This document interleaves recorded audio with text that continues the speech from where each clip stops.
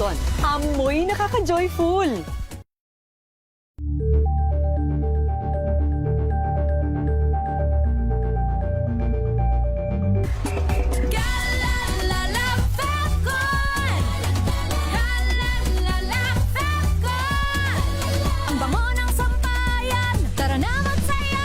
Kalefabton, amoy nakaka-joyful.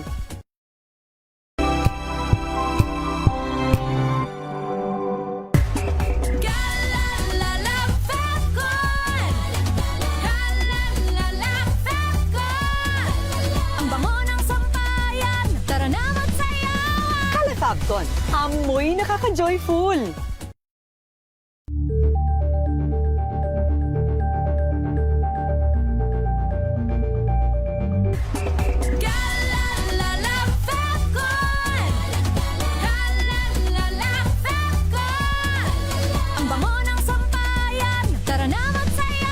Kalefabton, amoy nakaka-joyful.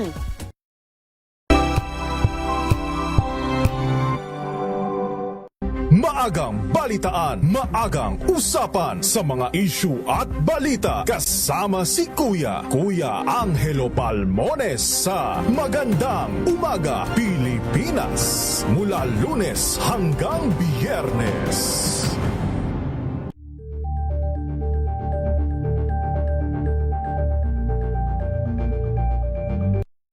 Mga balitang gigising sa inyong umaga. Mga balitang kailangan mong malaman. Mapapakinggan sa ACS Balita sa 2x2. Kasama sina Anthony Taberna at Jerry Baha. Lunes hanggang Biyernes. Better news. Una sa Pilipinas, una sa Pilipinas. DZRH, trending and viral show. Nakahandang Sa ating balitan mga kaibigan sa Rapido Hataw. Public Service Hour. Siyempre pa, una sa Pilipinas. Una Ayan sa... ang kabuuan natin palatuntunan ng break time. Sabay niyo na po ang mga balita at talakayan sa Balansyado. Maraming Alamin ang mga maiinit na isyung pambayan, mga balitang kailangan mong malaman, usapin sa pamahalaan, politika, ekonomiya at kabuhayan. Ito ang mga dapat mong malaman, pakialaman at pag-uusapan dahil kayo ang tinig ng mamamayan dito sa Damdaming Bayan. Live sa DZRH Radio, DZRH TV at DZRH Digital. Kasama sina Lakay, Deo Makalma at Elaine Apit. Araw-araw, Lunes hanggang Biyernes. Damdaming Bayan.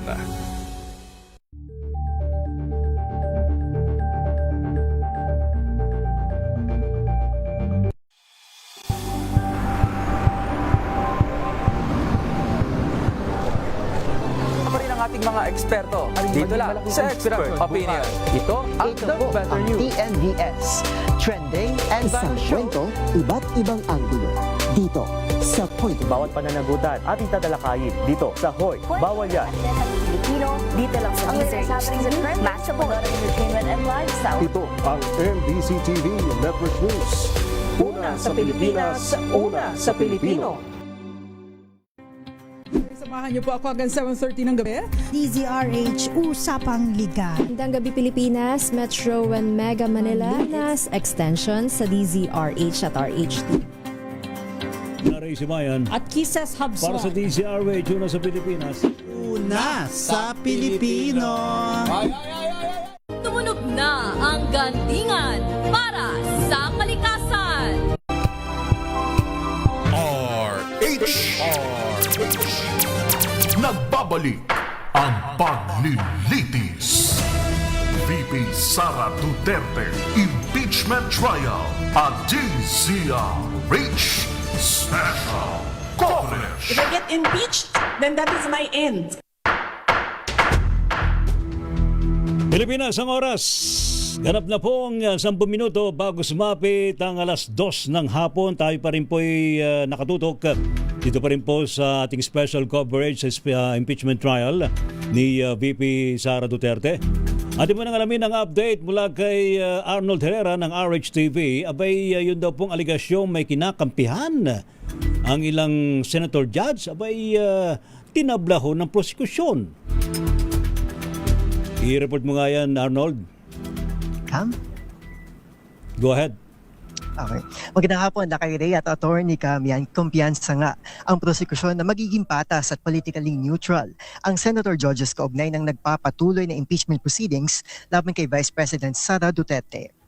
Tugon ito ng prosekusyon nang ilutang ang mga kumakalat na di umano ay may tila may pinapanigan na ang ilan sa mga huwes. Sa isang press conference kanina inihayag ni House Prosecution Spokesperson Attorney Benjamin Tolosa Jr. na positibo silang maghahatol ang Senator Judges nang naaayon sa nilalaman ng mga ebidensya. Pakinggan natin si House Spokesperson Attorney Tolosa Jr. Sa amin sa prosecution hanggang ngayon umaasa, naniniwala at nananalig pa rin kami na tatalima ang lahat ng mga senator judges sa kanilang obligations under the rules on impeachment to observe political neutrality, which means that they should participate in these proceedings without any undue discrimination towards anyone and regardless of their political preferences and Samantala sa kabila naman ng girian sa pagitan ni Senators Alan Peter Cayetano, Panfilo Lacson at Erwin Tulfo, naniniwala pa rin ang prosekusyon na mananatiling nakapokus sa mga senador sa mga usapin na totoong may kinalaman sa impeachment. Ngayong 2:00 ng hapon, nakatakda na nga mag-reconvene ang impeachment court kung saan dedesisyon na ng petisyon ng prosekusyon na ipasabpi ng tax records ng Vice-Presidente, bagay na sinalag ng depensa bilang paglabag umano sa karapatan nito sa due process. Para sa VP Sara Impeachment Trial at DZRH Special Coverage. Ako po si Arnold Herrera ng DZRH TV, una sa Pilipinas, una sa Pilipino. Thank you, Arnold Herrera ng RH TV. So yan, para sa akin naman, naman dapat, kasi magiging dapat neutral, di ba, Attorney Cam, ang mga senator judge, kan sila ang tumitimbang ng mga ebidensya. Ano to, di ba sa isang regular na court, halos ganun din naman ng sistema, no? Dapat yung judge walang kinakampihan, walang kinikilingan. Tsaka, di ba, sabi ko nga, Ray, itong impeachment ay sui generis, no? Ano yung sui generis? Sui generis. Ano to, ibig sabihin... Alam ko Latin yun eh. Sui generis. Ibig sabihin na unique on its own. Ibig sabihin kasi nun, itong impeachment trial, biruin mo hindi ka hurado pero magja-judge ka. Yes. Usually kasi Lakay Ray, 'di ba? Kapag nasa korte tayo, hindi po pwedeng hindi abogado at judge yung maghahatol sa atin, 'di ba? Pero dito iba eh. Ito hindi. Ang hahatol dito, number 1, hindi lahat abogado, yes, 'di ba? exactly. At pangalawa, ito po yung mga binoto ng sambayan ng Pilipino by popular vote. Na pinagkatiwalaan ng ating mga kababayan kaya sila ibinoto. So itong trials, dito ka lang makakita ng trial, kaya siya unique on its own. Kasi ito yung trial na hindi lahat ay judge ang yung parang technical term na judge o hurado na abogado. At hindi lahat ay maalam sa ano yung takbo ng mga batas, ano Although siyempre mga lawmakers yung mga yan, hindi ganun, hindi yung kanilang trabaho eh. Correct. Tsaka hindi naman kasi ni-require na bago ka maging senador, ikaw ay dapat judge. abogado. Saka judge, di ba? Ganon din sa Congress. Bago ka tumakbo, kasi ang mga Congress po, they are the lawmakers, di ba? Sila yung gumagawa ng ating batas. Karamihan yan, mga sectoral representatives, ano yung sa mga Congress, party list, di ba? At saka mga district representative, di ba? So, hindi doon sinabi ng batas na ang requirement ay kailangan abogado ka. Kahit nga po yung pinakamataas na posisyon, presidente, hindi kailangan abogado ka. Ang kailangan lang able to read and write. Yun. Marunong ka lang magbasa, marunong ka magsulat. At marunong ka umintindi. Yun. Di ba? Kaya ito talagang impeachment trial na ito, dito mo makikita, teka, yung mga senador ba na binoto natin, ano ba ang stand nila? Ano bang... Not knowing, no? Walang kinalaman sa legal perception. Yung mismong perception nila, saka siguro, paninindigan kung meron nila. man silang kinikilingan politically, abay, isang tabi muna. O, diba? Alam mo, Lakay, hindi masasantabi yan sa bagay, ano? Kasi parang hindi masasantabi. Kasi alam mo, Lakay, sa ano, ako, naniniwala ko, umpisa pa lang meron ng politika. Meron na, diba? Biruin mo naman yung mga nangyari dun sa mga tatlo na hindi kasama ngayon, di ba? Na biglang nawala. Biglang nawala sa listahan. Di ba? Unang araw na Senado. Nasa likod ng rehas. Unang impeachment trial, merong hulihan na ganap, may arestuhan, hindi mo hulihan, pero parang arestuhang naganap, di ba? Pero ano yun, legal naman kasi yun, may mga kaso. Pero andun pa rin yung kulay ng politika, di ba? So, hindi mawawala pa rin. Pero yun nga ang sinasabi natin, itong impeachment trial, although nagpapresent tayo ng mga ebidensya, at the end of the trial, again, yung political consideration kung paano i-appreciate ng mga binoto natin at ano ba ang magiging nila, parang husga nila. Convicted ba o acquitted? At kapag nag-decision sila, malamang sa 2028, doon mo mararamdaman. Yung decision ba nilang yun? Impact. May impact o wala? Yan. Saka ako naman, personally, ang panalangin ko lang naman dito, i-base nila sa ebidensya. Yan, oo. Hindi yung kung saan ka humigiling. Diba? Tama. Minsan ka na lang mabigyan ng chance maging judge. Diba? Pakita mo na impartial ka, na hindi ka bias, di ba? Kahit sabihin mo na ganun ang kulay mo, pero siguro alisin mo na yung kulay na yun. Pakita mo, total naman, marami nanonood na taong bayan, titignan nila. Kasi kung kayo man ang nagja-judge ngayon sa impeachment trial, tandaan nyo, ang taong bayan ang magja-judge sa inyo sa darating na eleksyon. We'll never know, di ba? Sila nakaantabay ngayon sa inyo, ha? Yan. All right. Malapit na, no? Malapit-lapit na, ilang minuto na lang. Mag-i-start na. 4 minutes na lang, On time ba sila pa nagsisimula? Yes, oo. Diba? On time Kasi sila. yung clock ng Senado talagang... nakakaya naman kung hindi on time, alam mo bang nag-a-alarm yan sa Senate o sa Congress, yung kapag magsimula na yung kanilang mga session, ganyan. Parang kakaya malate dyan kasi nagko-cover ako ng Congress dati, talagang maririnig mo yan. Parang whether you like it or not, dapat nasa plenaryo ka diba? Tapos talaga mag-start sila, di ba?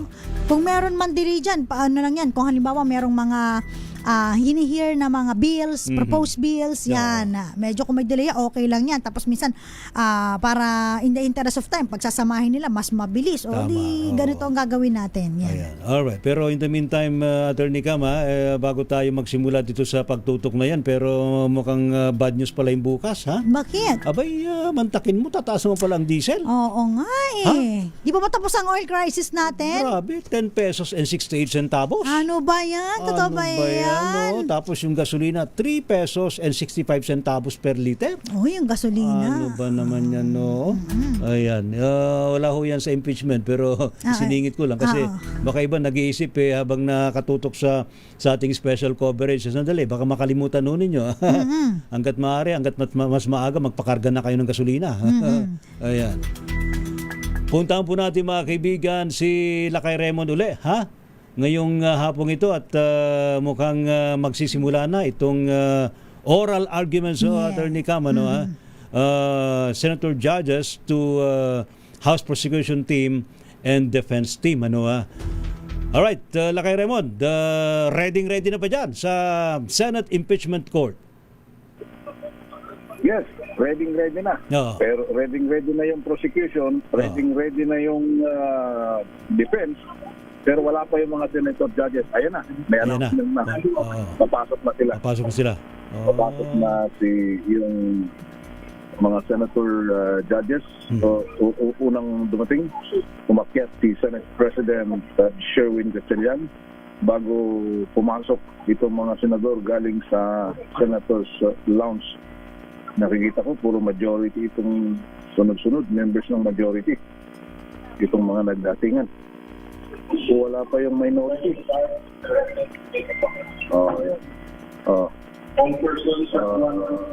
Wait, tingnan natin. Ito'y bahagi na ng pagsimula ng Day 7 ng impeachment trial kay Vice President Sara Duterte. Pakinggan natin si Senate President Sherwin Gatchalian. President Sara Duterte. The impeachment trial of Vice President Sara Zimmerman Duterte is hereby called to order. We shall be led in prayer by Senator Judge Risa Hontiveros. Sa ngalan ng Ama, ng Anak, ng Espiritu Santo. Amen. Ama naming Diyos, pinupuri ka namin, Panginoon ng langit at lupa, ang pinagmumula ng lahat ng karunungan, katotohanan at hustisya. Sa Ebanghelyo ngayong araw, ipinaalala sa atin ni Jesus na ang tunay na karunungan ay ipinagkakaloob sa mga may mapagpakumbabang puso. Sa pagpapatuloy ng mga pagdinig o paglilitis na ito, hinihiling namin ang iyong gabay.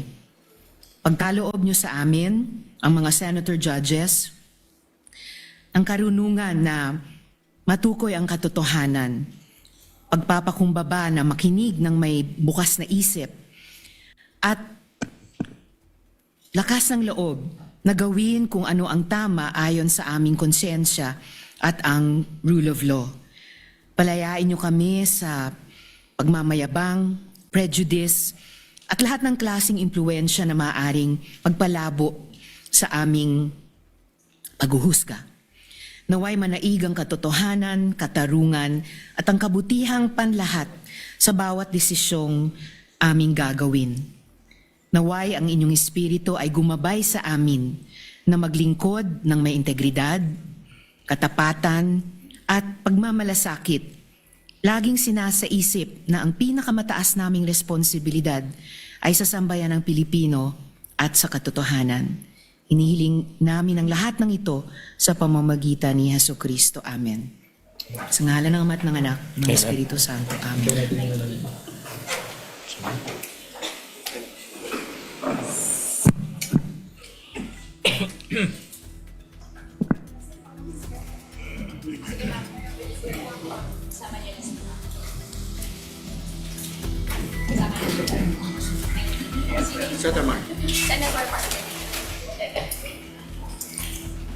The clerk of court will now call the roll. Roll call of members. The Honorable Senator Judge Aquino, Senator Judge Cayetano Alan, Senator Judge Cayetano Pia, Senator Judge De La Rosa, Senator Judge Ejercito, Senator Judge Estrada, Senator Judge Go, Senator Judge Ontiveros, Senator Judge Lacson, Senator Judge Lapid, Senator Judge Legarda, Senator Judge Marcoleta, Senator Judge Marcos, Senator Judge Padilla, Senator Judge Pangilinan, Senator Judge Soto III, Senator Judge Tulfo Erwin, Senator Judge Tulfo Rafi, Senator Judge Villanueva, Senator Judge Villar Camille, Senator Judge Villar Mark, Senator Judge Zubiri, the presiding officer, Senator Judge Escudero, Senate President Gatchalian. With 20 senators present, the chair declares the presence of a quorum.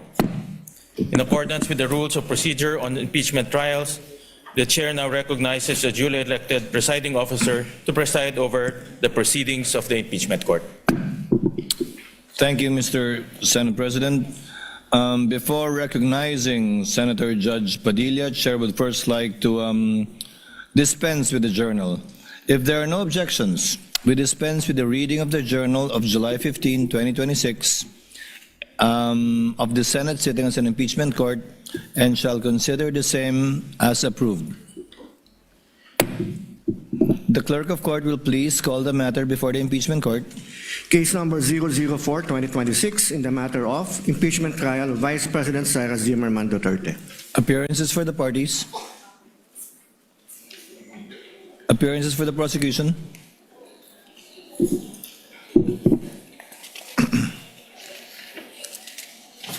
Good afternoon, Your Honors. Same appearance for the prosecution. We are ready, Your Honor. Appearances for the respondent. Good afternoon, Your Honor. Same appearance for the respondent accused. Thank you, Your Honor. Noted. Senator Judge Padilla, sir, what is your pleasure? Maraming salamat po sa ating tagapamahalang hukom at sa ating pong ginoong Pangulo. Nais ko lamang pong basahin ng napakaigsing manifestasyon po. The gentleman may proceed with his manifestation. Maraming salamat po. A'udhu billahi minash shaitanir rajim. Bismillahirrahmanirrahim. Alhamdulillah rabbil alamin. Aming mga kasama, ako po'y humihingi ng paumanhin sapagkat ito pong nakaraang linggo, lumabas po sa mga balita na may aligasyon na ako daw po ay hindi sumusunod sa batas. Ito po ay nakalulungkot para sa isang senador, sa isang senator judge, ang masabihan na hindi sumusunod sa batas. Samantalang nung tayo po ay merong mahal na saksi dito, pinaalala po natin sa kanya na harapin ang batas. Noong nakaraang linggo, ang atin pong kaibigan na ombudsman, ang sinabi po ng mahal na ombudsman na ako daw po ay hindi sumunod sa kanilang pasabi na mag-file ng aking counter affidavit. Nakakalungkot po ito sapagkat hindi po ito totoo. Inaamin ko po sa inyo kung ICC lang, hindi po talaga ako susunod. Hindi ako magpapasakop sa ICC. Pero dahil ginagalang ko po ang ombudsman, dahil siya po ay aking kaibigan na itinuturing, dahil nagkaroon na po kami ng napakahabang kwentuhan sa aking opisina nung siya po ay kalihim ng hustisya, nag-file po kami. Ito po, hawak ko po ang original. Dahil sa akin po, importante ang original.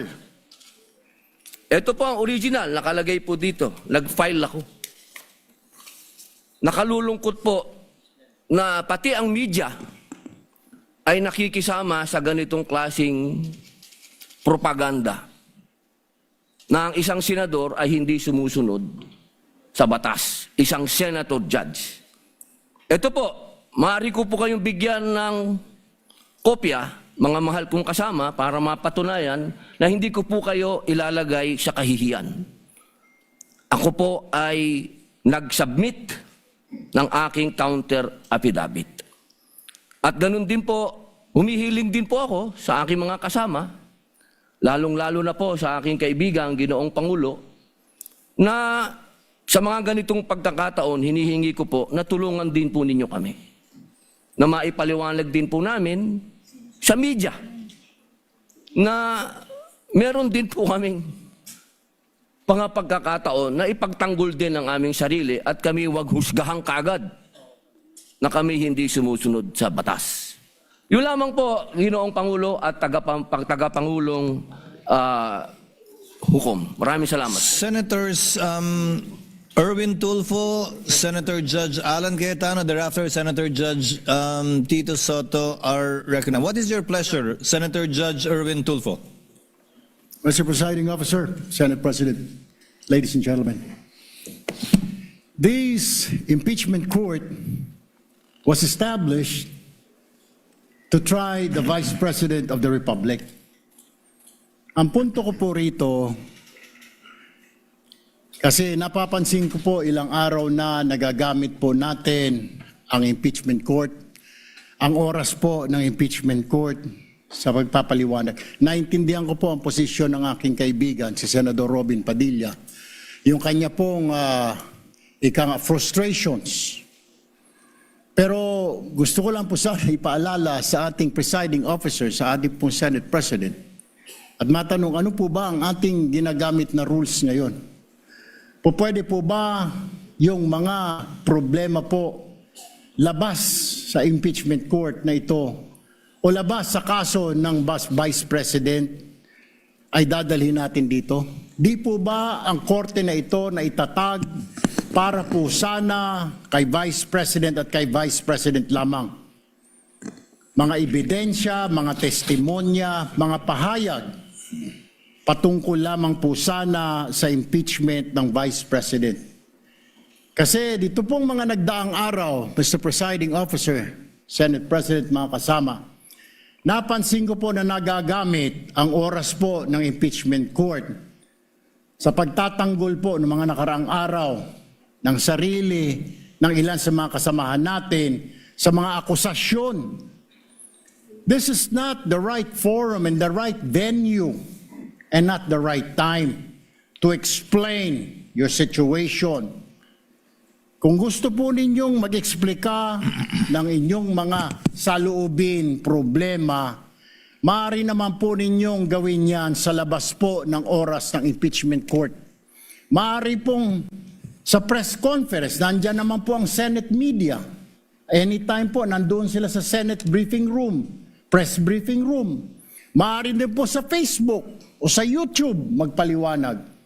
Huwag po nating gamitin ang oras ng impeachment court sa pagpapaliwanag o sa pagtatanggol ng ating mga sarili simula pa po noong nakaraang linggo. Because the time we waste here to defend ourselves, defend what we believe or what have you, is an injustice to the Vice President.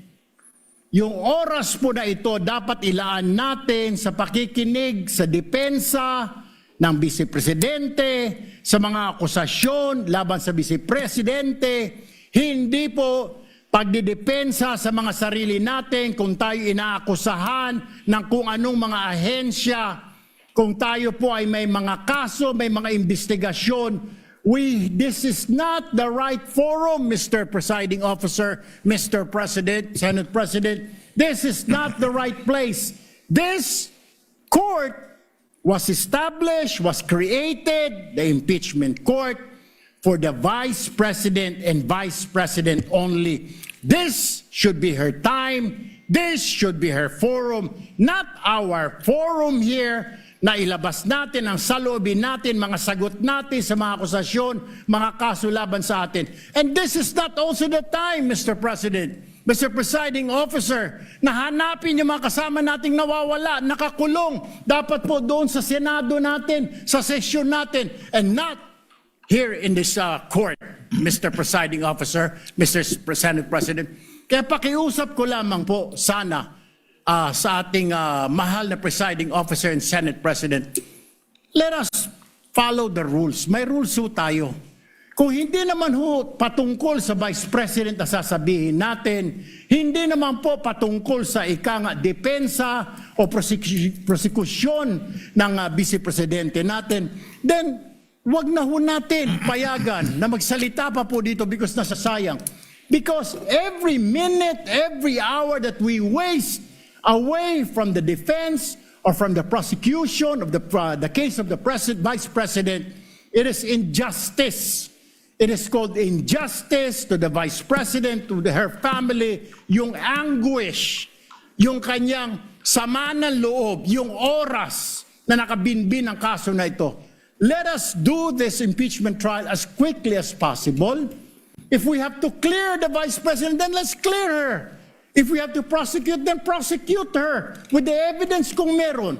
Not waste our time kung ano-anong sinasabi natin dito to protect ourselves, to defend ourselves. This is not the right forum, Mr. Presiding Officer. Kindly wind up, Senator Judge Erwin Tulfo. This is not the right forum for us to defend ourselves. Bring it somewhere else. Bring it to the press. Bring it to the social media, but not here. Thank you, Mr. President. The remarks of the gentleman are noted. Earlier, Senator Judge Allen asked to be recognized. Are you yielding in favor of Senator Judge Padilla?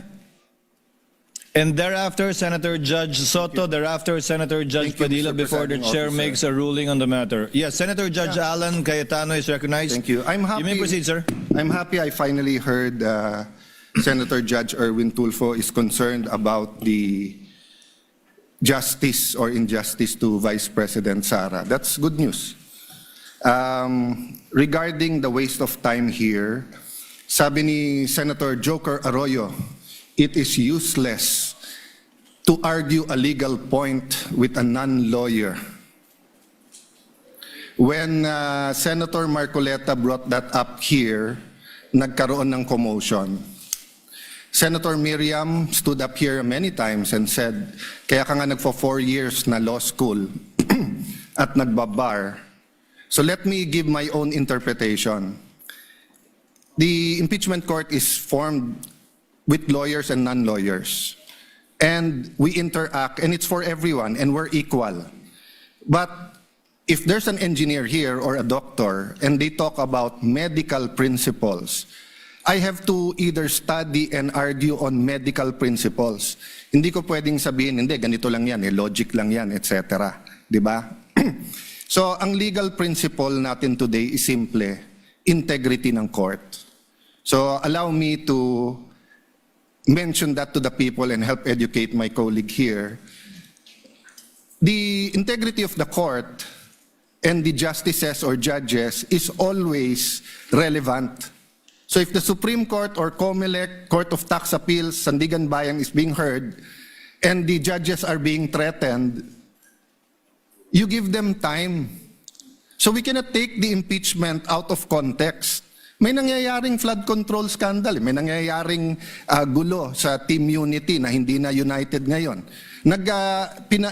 We consider Senator Marcoleta and Senator Jinggoy political prisoners, weaponized yung Blue Ribbon Committee at weaponized yung ano. So Mr. President, hindi tama na sabihin na I wasn't, after we brought up the problem with NBI, they doubled down, naggumawa pa ng task force. I mentioned 2 colleagues sa Salian, I didn't accuse them. Sabi ko lang, just like Vice President Sara, just because tumaas ang SALN, can we already ask for the BIR, for the AMLA and the bank accounts? So sabi ko, yan ang i-discuss namin sa Monday. Nag-react na, nag-accuse. I did not take up your accusations here today.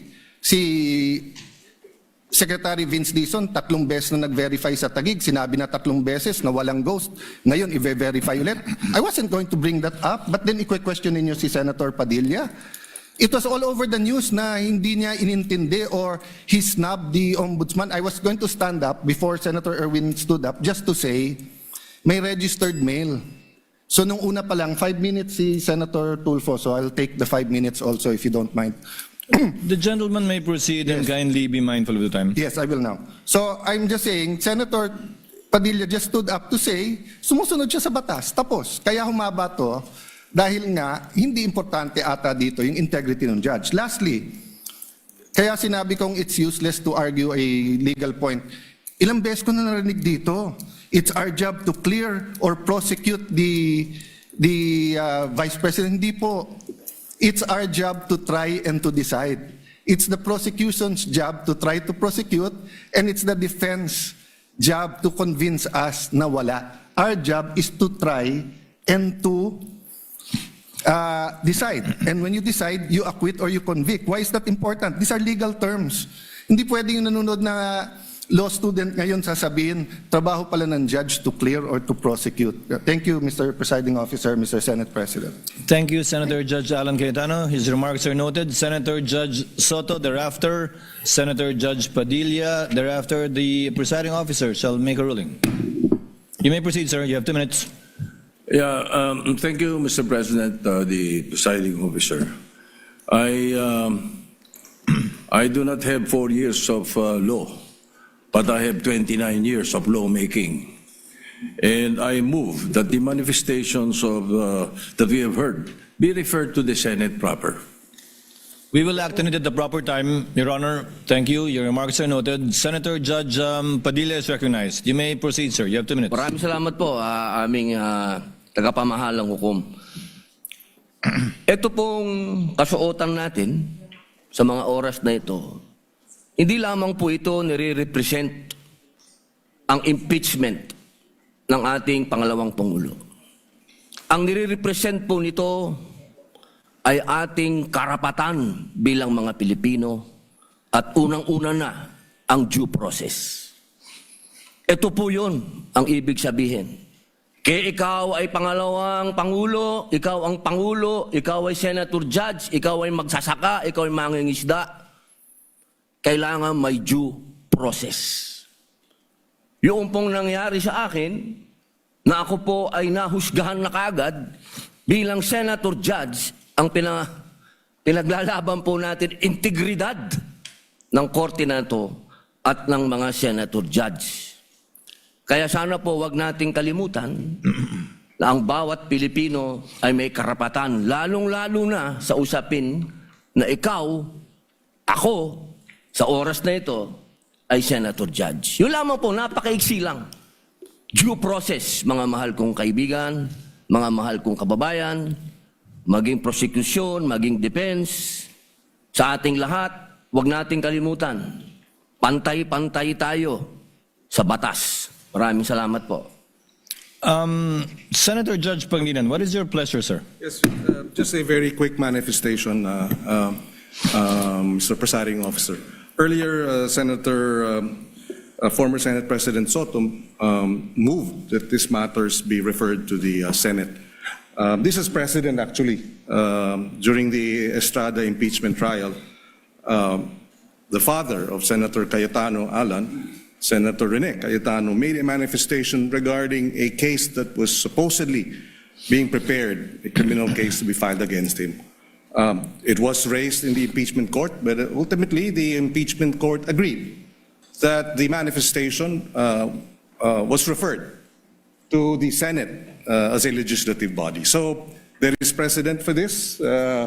Yes, the court allowed then Senator Rene Cayetano to make his manifestation, but eventually it was resolved that the matter be referred to the Senate as a legislative body. So we share. We move for the previous. Yes, we move. We call for the previous question, Mr. President. Senator Judge Cayetano. I think the presiding officer ruled that we will take it up later on, but if Senator Judge Pangilinan will insist, then I have to object on a point of order. Rule 6 says, the last part, the provisions of the rules of the Senate and the revised rules of court shall apply suppletory whenever applicable. And in the rules of the Senate, whenever the senator feels threatened or anything happens, whether pinatayan ng aircon, whether may nakatutok na barel or sinaran ng pinto, he can rise on a point of personal and collective privilege. We didn't do that para umikli. Now, if we're going to argue today, rather than ask them about due process, with a simple manifestation from Senator Padilla, na hindi totoong binabastos o binabaliwala ang ombudsman, registered mail lang, kaya hindi pa nadagdag. So, hindi kami ang nagwe-waste ng time. We can have a caucus, we can talk about it. You want to debate that now? With the permission of Senator Judge Pangilinan, to abbreviate the proceedings. May I just, Mr. President, because I was alluded to, Mr. President. May I just very quickly, Mr. President, Rule 6 on... you may proceed, sir. Thank you, Mr. President. Rule 6 of our impeachment rules, Mr. President, which was quoted by Senator Cayetano as being suppletory. Mr. President, that refers to evidence, rulings on evidence in the impeachment trial. It does not refer to privileged speeches. Therefore, the suppletory nature of the rules of court, as well as the Senate rules, refer to matters pertaining to evidence and no other, Mr. President. But in the spirit of liberality, we will allow that. That's precisely why we did not object when he spoke last week. But let us not abuse the liberality of this court, Mr. President. With the permission of Senator Judge Tulfo Erwin, the chair will make a ruling because I believe it is also his position not to prolong this matter in discussing collateral matters not pertaining to the articles of impeachment that we are hearing and trying before the impeachment court. The chair rules that the manifestation of Senator Judge Padilla shall remain in the records. We cite as a precedent to the precedent mentioned by Senator Judge Pangilinan, where the speech of the late former Senator Rene Cayetano was not expunged from the record, but referred to the Senate as a legislative body where it may be taken up. I ask the indulgence of the parties to this case. Wala po kasi kaming session. Ito lang po ang pagkakataong nakakapagsalita at nagkikita-kita kami habang recess kami. Pero umaasa ako, within hearing distance of my colleagues, na kapag nag-resume na po ang Senado sa susunod na linggo matapos ang sona ng Pangulo, may pagkakataon na po ang bawat miyembro ng Senado bilang senador, hindi bilang senator judge, na mailabas yung mga hinaing o anumang nais nilang sabihin kaugnay sa anumang nagaganap o nangyayaring hindi tama sa kanila o ginagawa laban sa kanila. And that, I think, is the proper forum for us to ventilate, discuss, look into, and if necessary, investigate the allegations and or accusations against senator judges in their capacity likewise as senators. So ordered. What is the pleasure of Senator Judge? I will just manifest, I correct myself, it was stamped, not registered mail. And since I agree with the ruling, I will not anymore argue the other rule that correlates with Rule 6. Thank you. Thank you, sir. Noted that it was stamped. The Senate President, thereafter, Senator Judge Erwin Tulfo. Thank you, Mr. Presiding Officer. Hopefully we can move on after the manifestations of the gentlemen. Let me appreciate and thank the ruling of the Presiding Officer to refer the manifestations as well as the comments of our colleagues to the Senate acting as a legislative body. 8 days na lang po ay magko-convene na ang Senate at doon rin ho natin pag-uusapan itong mga mahalagang bagay na pag-usapan ho natin ngayon at kanina po ay narinig ko po yung komento ng ating kasamaan si Senator Romy Padilla at ito po yung mga bagay na dapat rin po nating talakayin pag nagbukas na po ang Senado in 1 week's time. So with the indulgence of our colleagues, importante ho yung oras ng trial sa mga darating na panahon. Nasabi ko nga nung mga ilang araw na mahaba pa yung ating dadaanan. Ito ay 7th day pa lang out of the 102 days na dadaanan ho natin. Kaya bawat oras, bawat segundo ay napakalaga. At nagpapasalamat po ako sa ating mga kasamahan dahil po sa kanilang masusing pag-participate ho dito sa ating impeachment. Pero dadating rin po tayo doon sa pagtatalakay nitong mahalagang issue pagbukas po ng Senado. Maraming salamat, Mr. Presiding Officer. Senator Judge Erwin Tulfo, briefly, sir, so that we can proceed to the matter on hand. Very quickly, Mr. Presiding Officer, can we start now, sir? I was about to, sir. Thank you, sir. We wasted 26 minutes for nothing. Thank you po. Proceeding now to the matter on hand. The presiding officer already made the ruling, referring it to the Senate as a legislative body, Senator Judge Soto. Without expunging it from the records, let it remain there. We will now proceed on the matter at hand. We now resume consideration of the prosecution's requests for the issuance of subpoenas duces tecum number 1 for the banks and the Anti-Money Laundering Council on the other, on one hand, and to the Bureau of Internal Revenue on the other. And as previously agreed and discussed not only in caucus but also directly by the presiding officer with some members, Chair will now recognize, as I understand, Senator Judge. Ikaw ba una? Senator Judge Alan or Senator Judge Villanueva or Senator Judge Pia? Who would want? No one's raising their hand. That's why I don't know. Senator Judge Villanueva is recognized. You may proceed, sir. Thereafter, Senator Judge Pia Cayetano. Thereafter, Senator Judge Alan Cayetano. You may proceed, sir. Thank you, Mr. President. Thank you, Mr. Presiding Officer. As much as I am more than willing to give way to our dear colleagues. But Mr. President, before I make I inquire and pose some questions to the prosecution and the defense, may I also raise something, Mr. Presiding Officer? Gusto ko lang pong malinawan tungkol po dun sa procedural aspect, Ginoong Pangulo, dun sa motion na ito.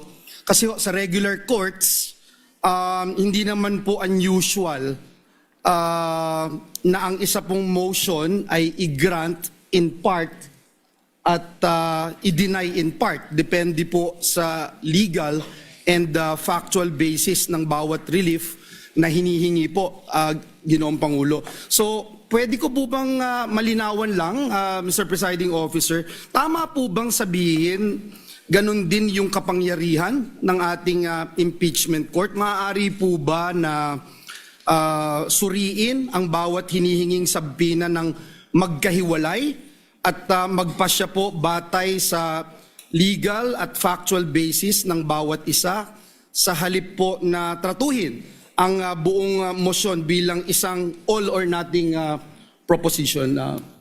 Tatratuhin ng hukumang ito bilang nag-iisang motion ang tag-isang motion na inihain ng prosecution. They only filed 2 motions, Senator Judge Villanueva, and the court will act on these 2 motions separately, regardless of the number of issues or sub-issues underneath each motion. The reason is simple, because the court should be a passive body.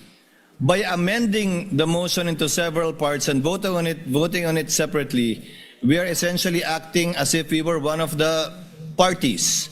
In voting for or against the grant of the motion, we should take into consideration all of the factors that may be raised for or against it. And it may be cited by the Senator Judge in explaining his vote or voting for or against it. Pangalawa po, bilang mga hukom, hindi tayo pwedeng masyadong aktibong makilahok sa paraan ng mga motion which is essentially a relief being asked for by a party.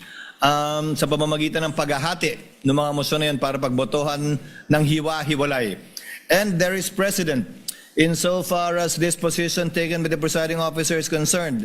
In the impeachment of the late former Chief Justice Corona, where then Senate President, presiding officer Enrile ruled that the ruling of the chair on motions are indivisible and may only be appealed in toto and not in part. Thank you, Mr. Presiding Officer. And it's clear to me now, despite the fact, Mr. Presiding Officer, Your Honors, that if there would come a time na, for example, sa isang sabina, may sinasabina na sa asawa o sa korporasyon na hindi naman relevant at material doon sa kaso, yun lang po, Ginoong Pangulo, ang ating nagiging reservation tungkol po dito. Ngunit naging malinaw po sa akin na magiging isang desisyon lamang doon sa dalawang motion na inihain. Tag-isang desisyon kada motion, pero pwede, gaya ng nasabi ng kagagalang-galang na hukom na senador, na pwedeng hindi ibigay yung lahat ng korteng ito. Pwedeng iba lamang, parte lamang, at hindi eksakto ng hiningi niya. Pero yun ang pagpapasyan na bilang isang nag-iisang motion. Marami pong salamat. Naging mas malinaw po sa kinatawan na ito ang ruling ng ating presiding officer. May I start raising some questions, Mr. President, Mr. Presiding Officer, to the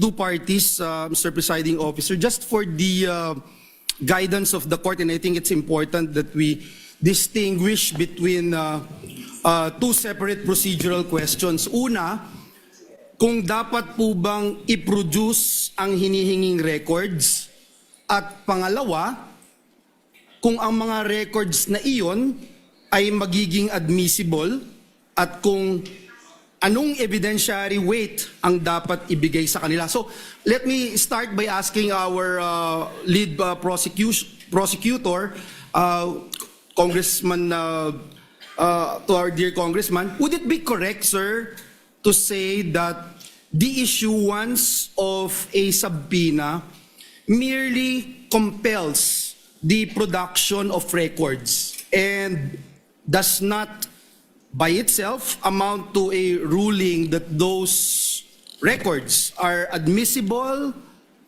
relevant, or entitled to evidentiary weight, Your Honor? Before the member of the panel for prosecutors answers, he's not the lead prosecutor. The question is addressed to the Honorable Representative Chel Jokno, who is a member of who is part of the panel of prosecutors who will be answering your questions.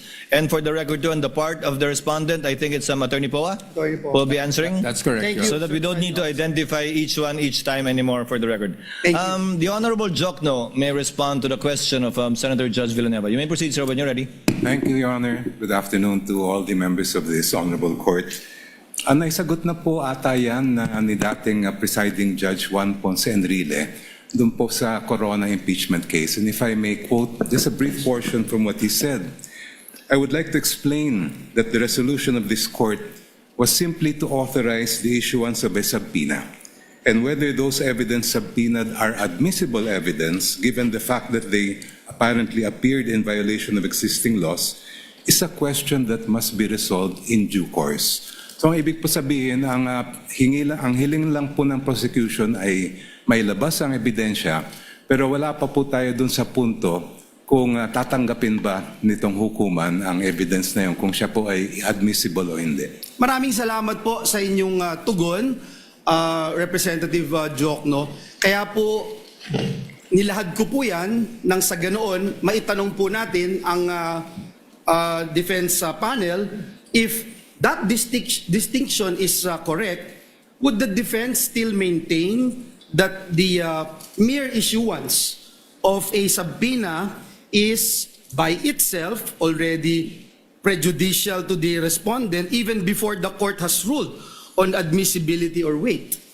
Yes, Your Honor. Good afternoon, Honorable Senator Judges. Yes, while we agree with the position of the prosecution na hindi pa naman pinag-uusapan ang admissibility sa puntong ito, what we are questioning is really yung subpoena mismo po. Dahil sa ating pananaw, ang isang subpoena, at hindi lang sa ating pananaw, but even under jurisprudence, meron pong requirements bago tayo makapag-issue ng subpoena para maging valid yung subpoena na yun. At yun po yung napag-usapan natin nung nakarang linggo, na definiteness and relevance. Ngayon, yung twin requirements na yun, para po sa pananaw ng depensa, ay lacking in this case. And that is why we maintain our position as regards opposing itong request ng prosecution sa pag-issue ng subpoena. Well, at least malinaw po, ang pag-issue ng subpoena, not necessarily opening of records, una. Pangalawa, to be presented in court. At pangatlo, to be admitted as evidence by this court. Before I go dun sa requirements, let me ask the panel of prosecutors, si Representative Jokno, dun po sa pananaw ng depensa on alleged fishing expedition, just for the guidance of Senator Judges, this representation would like to clarify one procedural matter. We understand that the concern raised by the defense that the subpoena may be overly broad.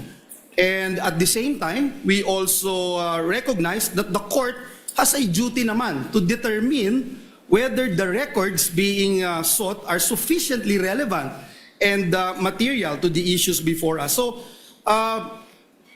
Representative Jokno, maaari po ba ninyong ipaliwanag kung paano ninyo tiniyak na ang hinihinging mga records ay hindi po simpleng paghahanap lamang ng posibleng ebidensya o tinatawag na fishing expedition, kundi ito po ay mga partikular na dokumento na sa tingin po ninyo ay meron pong malinaw at direktang kaugnayan dito po sa mga articles of impeachment. Thank you, Your Honor. Ang hinihiling po namin sa mga subpoena ay kaugnay sa Article 2, which involves charges of unexplained wealth. Kung titingnan po natin yung mga jurisprudence pagdating sa unexplained wealth, klarong-klaro po na sinabi mismo ng Korte Suprema na kailangan makita yung buong larawan, hindi lamang po ng mga salin na final ng isang lingkod bayan, kung hindi lahat ng kanyang kinita, both what we would call lawful and, if there is, illegitimate income. Ang salin po kasi ay parang snapshot lang po yan, year-end, kung ano yung mga assets, liabilities, and net worth ng isang government official. Ang ITR din po ay parang short video lang po yan ng mga transaksyon ng isang taxpayer sa kabuuan ng taon na yon. Makikita lang po natin yung buong larawan pag nailabas natin ang mga bank records. Kasi doon po yung day-to-day na lumabas at pumasok sa isang account ay mabubuo po natin. And in fact, in the case of DOF Rips versus Merencilia, ito lang pong portion ang babasahin ko. Sabing ganun ng Supreme Court, the failure of the complainant to take into consideration respondent Rafael's net worth from the time he entered government service and the failure to take into consideration all of his possible sources of income in relation to his real and personal properties do not support the conclusion that he has unexplained wealth, considering that his true net worth was not determined. Ito po ay sabi ng Supreme Court, Ombudsman, hindi nyo nagawa yung inyong trabaho. Kaya ayaw po namin tumulad sa nangyari kay Ombudsman dito sa kasong ito. We want to see the entire picture. Kaya po namin hinihingi yung BIR records, pati yung mga bank records, and even the Anti-Money Laundering Council records para makita po natin yung buong story as far as both the assets, liabilities, and net worth are concerned, and the lawful, and if there is unlawful income acquired by the respondent. Last question no, sa prosecution. No? Sir, binanggit po kanina nung defense panel yung requirements which should be relevant and specific, and kinikilala po natin dito sa korte na yung subpoena is an important tool na available po dito sa impeachment court in the search for truth. Pero kinikilala din po natin na ang mga records na ating hinihingi ay may tinatawag na statutory protection under our laws. Now in this regard, Your Honor, bago po ninyo hiniling ang compulsory production ng mga confidential records na ito, may we know what led the prosecution to conclude that the issuance of subpoena is the least intrusive and most appropriate means of obtaining the information sought? In other words, Your Honor, paano po ninyo masasabi na itong subpoena is not only relevant but also necessary and proportionate under these circumstances? Ang subpoena po ang tanging paraan para makuha ng initong hukuman ang mga kinakailangan po natin na datos at impormasyon at dokumento. At hindi naman po siya intrusive dahil tulad na nabanggit ko po kanina, ay hindi pa naman ito question ng admissibility. Ang kailangan lang ay ma-produce sa korte yung mga dokumentong hinihingi. The issue of admissibility will come later, and the defense will have sufficient opportunity to object and to oppose. Ngayon po, as far as the particular records that we are requesting are concerned, ito ay nakabatay nga sa nabanggit ko pong desisyon ng Supreme Court na pag tinitingnan natin ang issue ng unexplained wealth, hindi lang po pwedeng snapshot ang titingnan natin. Kailangan mula sa unang araw ng paglingkod ng isang lingkod bayan, yung kanyang final na salin, lahat ng mga kinita niya, ay makita natin.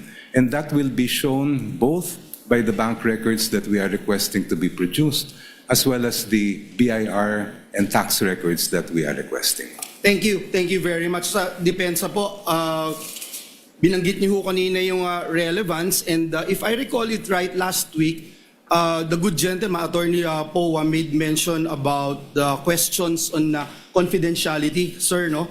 And this representation would like to better understand the legal basis of the defense position on confidentiality.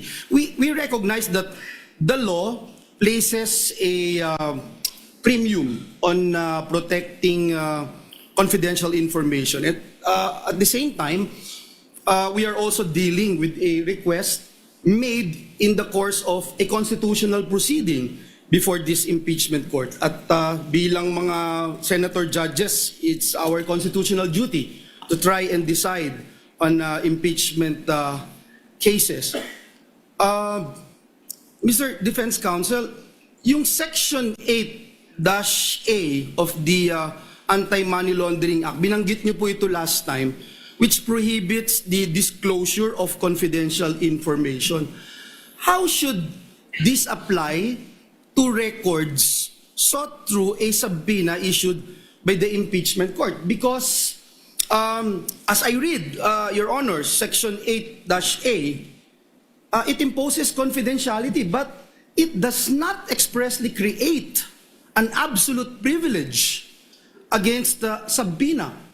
There is a distinction between an authorized disclosure and production pursuant to a lawful order of a constitutional body. So, again, my question, Your Honor, where exactly in Section 8A does it say that AMLC may refuse a lawful subpoena from this court, Your Honor?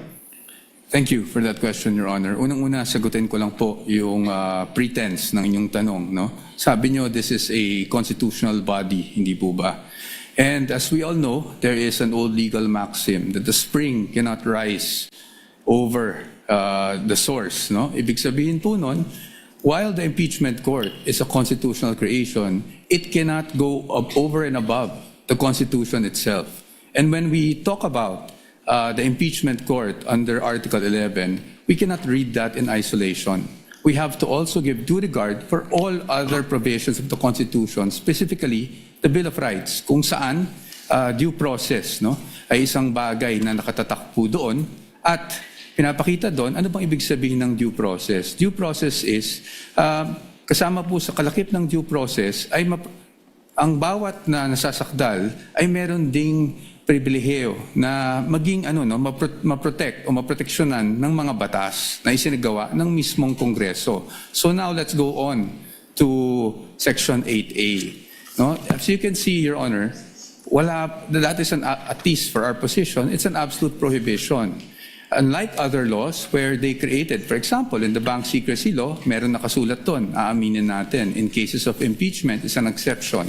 Pagdating po dyan, wala po ni isang exception. It could have been easy, especially since this is a 2021 amendment. No? It could have been easy for Congress to have cited impeachment as an exception if it did actually wish to do so. But it did not, Your Honor. And it is our position that if we were to compel and issue a subpoena against these AMLAC records, we're actually compelling the officials to violate this very section of the law. And that is why we are saying na pagdating sa 8A, absolute po yan. It does not say that there's any exception if any court processes are actually issued to compel the production of these documents.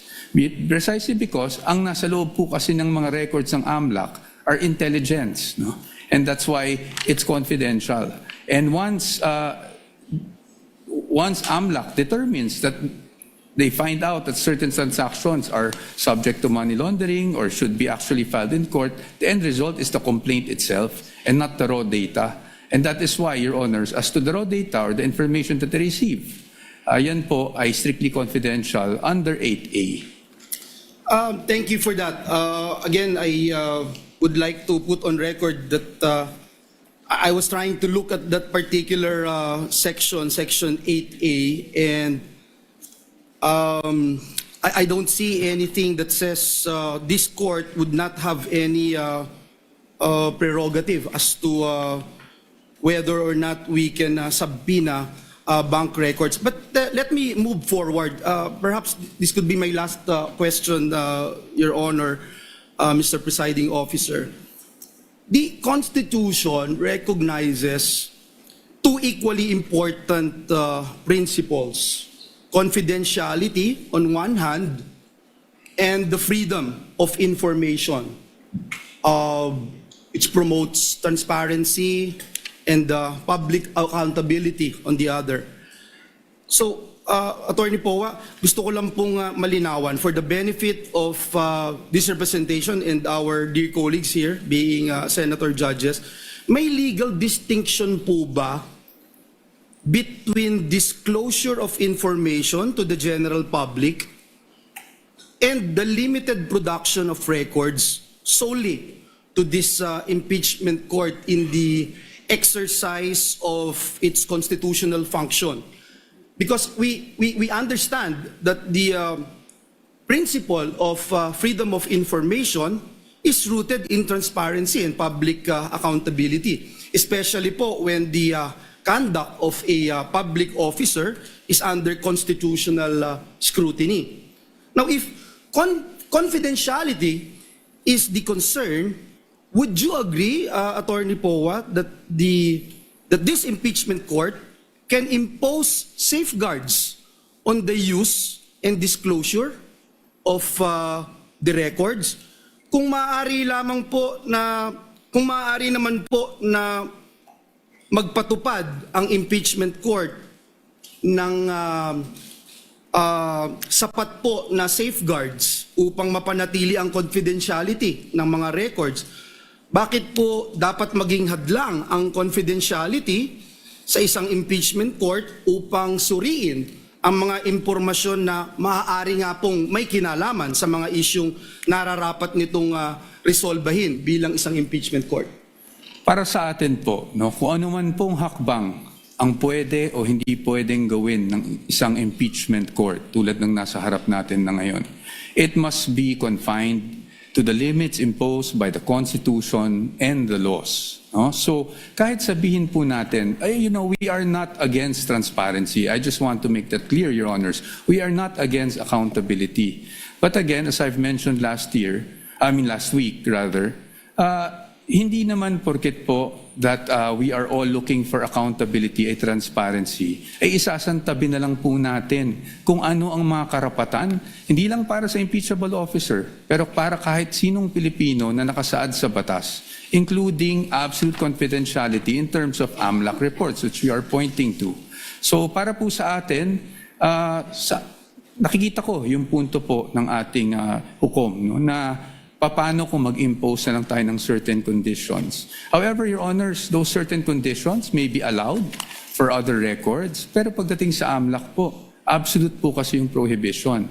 And if we were to amend or at least suspend the provision of 8A, then it is as if this honorable court is actually doing some sort of judicial legislation, no? Because we are technically suspending this law for a specific person na hindi natin pwedeng gawin sa iba. That is why, ang sa akin lang po, ang sa amin, sa punto ng depensa, is paano po yun? Meron po bang instances na papayagan na lang natin, isang tabi natin yung batas, at merong instances na hindi?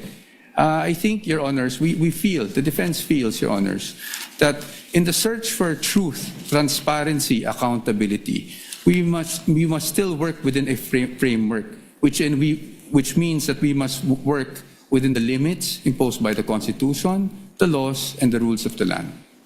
Salamat po, Attorney. Mr. Presiding Officer, just a few seconds, just to put on record, ang Senado po ay nasa plenaryo na po yung proposed Bright Act natin na maraming sumuportang mga kasamahan natin.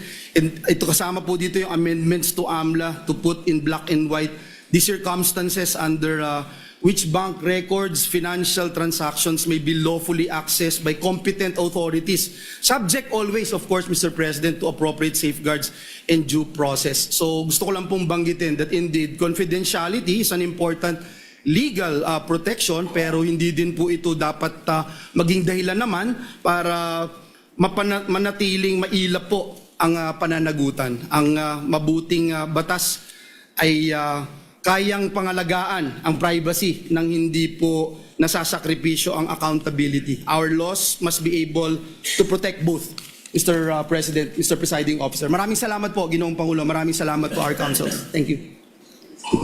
Thank you, Senator Judge Villanueva. Your remarks and responses thereto are duly noted and entered into the records. Senator Judge Pia Cayetano is next, I believe.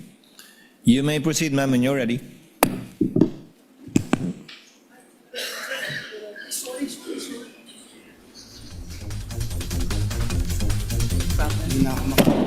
Ayun po, no, kakatapos lang po na magsalita si Senator Judge Villanueva. Tuloy-tuloy pa rin po yung ating... I'm ready to proceed, Mr. Presiding Officer. I'd like to start this discussion with a question that hopefully will allow our kababayans who are watching, listening, to understand the situation. Of course, I pose it also to the parties. If the government had in mind that there's a business and of course a particular businessman or businesswoman who is violating a lot of laws pertaining to the operation of their business, be it customs law, BIR, regulations, can they just proceed and pwede ba silang basta na lang mag-request ng dokumento o mag-file ng kaso na requiring the businessman and the corporation to produce those documents? Pwede ba? So yun ang pag-isipan natin, no? Kasi yun ang tanong eh. Similarly, ginagawan ko lang ng ibang analogy para maintindihan ng mga kababayan natin. So this is the essence, dear colleagues, parties, of the principle of due process. This is ingrained in our Constitution. Totoo po na may karapatan ang gobyerno at obligasyon ng gobyernong patakbuhin ng maayos ang gobyerno, but it's always with due respect to the rights of every individual Filipino. That is the right to life, liberty, and property. So bago mo sagasaan yung right to life, liberty, and property, siguraduhin mo lang na may basihan ka. Yun lang naman ang sabi. So of course, ako, gusto ko talaga na maayos ang patakbo ng gobyerno para if somebody's life is also in danger, then government has to step up and prevent somebody's liberty. Kasi nga, sinasagasaan niya yung life and liberty ng ibang tao. So it's a balance, no? I think we can all agree it's a balance. So I want to go straight into a landmark case and I will ask both parties for their legal opinions on it kasi it is a legal proceeding. Pero gawin nyo lang simple para hindi masyado complicated para sa mga nakikinig sa atin. So in the landmark case of Stonehill versus Diokno, 1967 pa po to, karamihan ng mga lawyers hindi pa pinapanganak. The importance of due process was highlighted and the Supreme Court discussed 2 points. General warrants are void. Sabi ng Supreme Court, a warrant must be issued on probable cause for one specific offense and must particularly describe the thing being seized. So kailangan particular ang description dun sa warrant. Warrants that leave it to the discretion of the officers serving them to decide what to seize or general warrants are outlawed by the Constitution because they place the sanctity of the home and privacy at the mercy of prosecutors. So sinabi dito na kailangan specific. Take note warrant ito ha. So pina naman ang pinag-uusapan natin. Alam ko po yun. Pero I'm pointing it out kasi ang magiging tanong ko later on is kung relevant ito sa kaso. Okay?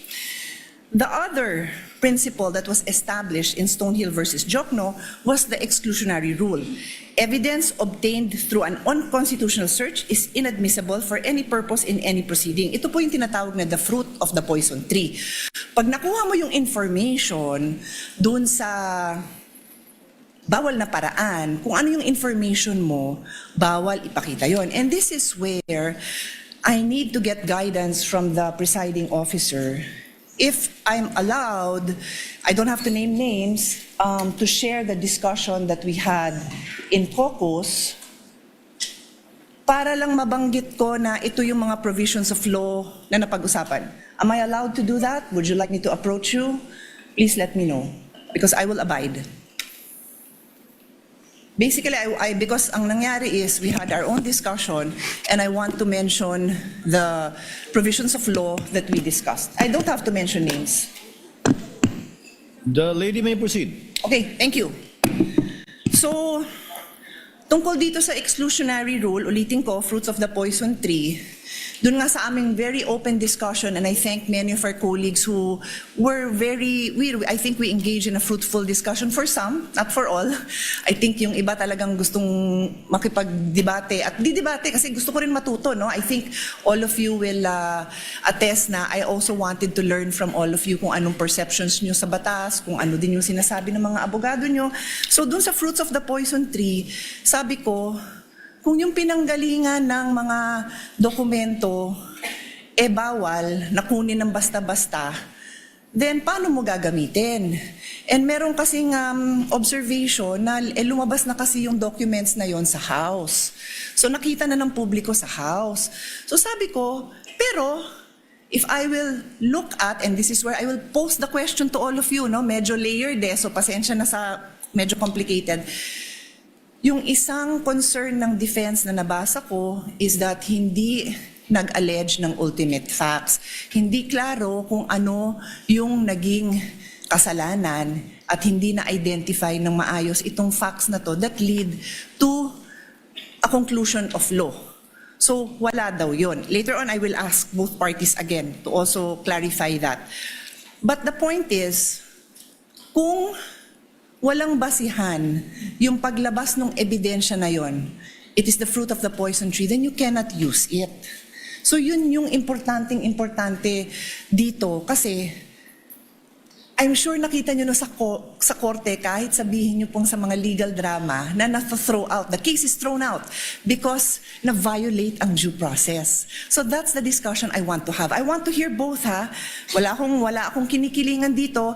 I'm just explaining na yun yung argument ng defense na walang due process, kulang, at why prosecution would you say na nasusunod yung due process. And before I give the floor to the parties, yung sinabi kong kaso na Stonehill versus Diokno, very interestingly, involves the esteemed father of our colleague, Congressman Prosecutor Chel Diokno. In the case of Stonehill versus Diokno, the father of Congressman Diokno was the Secretary of Justice. And in this case, the government, through the Secretary and other prosecutors, suspected that Harry Stonehill and his associates and several corporations that they controlled were violating central bank laws, tariff and customs laws, Internal Revenue Code, and the Revised Penal Code. So nag-request sila ng issuance of search warrant.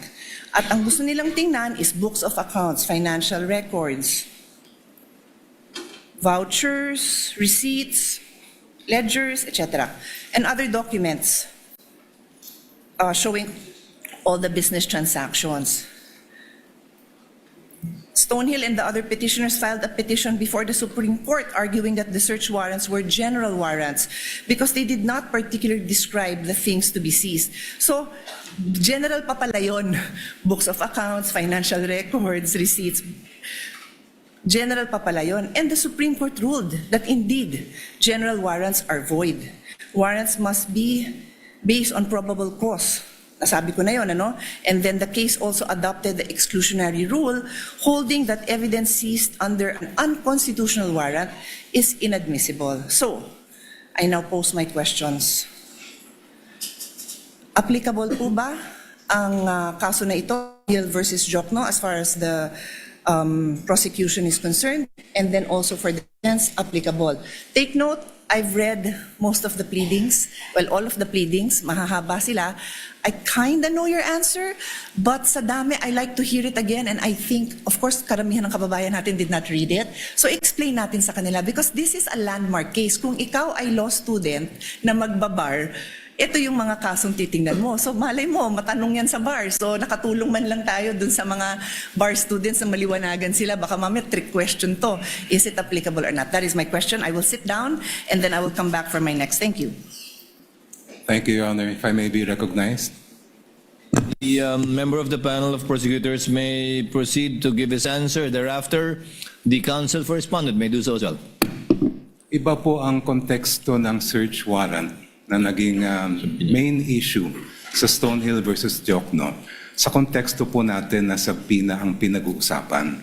Ang search warrant po, ang governing law po dyan ay nasa Bill of Rights natin, Article 3, Section 3. At kaya siya nandun dahil very invasive po ang search warrant. Pag ang isang judge ay nag-issue ng search warrant, pwedeng pasukin yung opisina o yung bahay ng person involved, pwedeng halongkatin yung lahat ng mga gamit niya doon sa kanyang opisina o sa kanyang bahay. Kaya po naglagay ng maraming limitasyon ang ating konstitusyon dahil marami ng pang-aabuso, marami ng mga halimbawa ng pang-aabuso na nangyari kahit noon pa. Iba po ang pinag-uusapan natin ngayon. Ang pinag-uusapan natin ngayon ay subpoena. Hindi po ito license to enter an office or to search any place.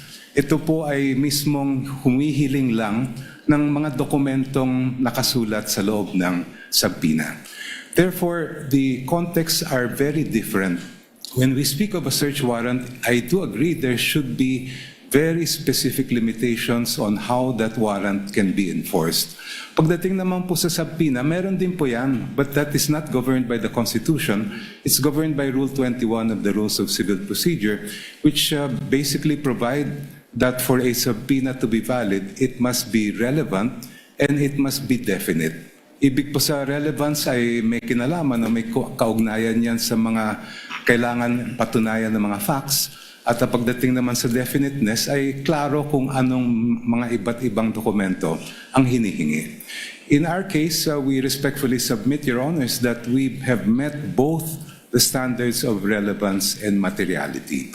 The BIR records, the bank records, and the records of the Anti-Money Laundering Council are relevant to the facts in issue pertaining to the charges of unexplained wealth. Hindi po natin malalaman kung talagang merong unexplained wealth ang Vice President kung hindi natin mabubuksan yung kanyang mga bank records, kung hindi rin natin makikita at mailalatag ang anti-money laundering at BIR records po nila.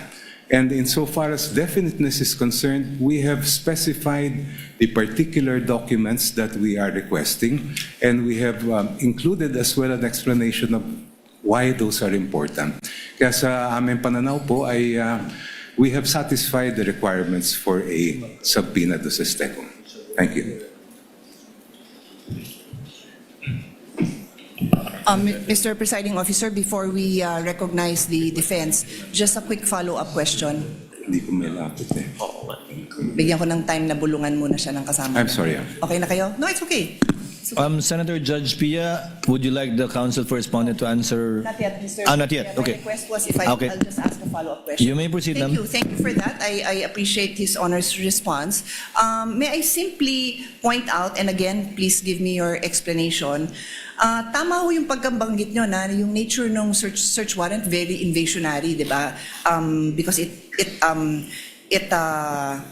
requires that pasukin yung bahay, halughugin yung gamit. Pero hindi kaya invasive din yung paghalughog ng records? Is that not extremely parallel? I mean, is it not very similar in the sense that what is being questioned now are the very essence of somebody's savings, earnings? So, which we have to agree, I think there's no doubt that that is protected, but in fact, His Honor is saying that it would fall under the police power. So, imbis na papasukin mo sa bahay na nandun yung mga dokumento, you will do the same by asking these agencies, whether it is the BIR, the banks, or AMLA, to now reveal these documents. So that's my question. Is it in the prosecution's, is it the point of view of the prosecution na iba yun? Hindi ba invasive yun? Kayo gumamit ng word na invasionary, no, but I'll use invasive, I think. Yeah, anyway, please answer, and then we'll give the floor to the defense, Mr. Presiding Officer. Counsel for the panel for prosecutors may Thank you, Your answer as he pleases. Yung pong search warrant, kung ano man ang makuhang ebidensya doon, ay direktang binibigay po yun sa court, and that is now considered as evidence by the court that issued the search warrant. Iba po ang subpoena, dahil pag naglabas ang isang hukuman ng subpoena, itong mga records ay hindi po siya considered yet as evidence. Yan po ay ipoproduce lang, dadalhin lang po sa korte, and now it is up to the parties, and I refer to both parties, to decide which of those documents may be relevant in terms of the evidence that they are need to present. Yung pong nakikita po natin sa subpoena, it is not in any way invasive because, as I mentioned earlier, and as pointed out by Senator Enrile when he was the presiding officer in the Corona trial, we are simply having those documents produced. The admissibility of those documents will only be determined after, if offered by the parties. Kaya po sa aming mga pananaw ay malaking-malaki ang pagkaiba ng search warrant sa subpoena. Your Honor, may I be... With the permission of the lady Senator Judge, counsel for respondent may now give his answer to her query. You may proceed, sir. Thank you, Your Honors. Your Honors, ang posisyon po ng depensa dito ay subpoena and a search warrant are very much similar in that both are compulsory processes. So, yes, hindi tayo papasok sa bahay ng isang tao o ng nasasakdal, but it will be intrusive because we will be opening up all the financial transactions for, sabi nga dito, almost 20 years of the respondent. Kaya po, katulad ng isang search warrant, the things that we are asking for through a subpoena must be particularly described. Kanina po, nabanggit po ng aking kagalang-galang na opposing counsel na particularly described na po yung kanilang naisulat. However, the defense does not agree with that proposition because if you look at it, tama naman po. Nakasulat po dito ng hinihingi nila ay account opening and maintenance records, KYC documents, information files, signature cards, all account and transaction records, ledgers, journals. Basically, Your Honors, this is everything. Ibig sabihin, ni-specify lang nila ang nilalaman ng lahat ng bank records ng respondent. So in our view, Your Honors, while they took pains to specify each and every document, the truth of the matter is they're asking for everything.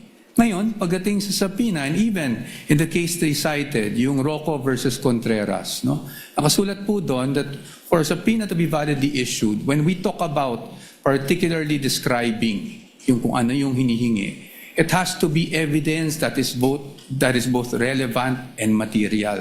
So ang tanong namin, saan ba dito yung relevant or material? Kasi lahat na po ng records hiningi eh. So, and this bolsters our theory, of course with all due respect to the opposing side, na kaya namin tinatawag o kaya namin natawag na fishing expedition ito. Kasi lahat na ng records hiningi, pero hindi naman matukoy which would actually be relevant, which would actually be evidentiary to the accusations they have made under the articles of impeachment. So, pero dito, hinihingi natin 20 years worth of records. And then, paano po yun? Hihimayin natin, maghahanap tayo ngayon kung may relevant o wala. Which brings me back to yung BIR records. Nakaseal po yung box. So I would say, both parties, hindi natin alam kung anong nasa loob nun. Yet, we're hoping na somehow, pag nabuksan yung box na yon, meron po tayong makikitang ebidensya. And that's why, again, with all due respect, we called it a fishing expedition. Kasi hindi naman na-identify kung ano mismo doon yung pwedeng ebidensya laban sa sinasabing unexplained wealth umano ng Vice Presidente. So, with the question, for us, yes, the Stonehill case, Stonehill versus Diokno, directly applies to the current proceedings. Kasi nga po doon, sinasabi talaga na dapat specified yung hinihingi, particularly described and relevant. But as of this point, they're asking, Your Honors, for all of these things. And again, while they specified each and every document, kung babasahin niyo po ng mabuti ito, they're actually asking for all bank records without, in fact, telling us which transaction is relevant to their accusation, which transaction will actually support their accusation. Yun po yung aming pananaw dito sa tanong ng ating kagalang-galang na hukom. Thank you po. If Your Honor, please may be allowed to respond. Hold on, counsel for the panel of prosecutors. Senator Judge Pia is the one asking the questions. Unless it's not a debate between the two counsels, you're merely responding to answers from questions by senator judges.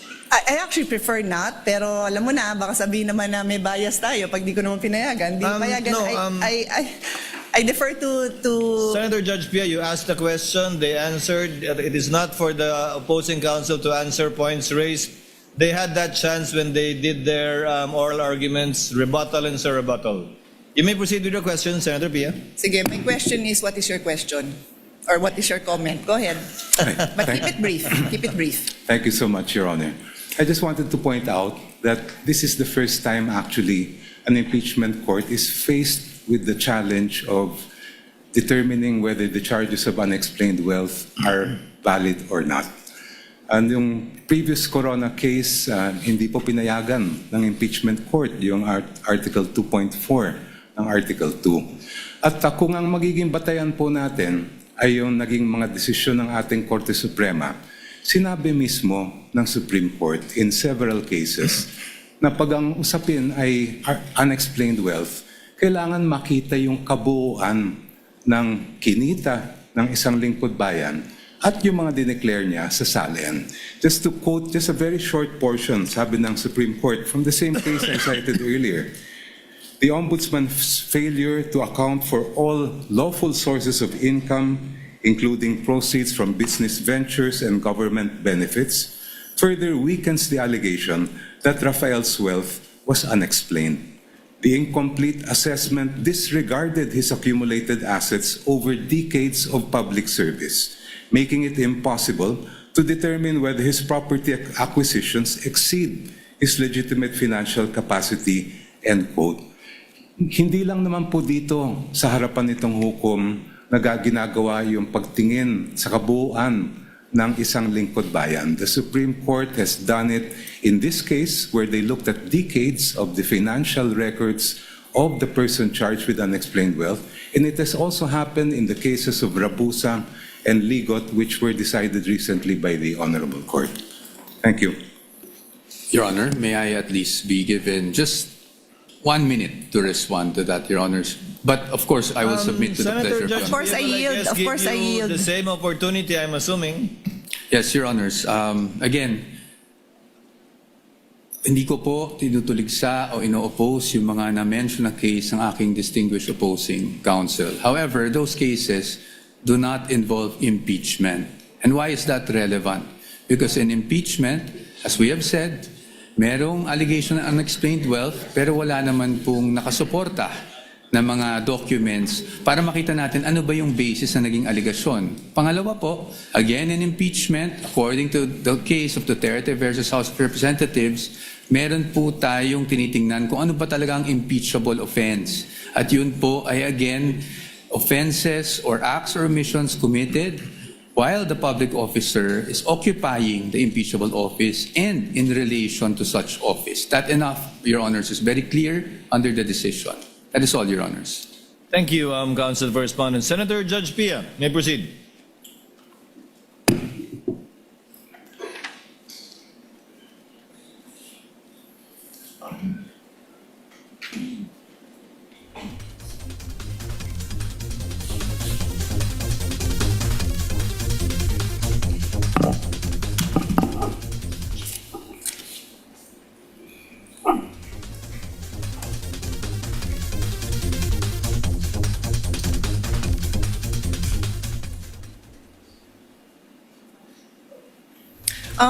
Mr. President, Mr. Presiding Officer, I'll go to my next point, but it will kind of overlap with this point as well, so bear with me.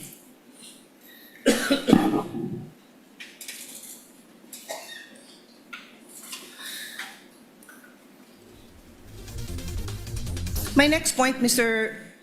Presiding Officer and parties, is still on due process. This is the requirement that every pleading must allege ultimate facts and must not contain conclusions of law. So again, I'll start with an example. If, for example, if there's a case filed, no, and sabi, si Juan robbed the house of Mario. So para maintindihan ng mga kababayan natin, Juan robbed the house of Mario. That is a conclusion of fact. Nangyari na daw yun. And if there's another allegation that says, therefore Juan is guilty of robbery, that is a conclusion of law. So, again, I try my best not to be technical. It's in my, I would have wanted to be a teacher if not a lawyer, so I do like to be able to explain things well.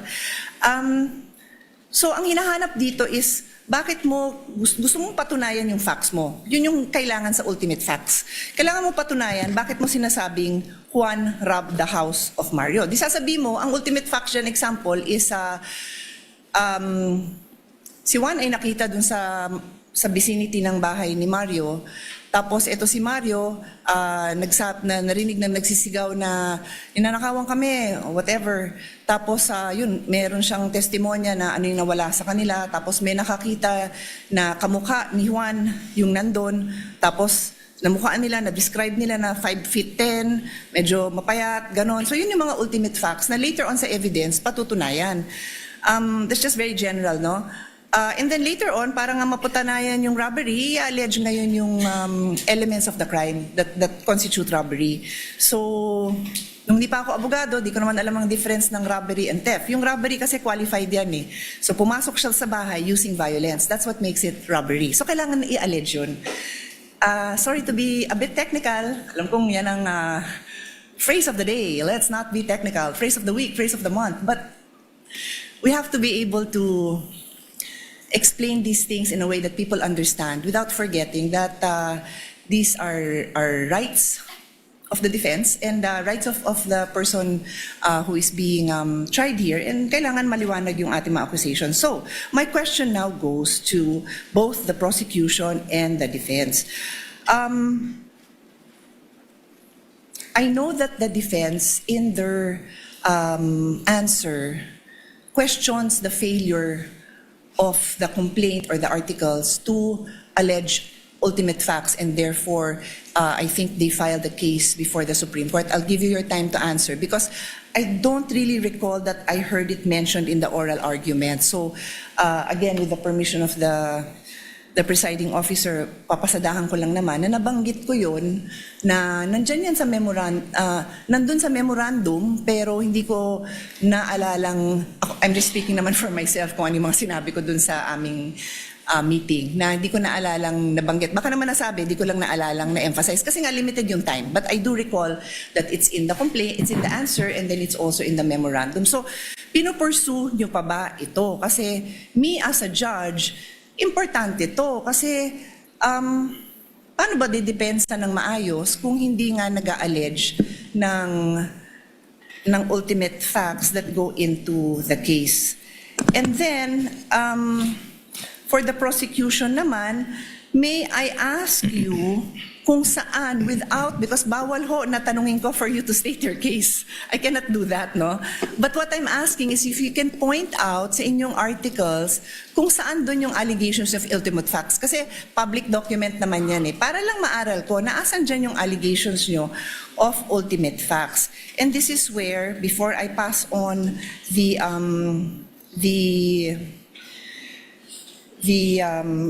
floor to the parties to answer, I want to go into the principle of fishing expedition.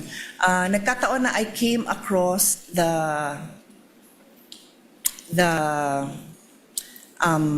trial that we had for former Chief Justice Corona, and lumabas yung issue na yon. Nasabi ko, eksakto ito yung pinag-aaralan natin for today. Yung fishing expedition, and no less than the defense had to explain it in Filipino kasi sabi, baka hindi alam yung ibig sabihin ng fishing expedition, pangingisda ba daw yun? Parang hindi naman daw yun yung translation. No? Pero ito yung naghahagilap ka ng ebidensya kasi wala kang ebidensya. So I'll go back to a case and sama nyo to sa response nyo. Doon po sa kasong Afologencia versus Metrobank in 2014, humingi dito ang petitioner ng motion for issuance of subpoena ducis tecum ad testificandum at sinabing padala daw ng documents relative to their loan to Metrobank as well as those covering extrajudicial foreclosure. Sabi ng Supreme Court, this is tantamount to building their whole case from the evidence of their opponent. Bawal daw yun. Hindi daw pwede na yung kaso mo, nakabase lang dun sa, sasabihin mo dun sa kabila, labas mo nga lahat ng meron ka dyan. No, your case has to be built. Yung evidence mo has to be there. So I will also ask both parties, is that jurisprudence relevant to this case for the prosecution and then also for the defense? And then let us also include a discussion on why this is or is not a fishing expedition. Yun nga, napaka-importante po kasi ito dahil it is ingrained in a complaint na yung allegations mo ng ultimate facts, mapoprove mo ngayon yon with the evidence. Hindi pwede na wala kang ebidensya, hihingin mo lang ng hihingin by way of subpoena. Clear po yun sa batas. Kaya nga gusto kong ipaliwanag niyo sa akin, educate me why this applies, why this is not a fishing expedition, why the case I cited does not apply, because I assume that's the position of the prosecution. And then for the defense, ano naman po yung position niyo? Salamat. The counsel for respondent will give his answer first with respect to the question of Senator Judge Pia on ultimate facts as well as on fishing expedition. Thereafter, counsel for the panel of prosecutors. You may proceed, sir, when you're ready. Thank you, Your Honor. Pagdating po doon sa sinasabi namin na lack of ultimate facts, no? Ito po yung nagsimula pa lang doon sa Committee on Justice when the impeachment complaints were filed. Because the allegation, and I'll stick just with this, I believe, Article 2. Pagdating po kasi doon, there was an allegation of unexplained wealth. Pero wala pong nakasulat kung saan nila nakuha, ano yung basehan ng unexplained wealth na yon. Ano yung act na ginawa ng Vice Presidente, kailan yon ginawa. At so sa amin, para masabi nilang nagkaroon ng unexplained wealth. Ang basic, if I may remember, was really just the fact na yung SALN niya ay lumaki from 2007 to 2025, which sa aming palagay does not show any factual allegation whatsoever, except for the fact that it grew bigger over a span of 20 years.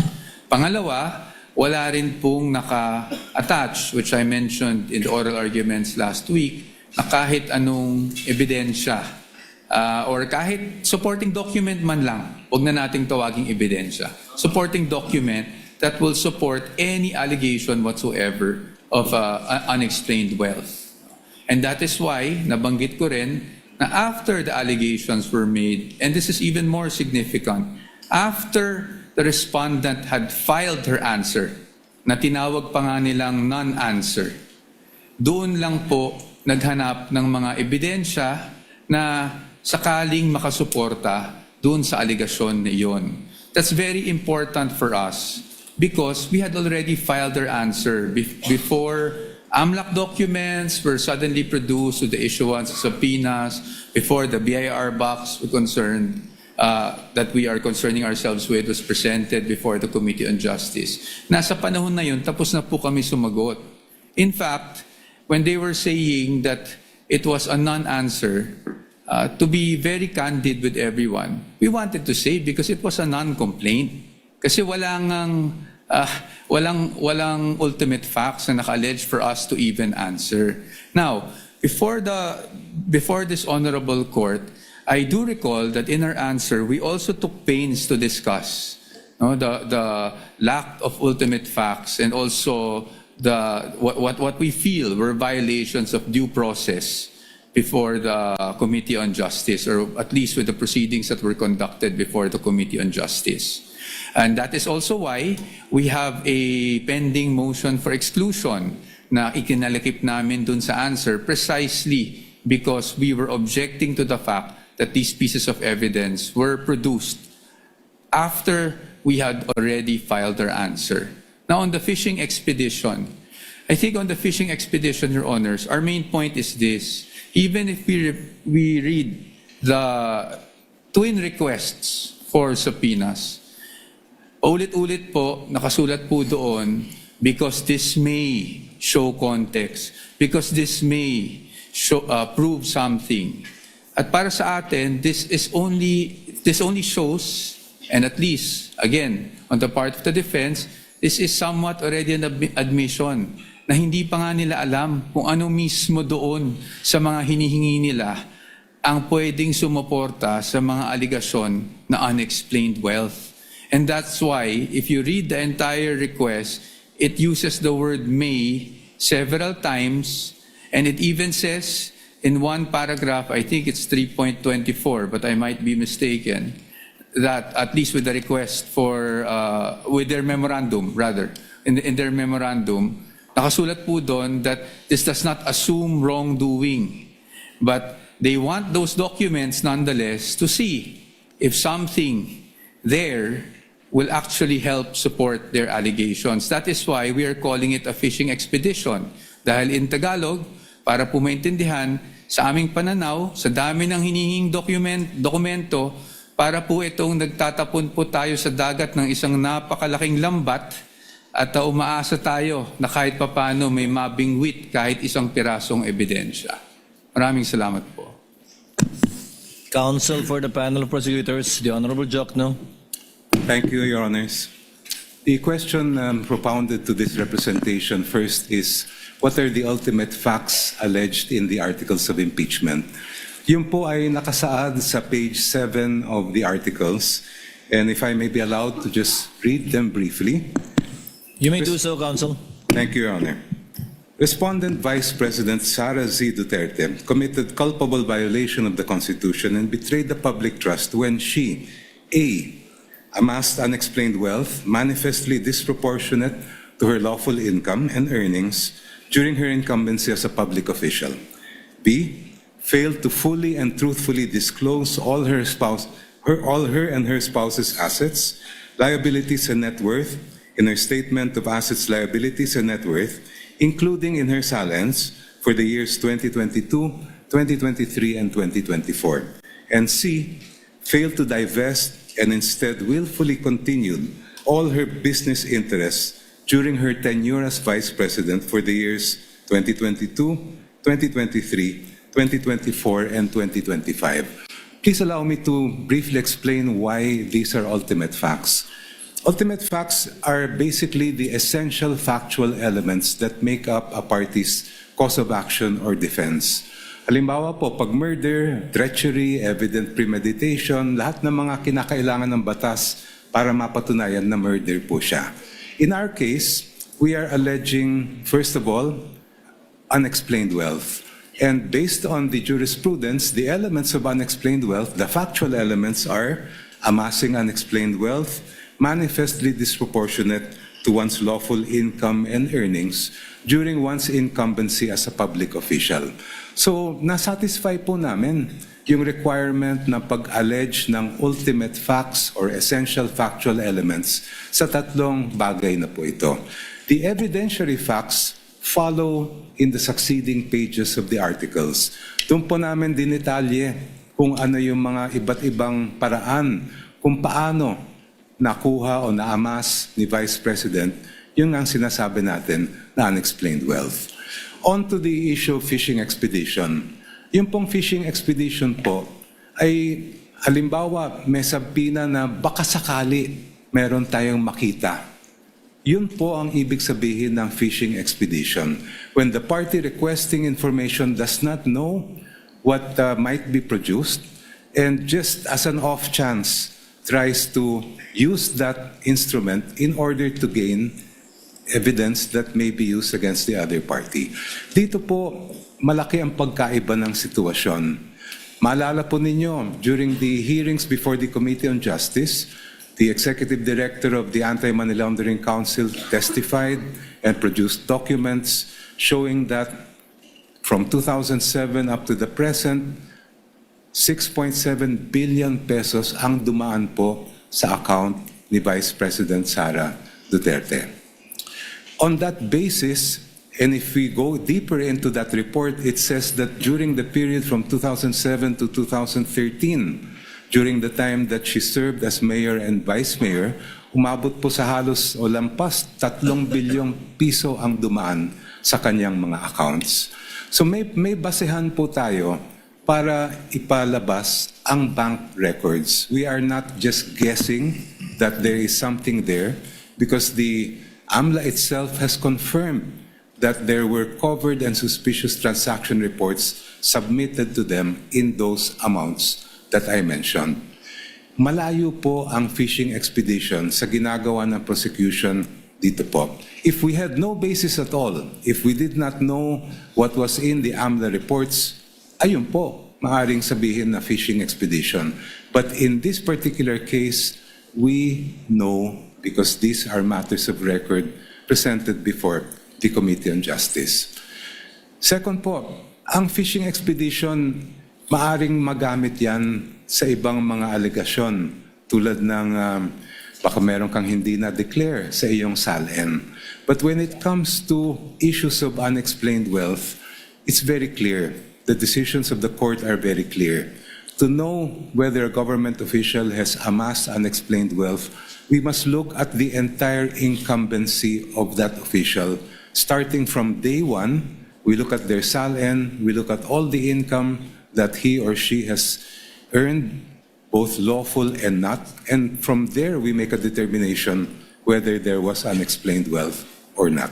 For these reasons, Your Honors, the fishing expedition argument, in our view, is totally untenable. Senator Judge Pia, do you have further questions?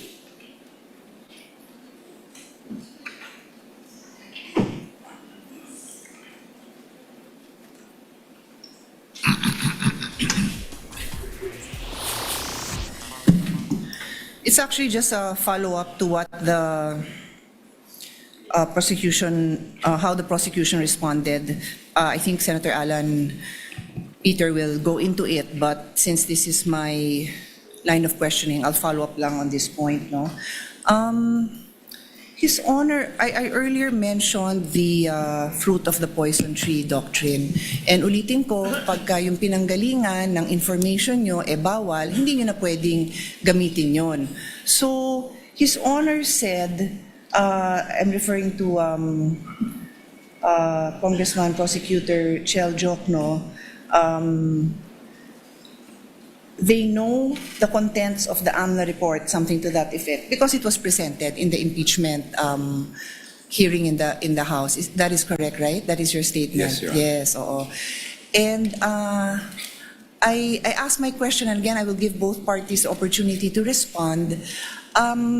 Ano yung basihan na i-reveal ng AMLC and their representatives sa inyo in the impeachment hearing in the House? Because ang nakasaad sa law, I don't even want to use my understanding of the law because it's what is read in the law. And I won't take up the time of this court na isa-isahin ko yun, pero nakasulat doon na confidential ito.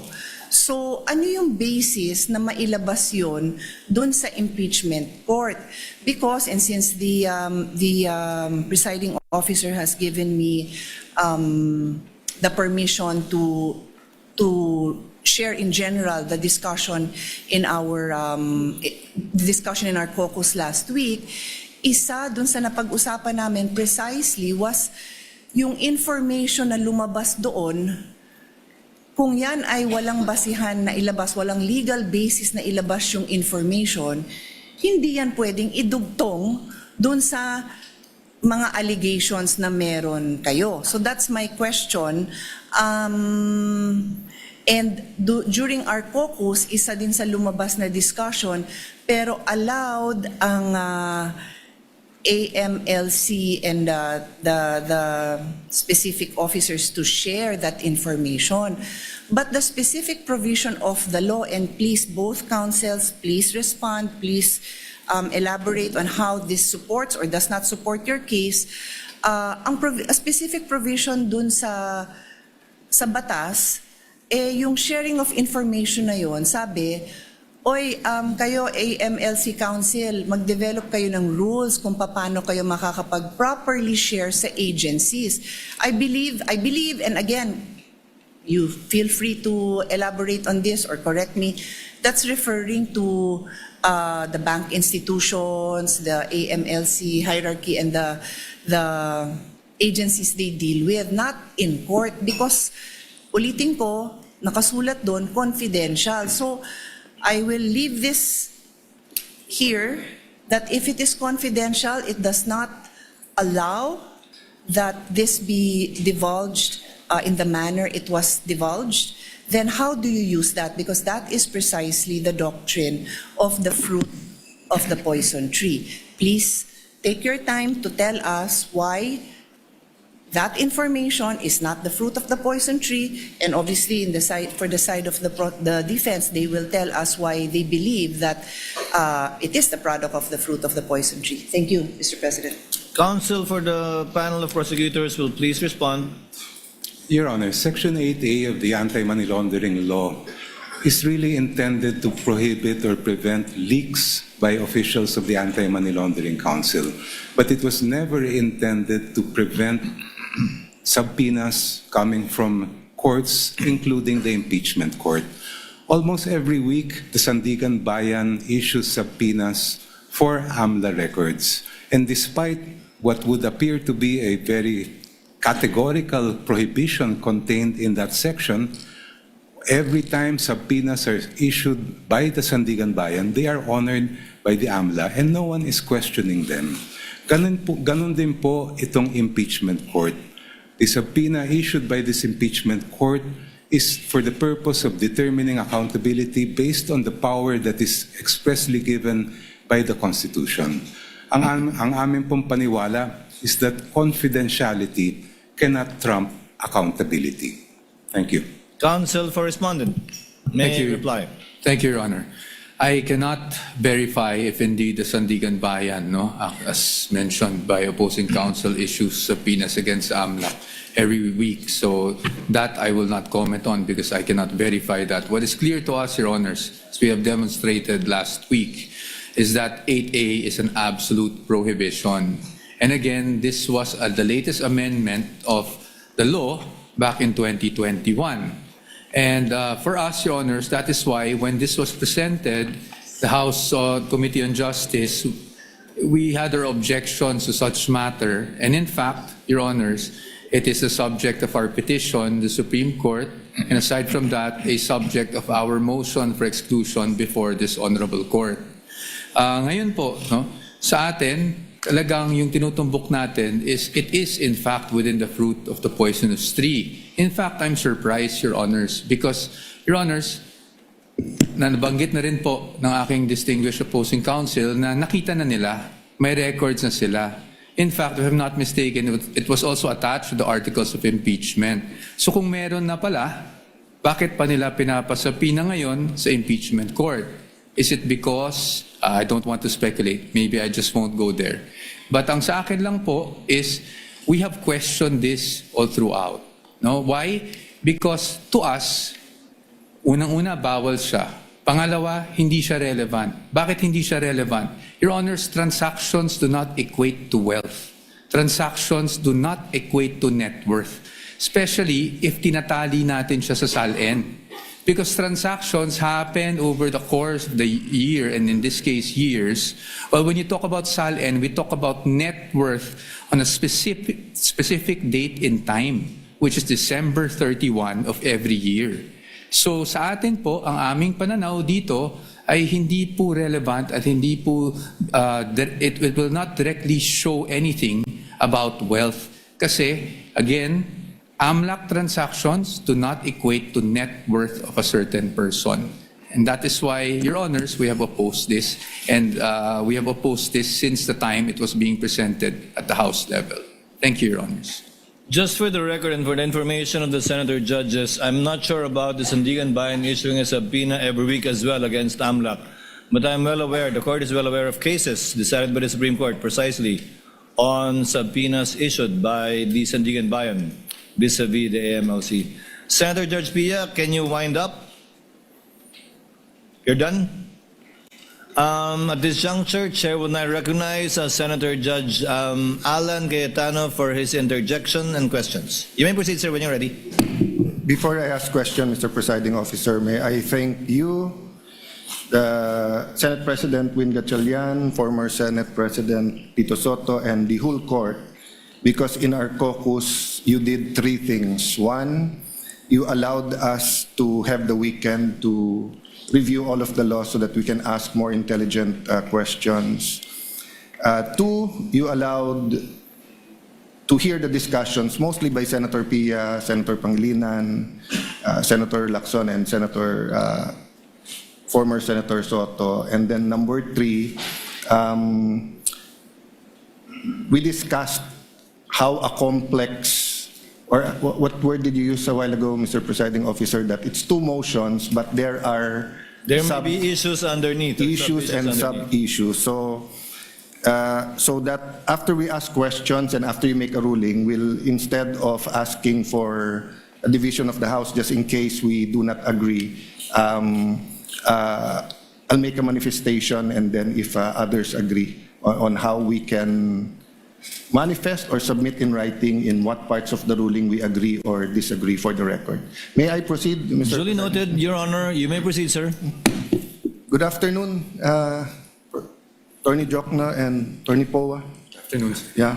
So I really want to be enlightened. I have no illusion na magkakasundo yung dalawang side today because you have the eloquent Attorney Jokno on one side and the eloquent no joke on the other side. So sa pangalan pa lang baliktad na. But I think the discussions are very important and I do appreciate your opening, Congressman Jokno. I appreciate your oral arguments because I've been pondering these questions. What if, hindi ko na sabihin this administration, let's say in future administrations, this exact thing happens, 5 years, 3 years, 10 years, iba ang SALN, iba yung income ng COA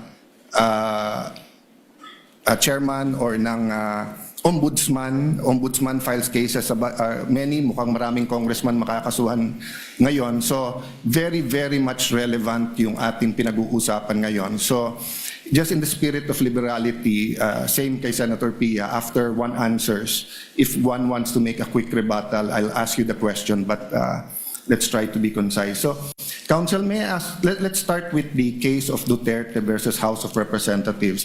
Thank you for reminding us about certain precedents and how I voted last time. But you would agree, diba, that when you have legal proceedings, even in legislation, you follow what the latest law is. So, for example, if you're allowed to issue a general warrant before Stonehill versus Jokno, but after Stonehill versus Jokno, so if before Stonehill versus Jokno, walang doctrine of the fruit of the poisonous tree, then some policemen will still submit evidence that was illegally acquired. But after that, we have to follow. So you did make your point about obiter dictum. I'll go to that. But I just want to start out by saying the fact is there is a Duterte versus House of Representatives. So with your permission, let's start discussing that. So this case of Duterte versus House of Representatives came out after the impeachment of CJ Corona, correct? Yes, Your Honor. And the two elements was discussed in this case. The act charge must be impeachable under Article 11, Paragraph 2 of the Constitution, and 2, the act committed must be committed during the term of the impeachable officer. You commented on that. Can you elaborate or give your stand regarding, I think you agree with letter A, right? That the charge must be an impeachable offense. I mean, we all agree on that, right? Well, I would distinguish, Your Honor, please, between what we would call ratio decidendi, or the rule in that particular case, and obiter dicta, which are side comments or incidental remarks made in the opinion of the court.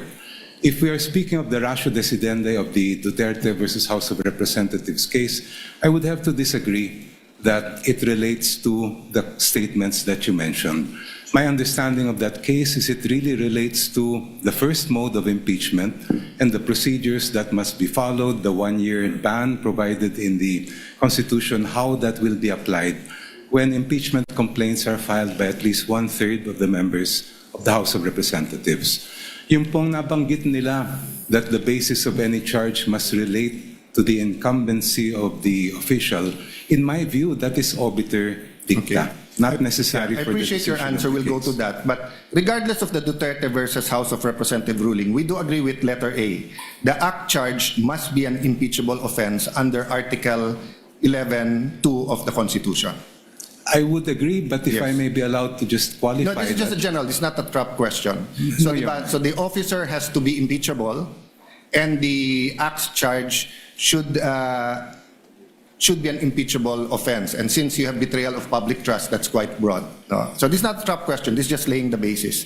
But go ahead if you want to comment on that. Yes, the acts charged must constitute an impeachable offense. And that power to decide what is an impeachable offense is lodged exclusively with this honorable court. Okay. So, you disagree that part of the ratio decidendi is the act must be committed during the term of the impeachable officer. Thank you for bringing it up now, because I think all throughout the trial, especially in the articles where we will bring up acts before 2022, this discussion will be relevant, no? So, by discussing this,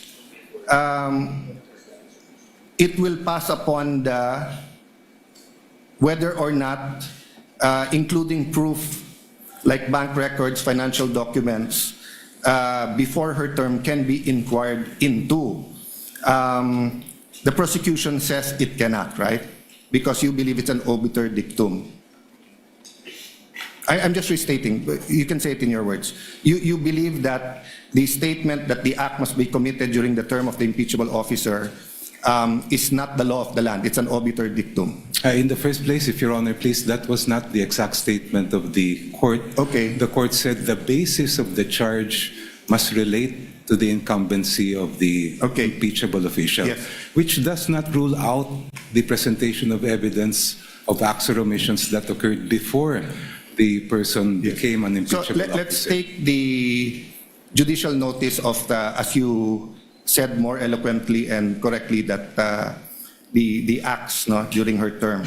So can you define, you defined this in your opening statement, but for the sake of this discussion, an obiter dictum is what? It's a side comment, Your Honor, that is not necessary for the resolution of that case.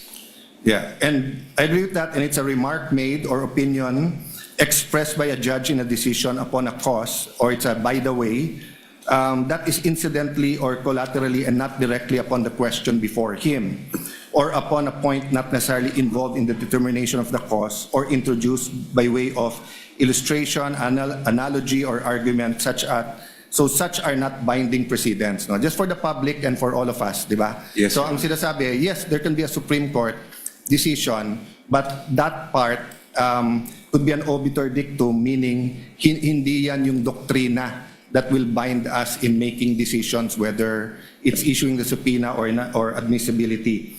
But are you aware of the Villanueva versus Court of Appeals, GR 142947, March 19, 2002? I won't take it against both of you if you do not. There are thousands of cases. It talks about what is obiter dictum. Have you passed about on this, both counsels?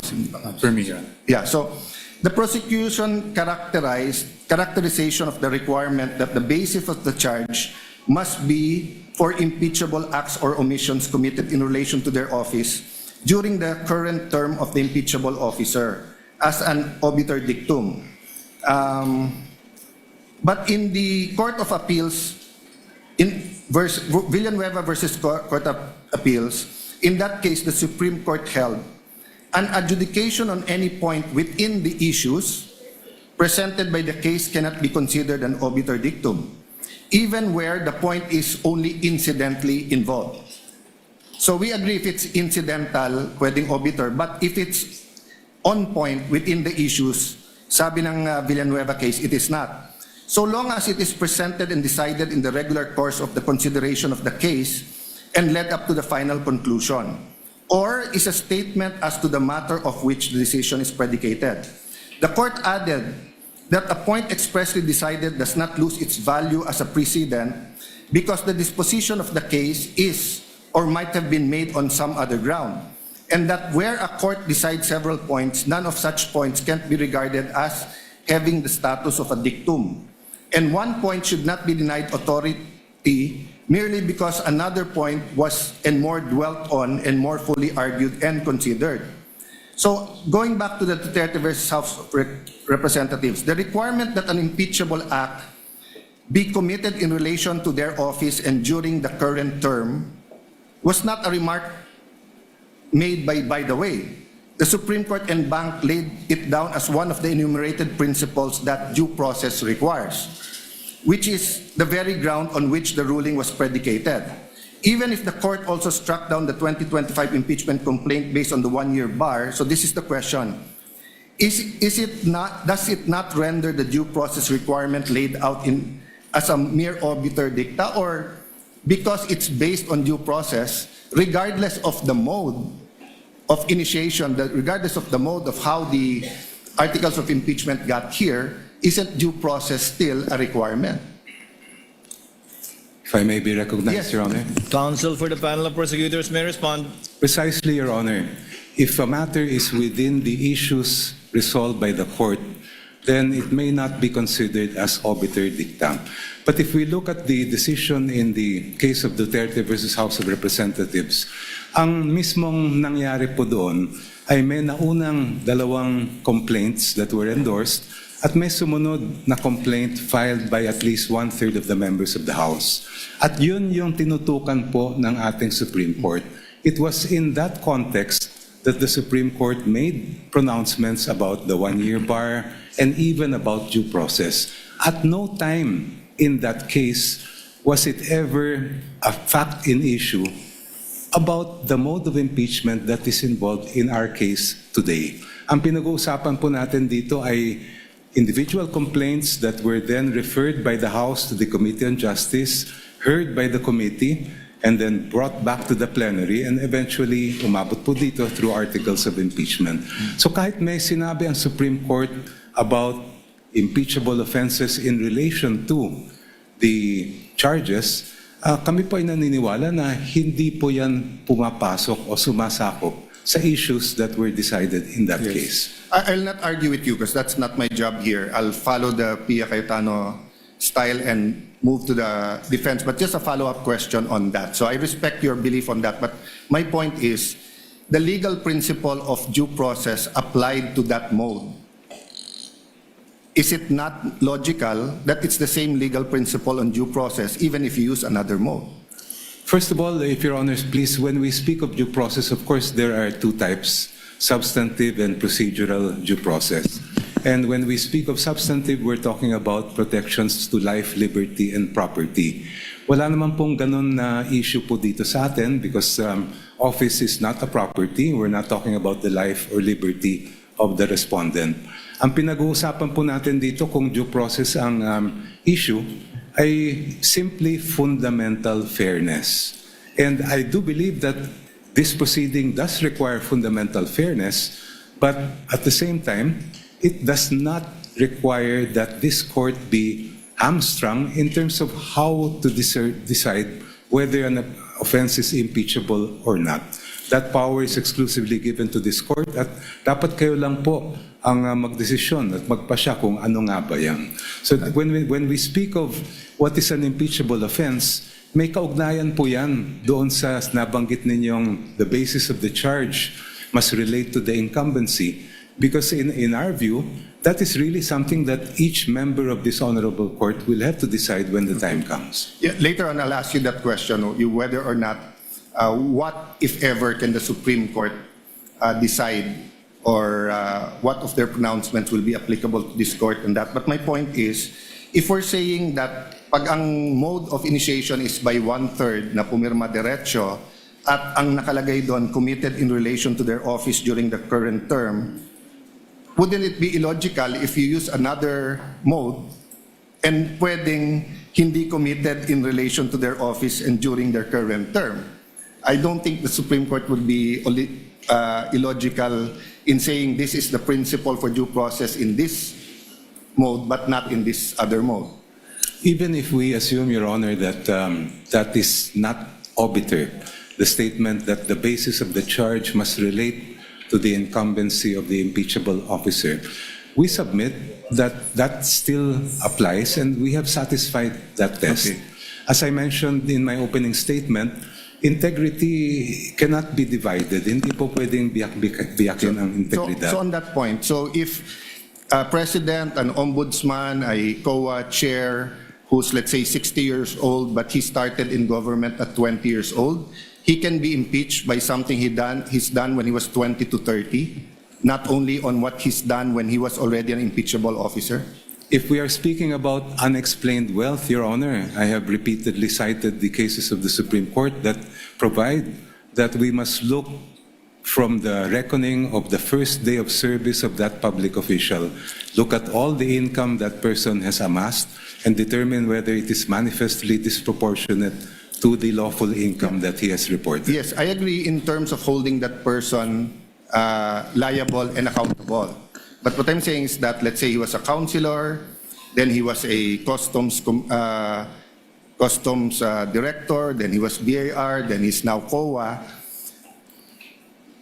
Isn't the remedy for all his other positions that weren't impeachable is through the regular courts and regular case build-up, etc. But once you're an impeachable officer, you're being held accountable during the term that you are, in fact, an impeachable officer, because usually when you're an impeachable officer, it's too hard to prosecute you the normal way. Isn't that the logic there, or you disagree, Counsel? I would have to respectfully disagree. Ang pinag-uusapan po natin kasi dito ay betrayal of public trust. And I think it's very clear that when we speak of betrayal of public trust, essentially we are looking at whether the public official is fit or unfit to continue in service. Kung siya po ay nakapag-amass ng unexplained wealth, nung siya ay vice mayor o mayor na umaabot sa bilyon-bilyones, I think that would have a very big impact on the court's decision whether that person should continue in office or whether they are fit to have that office. Okay. As I said, With the permission of Senator Judge Alan Cayetano, with your indulgence, sir, a request was conveyed to the presiding officer to declare a very brief break.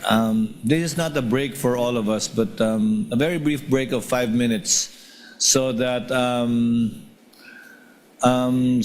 counsel may answer to the call of nature.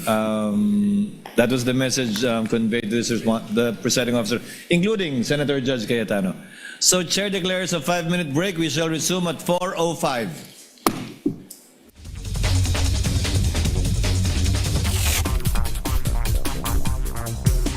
Pilipinas, sa mga sandaling ito ay nagkaroon muna ng maikling break ang sesyon sa Senado upang bigyang daan ang call of nature. At nasa linya naman natin ngayon, of course, ang ating tao mula sa Senado, RH28 Raymond Paas. Anong pinakahuling kaganapan sa iyong nasasakupan? Take it away, Raymond. Yes, Mr. Ya, biglang ito, halos hindi pa ito nagtatagal, pero umiikot lang sa mga usapin ng legal principles dahil nga ditong ikinakatuwiran ng panig ng prosecution na dapat ay mapadalhan o mapasubpina yung mga bank at tax records ni na Vice President Sara Duterte at Attorney Mans Carpio. Itong samantalang sa panig ng prosecution o sa panig ng defense sa pagitan ni Attorney Michael Poa ay kinakatiran na mas isang fishing expedition ang gusto ng grupo ng prosecution dahil lahat na lang ng personal records ng Vice Presidente ay gusto nilang ilabas sa impeachment court. Kaya't hindi nila ito pinapayagan maliban sa binabanggit na maraming batas na malalabag. Ikinatwira naman ni Congressman Chel Diokno sa panig ng prosecution na hindi ito isang fishing expedition dahil alam nila kung ano yung kanilang hinahanap.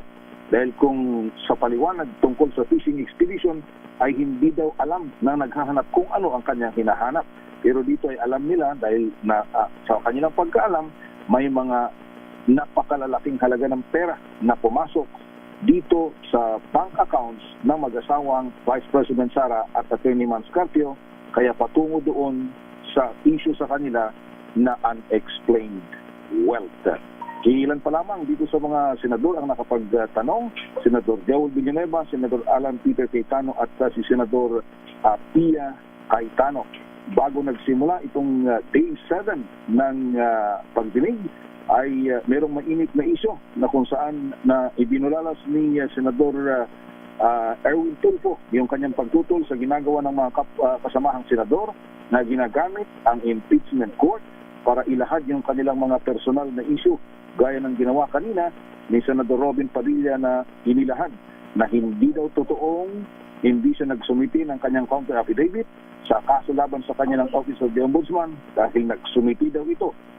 Taliwas doon sa naging pahayag ni Ombudsman Jesus Crispin Remulla. Ito ay may kaugnayan doon sa akusasyon na siya ang nagpatakas kay Senator Ronald Bato de la Rosa noong 13 ng Mayo. Kaya dito tumayo si Senator Erwin at pinagsabihan ng mga kasamahan na huwag gamitin ang oras ng impeachment court dahil ito ay binuo para lamang marinig ang mga akusasyon at depensa ni Vice President Sara Duterte. Magbabalik ang pagdinig makailangang pagkatapos ng break na ito para sa lahat ng mga senador para din sa panig ng depensa at para din sa prosecution. Balik mo sa inyo na Mr. Thea. Maraming salamat, Lakay Raymond Dadpaas.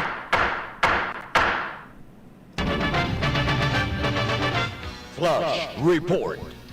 Flash Report!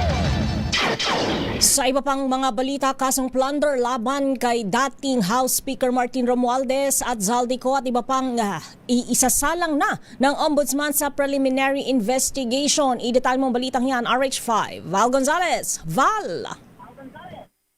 Ms. Thea, matapos ang mahaba-habang panahon ng fact-finding investigation, ay umarangkada na ang preliminary investigation ng Office of the Ombudsman laban kay dating House Speaker Martin Romualdez. Ito ang inanunsyo ngayon ni Assistant Ombudsman Miko Clavano kasabay ng patuloy na investigasyon ng Ombudsman sa manumalyang flood control projects. Bukod kay Romualdez ay kasama rin sa kasong plunder at paglabag sa Anti-Money Laundering Act si dating Congressman Zaldico at maraming iba pa. Sa press briefing dito sa Ombudsman, sinabi ni Clavano na naging matibay ang mga statement ng 8 Marines na umaktong security personnel ng dating pinuno ng Kamara. Ayon kay Clavano, ay hindi pa malinaw kung ilang araw ang ibibigay kay Romualdez para magsumite ng kanyang counter affidavit. Kasabay nito ay nagbigay ng warning at babala si Clavano sa mga law enforcement agencies na magdoble alerto dahil batay sa mga intelligence report na natatanggap ng Ombudsman, ilang beses daw na nagtangkang lumabas ng bansa si Romualdez gamit ang back channel. Ako si Val Gonzalez, DZRH, una sa Pilipinas, una sa Pilipino. Maraming salamat, Val Gonzalez, at isa pang Flash Report. Flash Report! pahayag ni Senator Judge Padilla hinggil sa pagiging komunista dapat silipin ng AFP. Ayon yan kay Secretary Gibo Teodoro. Idetalye mo ang balita, RH52, Edniel Parrosa. Edniel?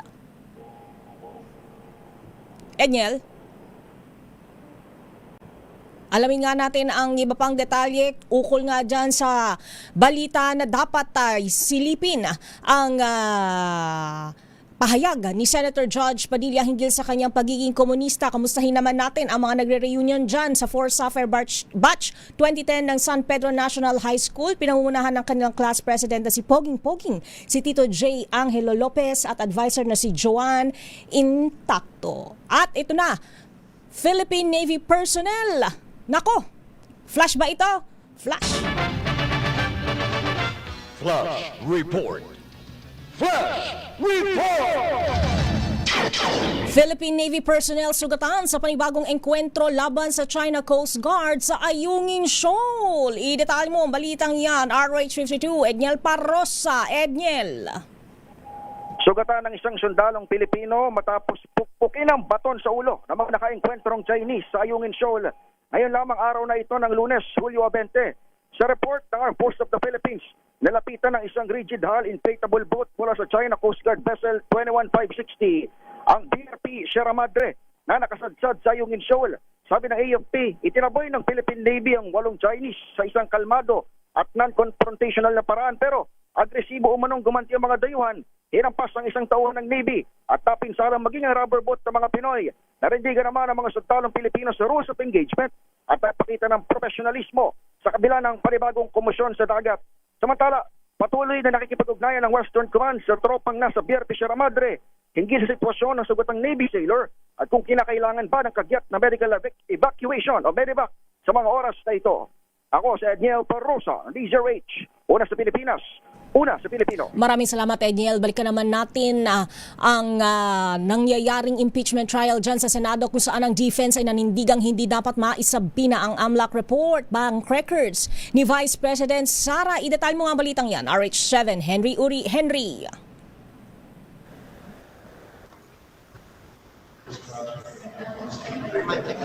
Henry. Yes, you're in. Yes, Henry. Ano ang pinakahuling paninindigan ng defense team? Gamit ang Section 8A ng Republic Act 11521 na ang sinasabi rito ay pinagbabawalan ang sino man sa Anti-Money Laundering Council maging ang secretariat nito na mag-disclose o magbigay ng impormasyon tungkol sa bank record ng isang tao ay pinanindigan ni Attorney Michael Powa, ang tumatayo ngayong hindi lamang tagapagsalita kundi abogado ng defense panel sa oral arguments na nagaganap ngayon dito sa impeachment court.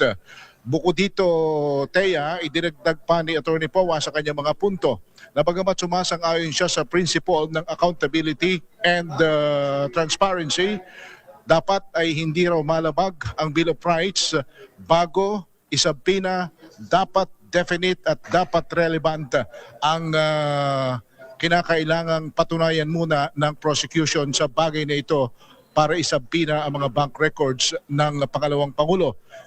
Ibinahagi din ni Powa na ang ginagawang ito ngayon ng prosecution ay isang fishing expedition dahil simula pa naman noong imbestigahan ang pangalawang Pangulo hanggang sa mag-file sila ng impeachment article ay wala raw dokumento na naka-attach kundi pawang mga statement lamang o yung ultimate facts na tinatawag ay hindi naman naisasama ng prosecution. Sabi pa ni Attorney Powa sa kanyang punto kanina, ang mga bank records ni Vice President Sara ay hindi kinakailangang kasama lahat. Dapat kung kailan lamang siya tumatayo bilang impeachable na ang kanyang pagiging vice presidente, dapat dito lamang Thea, bigyang diin ng prosecution na hingin ang kanyang mga dokumento na nasa AMLAC. Yun na.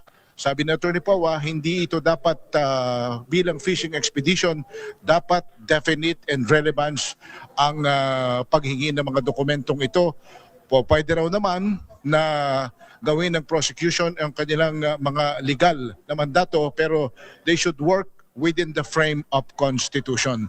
So ito Thea, ang ngayon ay naging posisyon at so far ito pa ang mga nagiging paninindigan ni Attorney Michael Powa sa oral arguments na ginagawa dito sa impeachment court. Suma total, sabi ni Powa, Thea, ang pagpapasabina sa mga bank records ng pangalawang Pangulo ay hindi dapat garantiyahan ng impeachment court sapagkat ito nga ay malalabag ang karapatang pantao, malalabag ang transparency and accountability na kinakailangan bago nila gawin ito ay definite at relevance yung kanilang paghingi ng mga dokumentong ito. Thea. Maraming salamat ka, Henry. Samantala, balikan naman natin ang nagpapatuloy na talakayan dyan sa impeachment trial sa Senado. Narito muli ang Senate, the VP Impeachment Trial Special Coverage ng DZRH. That should apply. And in fact, the Supreme Court did not make a distinction as to the guidelines that it laid down in that decision, Your Honors, please. Yeah, so in the first page, sabi dito, second, considering the nature of the offices and the institution that are subject to impeachment, in effect, its effect on the independence of constitutional departments and organs, and its nature as a constitutional process, all legal issues involving impeachment proceedings are subject to judicial review. While the court does not determine when, who, and whether an impeachable officer may be removed and disqualified from political office, it has the duty to construe and process mandated by the Constitution.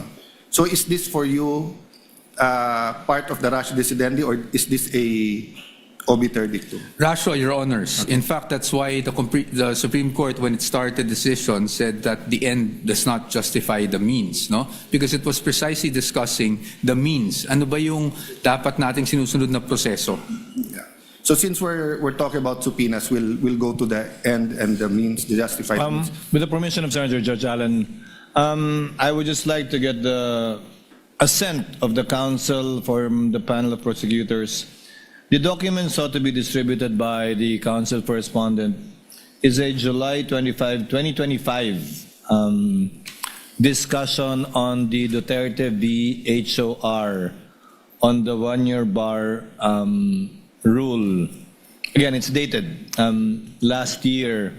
With the permission of the prosecution, we shall distribute it without prejudice to the counsel for the panel of prosecutors to also furnish whenever it shall so desire, because this issue, as pointed out by Senator Judge Cayetano, will linger until the end of the proceedings, without prejudice to the counsel from the panel of prosecutors to so furnish also Senator judges with their rejoinder to this document being furnished to the Senator judges. Is that okay? Your Honor, I believe that, first of all, may we request for a copy of that document. I believe that document refers to the office of the spokesperson.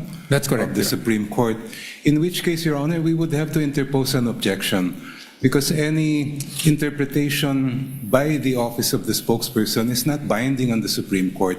What we must look at are the actual text of the decision. Well, counsel, you can say that in your rejoinder. Point that out in your rejoinder and point that out in your submission. We will do that, Your Honor. Yeah. So ordered. Clerk of Court is directed to kindly distribute the copies to the Senator judges without prejudice to the panel of prosecutors submitting a rejoinder to this document. Yeah. Senator Judge Alan Cayetano, you may proceed, sir. Yes, Apologies for the interruption. Presiding officer, to be fair to I wouldn't have objected if you objected to the distribution, but realistically, we won't have time to read it because magruruling na after. Yes. So it'll be more of reference materials. But feel free also to, if you feel that you should submit in writing a rejoinder to be fair to everyone. So if the voting was tomorrow, and it would be unfair to distribute it. So can I ask the same question, Congressman? So I read, it's the first few paragraphs, no? Sabi kasi dito, you heard me naman, no? You want me to read it again, or? If I may be allowed to respond already to the yes, go ahead. question. First of all, Your Honor, I think we must point out one of the plainest reasons why that statement in the Duterte ruling is obiter dictum. And that simply is because there was no trial yet to speak of when the Supreme Court rendered that decision. Paano po magiging issue yung nangyayari ngayon sa trial, samantalang nung dinesisyonan po yan ay wala pa pong trial. Therefore, any statements by the court about how the trial should be conducted are outside the issues of that case, and while they may be guidelines, they are not binding as judicial precedent to us and to the future generations. Actually, I was referring to a different matter already, but just to that point, it's not how, it's what. Because it's paragraph 6. So the basis of the charge must be for impeachable acts or omissions committed in relation to their office and during the current term of the impeachable officer. For the President and Vice President, these acts must be sufficiently grave, amounting to the crimes described in Article 11, Section 3.1 of betrayal of public trust given by the majority of the electorate. For the other impeachable officers, the acts must be sufficiently grave that they undermine and outweigh the respect for their constitutional independence and autonomy. So this doesn't really tell us how to conduct the trial. This basically tells us is that if we don't follow that, we're endangered of having a trial that's void ab initio. I would have to respectfully disagree, Your Honor. Anyway, we've gone through that argument, and I won't argue with both of you. Going back to this is what I read, no? Second, considering the nature of the offices and the institutions that are subject to impeachment, its effects on independence of constitutional department and organs, and its nature as a constitutional process, all legal issues involving impeachment proceedings are subject to judicial review. I'll stop there. Kasi nabanggit mo kanina, may I speak English Filipino? Nabanggit nyo po kanina na that's for us to decide, and my interpretation, and I've felt like that many times, diba, na zealous dapat ang impeachment court sa powers niya kasi not only because it's sui generis, wala tong apologize to Senator Judge Risa, my phone fell there. So, wala nga tong, you cannot appeal the decision of my belief, no? You cannot appeal the decision of to acquit or to convict to the Supreme Court, diba? But the parameters, so let me use the words of the Supreme Court, no? Ang sabi niya, all legal issues involving impeachment proceeding are subject to judicial review. So you disagree with this or you agree? In context ng sinabi mo kanina na it's within our power to make these decisions. I believe what is the controlling decisions there, Your Honor, are the cases of Gutierrez and Francisco. Because in those cases, the issue of what is an impeachable offense was squarely brought before the court, and the court said very clearly that that is purely a political question that's not within the judicial power for us to decide. And I believe that that should be the controlling jurisprudence. So let me be more specific. So for example, we issue some subpoenas and we do not issue some. Can one or both of you, meaning the prosecution and defense, go to the Supreme Court and question it? Well, there is always the possibility that some side, perhaps the defense, may claim that there is a grave abuse of discretion, I believe, as they have done in their other petitions filed, and therefore make an attempt to stop the proceedings before this court. But as I have said last week, Your Honor, in our opinion, it is this court has the sole and exclusive power to decide what an impeachable offense is, and no one, not even the Supreme Court, can dictate on this court in making that decision. Yes. Same answer. No, Your Honor. No, I have a different... So, okay, you can go back to that question. Then my follow-up question was, so let's say certain orders of the court, can the prosecution or defense go up to the Supreme Court and question its constitutionality? Yes, Your Honor. It is our position that either of the parties can do that. Why? Because sa atin nga, ang sabi natin kanina, that the Constitution cannot be read in isolation. So while the Constitution gives the sole power to the Senate to try an impeachment case, to try and hear an impeachment case, we must read this in conjunction with, again, Article 3, Bill of Rights, and Article 8, specifically Section 1, which is the power of judicial review. So pag sa tingin po ng isang panig, merong grave abuse of discretion na naganap, we are of the position that, in fact, this is a justiciable issue and can be brought before the Supreme Court, Your Honor. So at least in that small point, I think we all agree that if we think there's grave abuse of discretion, there's a possibility that the Supreme Court will take it up. I'm not referring to the subpoena, I'm talking in general.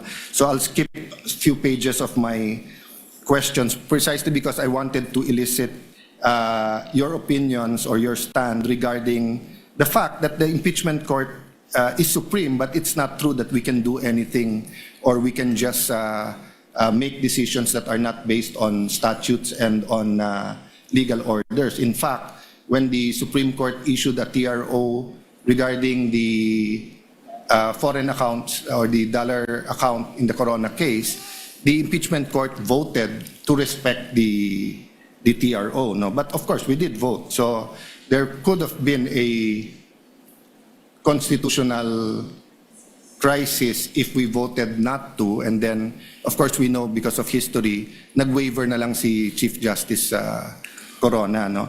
So can I go now to the ultimate facts, no? I don't know if Senator Joel, but Senator Pia asked a little bit about this. Just a quick review, or maybe, so we're also governed by the rules of court when it comes to ultimate facts. This is what Section 1 says. In general, every pleading shall contain in a methodological and logical form a plain, concise, and direct statement of the ultimate facts, including the evidence, on which the party relies on his or her claim of defense as the case may be.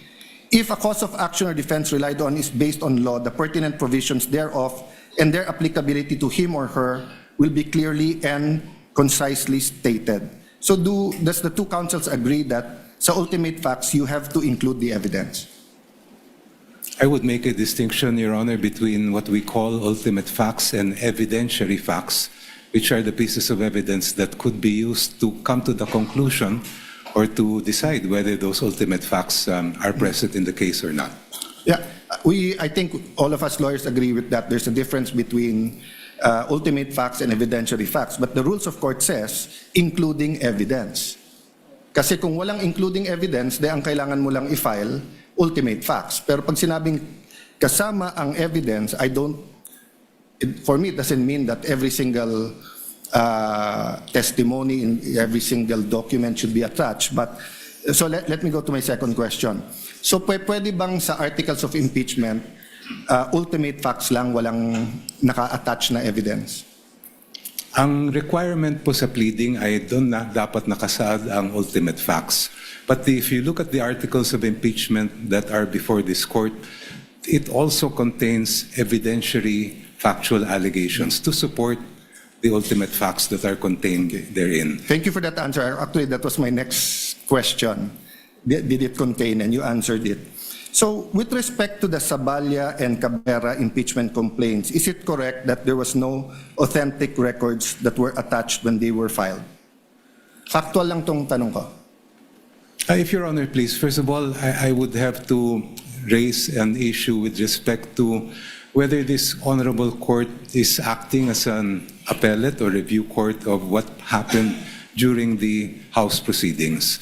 The power of to initiate an impeachment complaint is exclusively lodged with the House, while the power to try and decide that impeachment case is exclusively lodged with this honorable court. And I don't believe that it is part of the function to go back to what may have happened during the proceedings before the House, since the articles have already been transmitted to this honorable. Well, Counsel, even your students, colleagues, recognize that you are a brilliant man. You're very well learned sa law, but minsan mabilis. Kasi actually, that's not where I was going. Binaliktad ko lang. So two of my colleagues started with, or in your discussions, ano yung fishing expedition going down to ultimate facts and evidentiary. Ako, I wanted to distinguish when is it a fishing expedition and when it's not. So I just wanted to know as a fact. Or can we take judicial notice that there was no authentic records in the Saballa and Cabrera?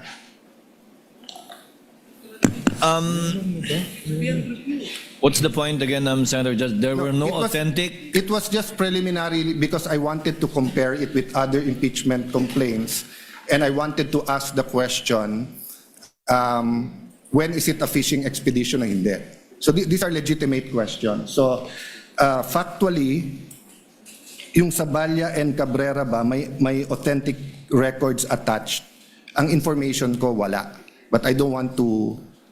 I believe, Senator Judge Allen, that the Zaballa and Cabrera complaints were attached as an annex, yes, if I'm not mistaken, to the respondent's answer. Would that be correct, Attorney Poe? And to be fair, it was... as well as the annexes. Yes, Your Honor. In fact, the presiding officer noticed that it lacked a page in one of the annexes to the, I think, Zaballa complaint. Yes. So, which anyway, I think pointed out. So that's a fact. Yeah, so it's in the records, Senator Judge factual Allen. lang po. So, in the absence of authentic supporting record, what factual basis did the prosecution rely on to say that the allegations were sufficient in form and substance? If I recall correctly, Your Honor, please, there were some attachments to both complaints. And I'm not aware of any rule in the House of Representatives as far as impeachment cases are concerned that limit what may be discussed or investigated by the committee to only what is contained and attached to the impeachment complaint. I'm not questioning if there's an attachment. I'm questioning whether there was... I'm asking question. I'm not even questioning it. I'm asking questions on if there were authentic records. So I'll move on. No?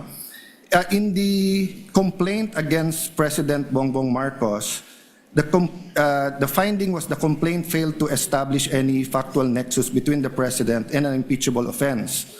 What are presented were policy and disagreements and generalized accusations, not ultimate facts.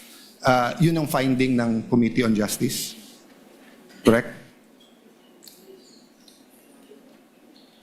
Yes, Your Honor, to the best of my recollection. So that's my question. After answering that question, does the prosecution agree that the requirement of alleging ultimate facts applies equally to all impeachment complaints, regardless of it's the president or the vice president, regardless if it's the ombudsman or the COA chairman?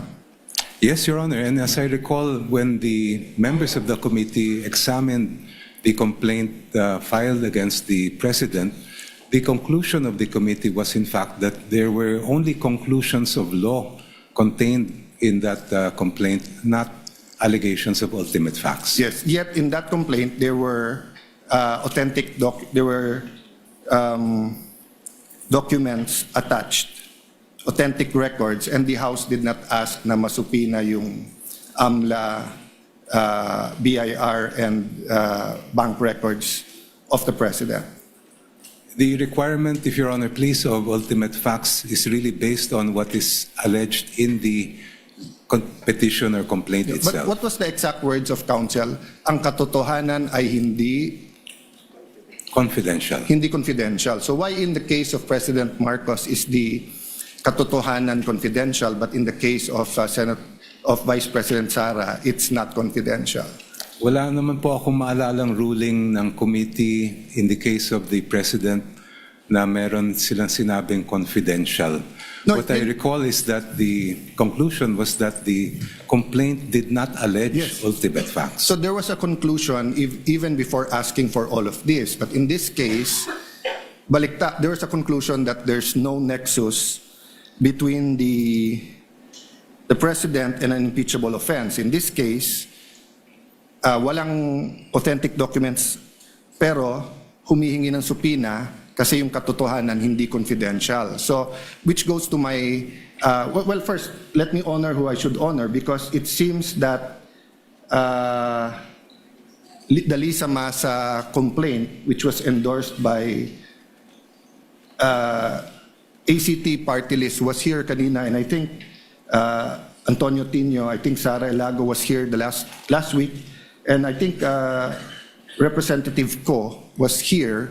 So in their case kasi, I can say walang selective justice because they wanted the same standards of President and Vice President. So that's my next question. We want fairness for everyone and for the Filipino people, but would it be unfair to require 20 years of documents from AMLA, BIR, and bank accounts from Vice President Sara without requiring the same from President Bongbong, considering that all of these scandals is happening during his administration? If the allegations of the complaint against the President did in fact contain ultimate facts, I would see no reason why the Committee on Justice should not have proceeded with it. So I'll take that answer. May I ask the same question? Rule 8, ultimate facts including evidence. So the answer of the prosecution was that basta't may evidentiary facts. But ang nakalagay kasi sa Section 1 ng Rule 8, including evidence, what is the position of the defense on this? The defense follows strictly the rules, Your Honors. While I agree with the distinguished opposing counsel na iba yung ultimate facts and evidentiary facts, no? I don't want to blur that line. Tama naman po yung sinabi ng ating opposing. But yun nga po yung punto namin, no? In the Saballa and Cabrera complaints, wala pong ultimate facts at wala din pong evidence or evidentiary na nakakalakip doon po sa mga complaints, and which is the very issue that we brought up to the Supreme Court, Your Honor. So if you were representing now the President and the opposing counsel was also asking for 20 years of records of AMLA, bank accounts, and BIR, would you still have the same position? Your Honors, that unless it is relevant and definite. I read in your pleadings, diba, and in your position paper na yun yung. So kasi I'll ask na rin my next question. Why is it definite in your view? Opo. So on the first question, yes, Your Honor. Even if I were to be representing the President now, I would have the same view, no? Na hindi po pwedeng ganun ka 20 years ang span ng mga documents na hiningi, precisely because the jurisprudence provides that for a valid subpoena to issue, it must be particularly described, plus yung sinasabi po natin na relevance. Now, to the second question as to why it is not particularly described, Your Honors, unang-una, let's start with the bank accounts. No? Yung bank accounts na naka-enumerate sa kanilang request, it is our position na yun po yung natawag kanina na fruit of the poisonous tree. Because as you can see, lahat po ng pinanggalingan na accounts na yan ay yung AMLAC. But which we are contesting. No? Sa amin po, unlawful po yung naging disclosure sa Committee on Justice. But more importantly, pangalawa, aside from just the mere bank accounts, the documents they're asking, Your Honors, while they are specified, kung titingnan mo talaga ng mabuti kung anong hinihingi nila, they're asking for all bank records without any assertion as to why all of these are relevant to prove whatever allegation they have stated in the articles of impeachment. I'll skip many questions here and go to that question, but to be fair, Congressman Dioknos, you said that's an exclusive authority, right, power of the House. So if I want to question the difference, I'll do that in either the Senate or as a private citizen, so I won't go into that. But I ask that now in context of whether or not the certain parameters in the subpoena you're asking for is valid or not. So let me just go to this series of questions.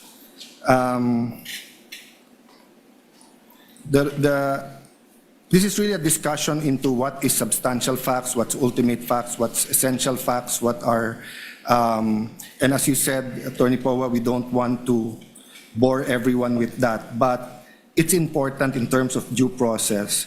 So basically, diba, the ultimate facts are that establish the charge, in this case, unexplained wealth. So let me put it this way in my question to Attorney and Congressman Prosecutor Joke. No. So like if I say that may kilala akong politiko, commissioner ng ganito or congressman, senator, whatever, ang SALN niya was 1 peso or what's a reasonable amount.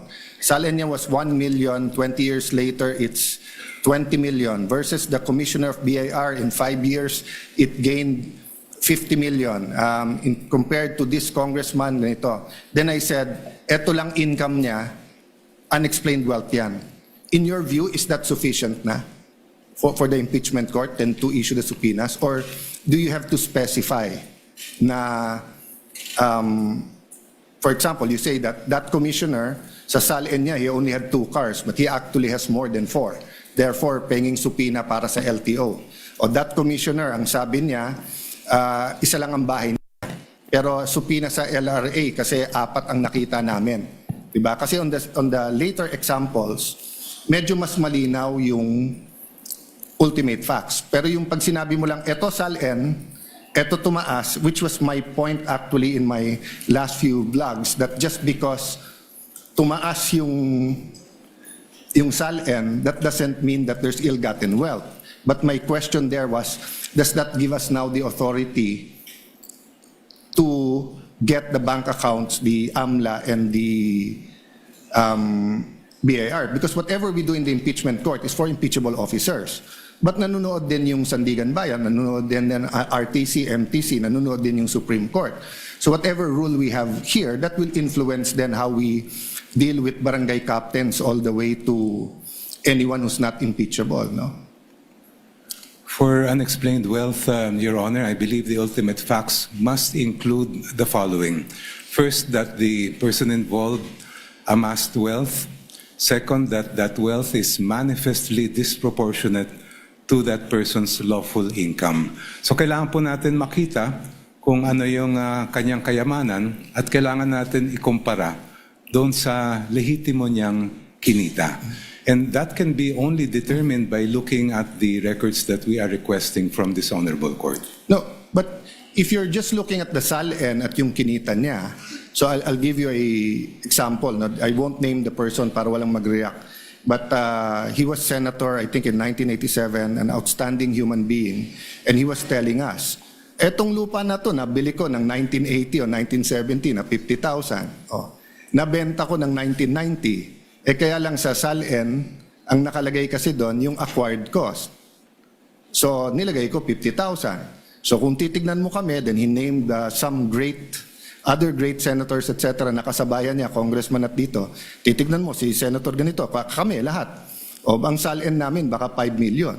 Pero yung 100,000 na lupa na binili namin noon, baka 5 million, 20 million, 30 million. So if one of those officials suddenly sold the property and then placed the money that came in, so let's say the 100,000 property was sold for 5 million, But then, for example, pinang-blow out niya sa pamilya yung 500,000 before December 31 of that year, mag-i-increase yung kanyang SALN by 4.5 million. So if you just compare his income na sweldo niya with that will not show you that he has ill-gotten wealth.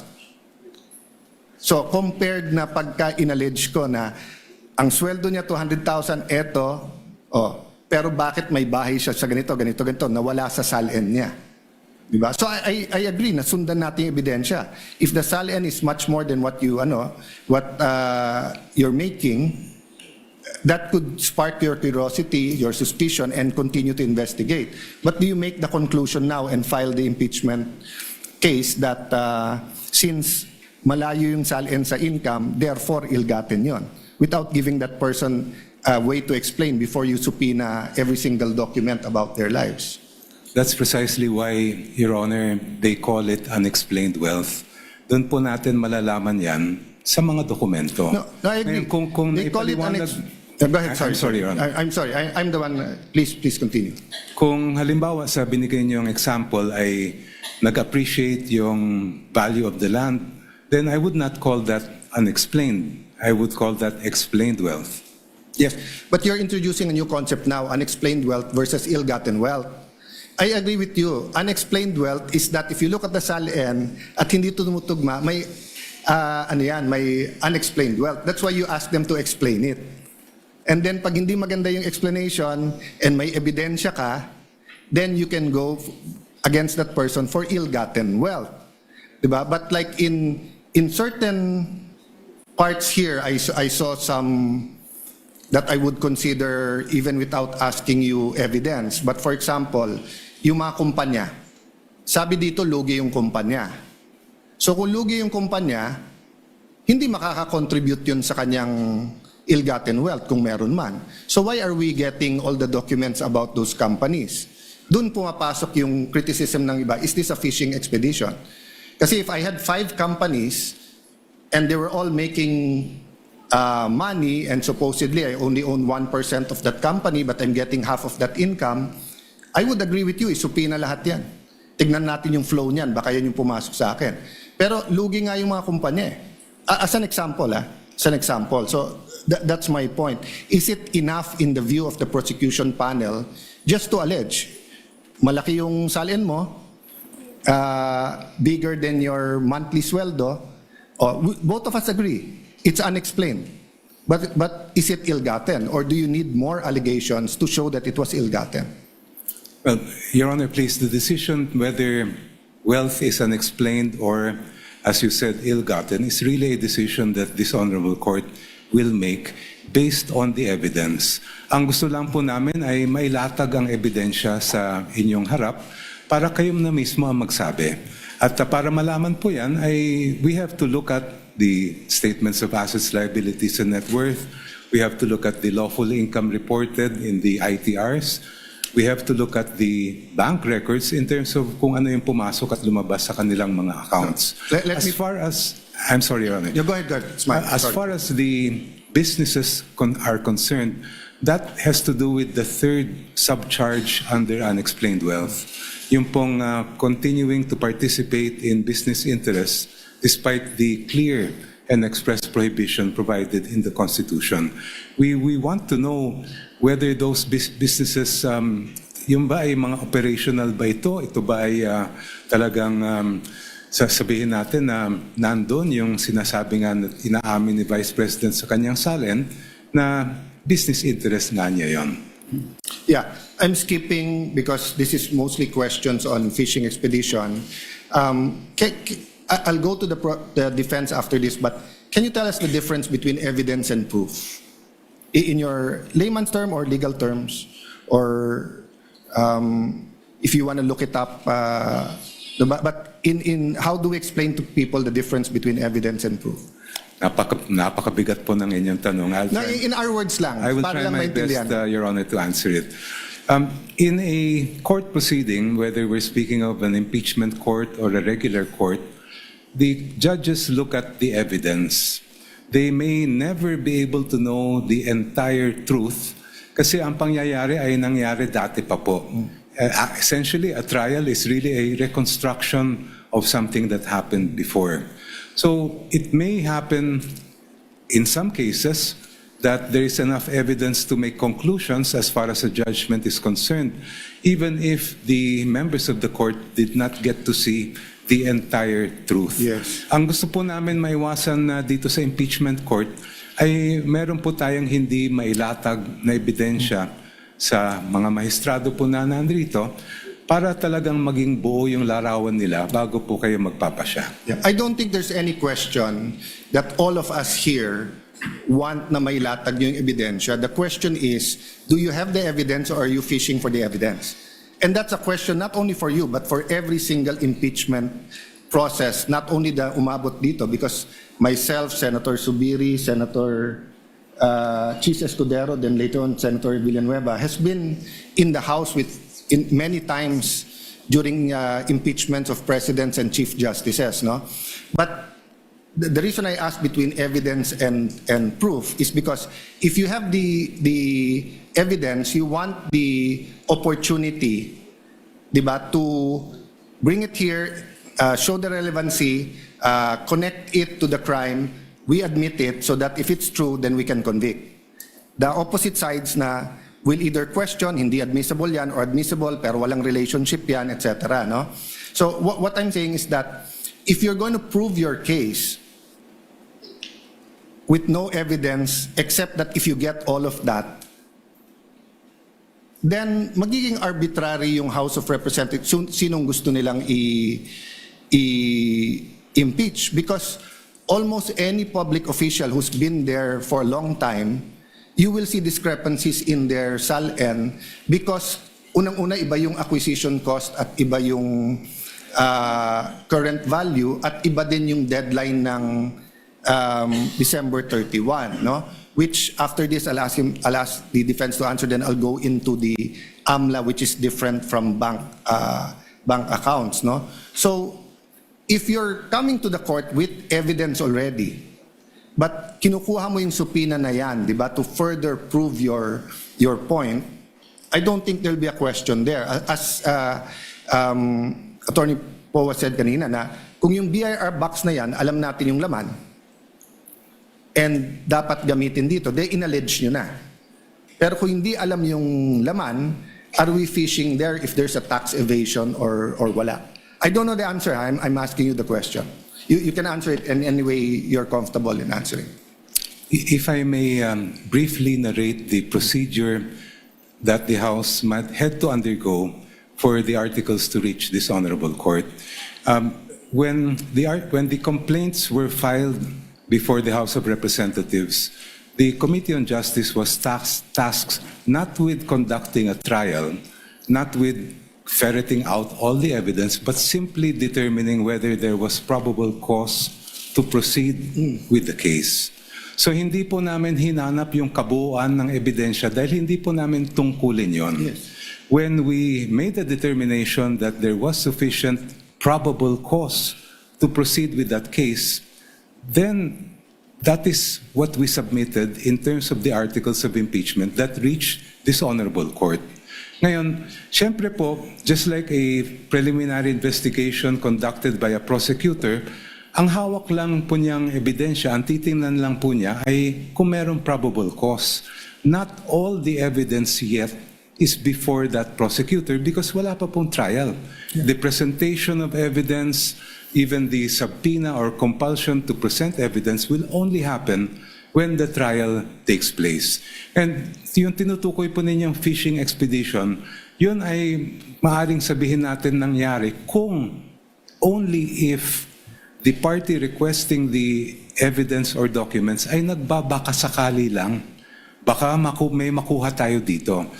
In our case, I have to disagree that there was any sort of fishing expedition because based on what the Committee on Justice and later the plenary of the House found was sufficient, there was enough cause to proceed with the case. I'll go to probable cause, but yung sinabi mo, baka sakaling may makukuha dito.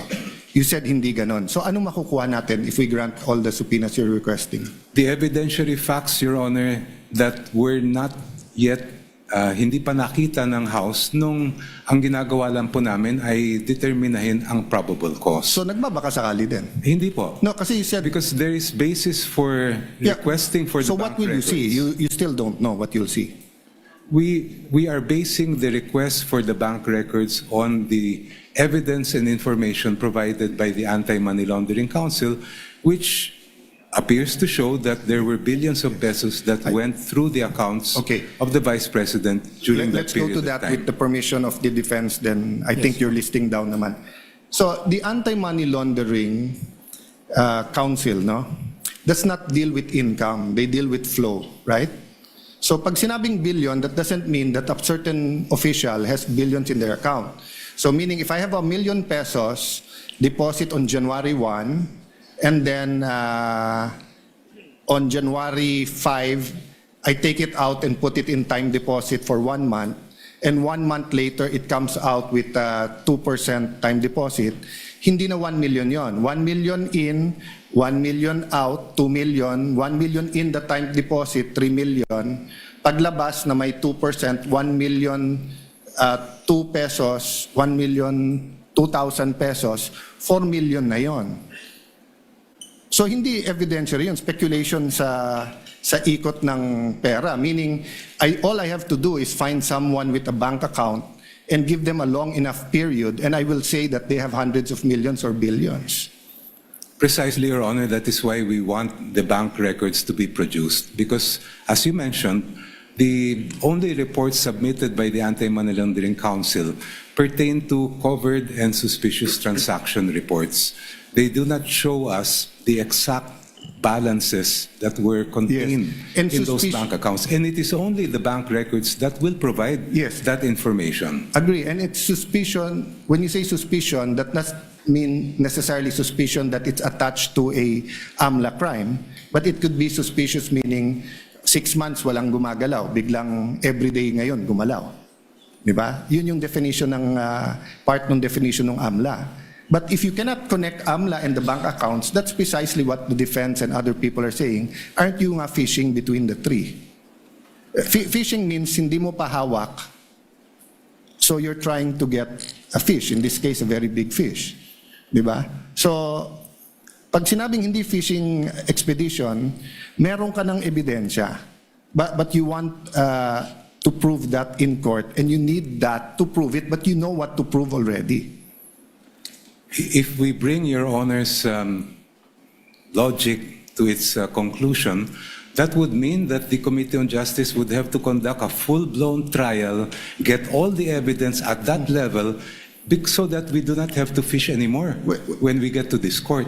When that is not the contemplation of the procedure for impeachment under the Constitution. I won't argue what the With the permission of the gentleman of the floor, Senator Cayetano. Last 2 questions. Thank you very much. So, Senator Escudero, myself, we were in the Estrada and Arroyo impeachment. And it's harder to impeach a president than a vice president. Diba? But whether it was accounts, anong laman, property, kotse, we did our homework. So it's not my place to tell you did or not. Kaya nga tinatanong ko, may ebidensya ba o wala? Or is it a fishing expedition or not? But as I said a while ago, I won't argue. So I have one last question after that, but I'll go first to the defense. In the context of what I asked, no? Between those 2 examples, eto salin mo, eto income mo, malaki salin mo, we can agree it's unexplained. Kasi nga, you need to explain it further. But is it automatically ill-gotten wealth? No, Your Honor. So if it's not automatically ill-gotten wealth,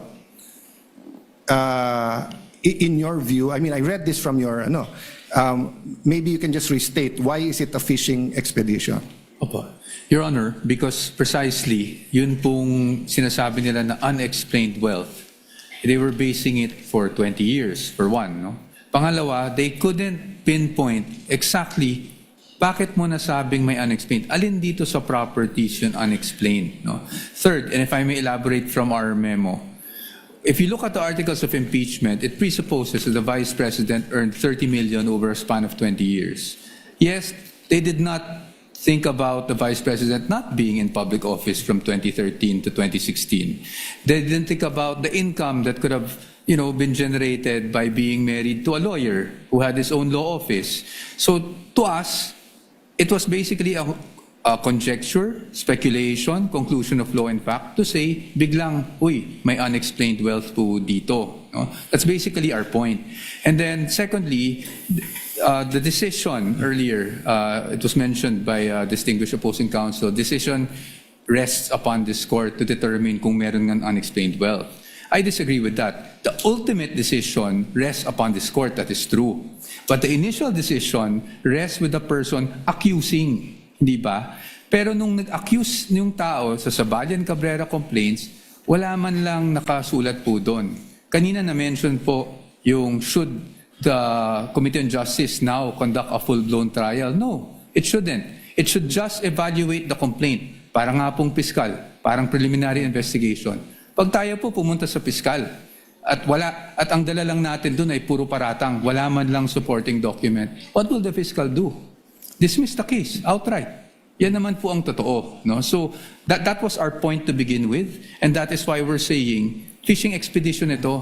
Kasi hindi mo man lang ma-pinpoint kung anong transaction yung sinasabi mong nag-amass ang Vice President natin. Anong taon na nag-amass yung Vice President natin ng ill-gotten wealth or unexplained wealth. At dahil doon ngayon, we're asking for records spanning 20 years, both BIR records, bank records, AMLAC records, which they already have, actually, from the Committee on Justice. Pero hindi natin ma-pinpoint alin ba talaga dito. We cannot specify kung ano yung act, ano yung omission na ginawa niya na nakapag-amass siya ng unexplained wealth. Talking about both parties talking about the fiscal or prosecutor, actually binago na rin ngayon. Probable cause with reasonable certainty mako-convict. So meaning you go to the fiscal's office that you point out ano yung crime, sino yung gumawa ng crime, and yung preliminary evidence mo might not be enough to convict at that time, but enough to say na hindi lang to marites. So if I go to the fiscal's office or ombudsman saying this senator has 150 million in SALN, 10 years ago it was 50 million, therefore it's ill-gotten wealth, and then wala pa akong ibang dala except yung magkano sweldo dito, I doubt the fiscal will file that case. But if I tell the fiscal that he has 2 cars in his SALN, but eto, I see him using 4, then give him the opportunity. But I can subpoena the LTO. Na kanino ba yung plate number na yan? Baka namang nasa kapatid talaga niya, no? But the last set of questions, I'll just ask it once, no? So I think everyone understands naman the subpoena regarding the Vice President. The issue was really the dates and how specific or hindi. Actually 2 questions. The corporations, do you not have to pierce the corporate veil, considering there's no allegations in the articles that these companies were used to amass ill-gotten wealth? In fact, I haven't read everything, but so far sa binasa ko, is hindi kumikita tong mga kumpanya na to. Because there's a Supreme Court decision that if it's a joint account, may rights din yung isa. And I don't even know if we informed all of those companies that we might subpoena their records. So did we give them that opportunity? Isama ko na yung last question, Mr. Presiding Officer, and I won't follow it up, no? But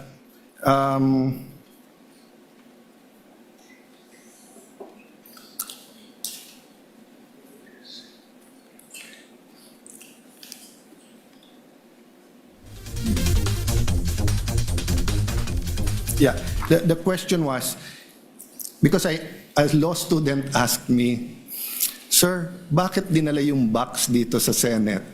Ba't na lang hindi nila binuksan sa House? So sinagot ko sa kanila, ano ba turo ng professor nyo?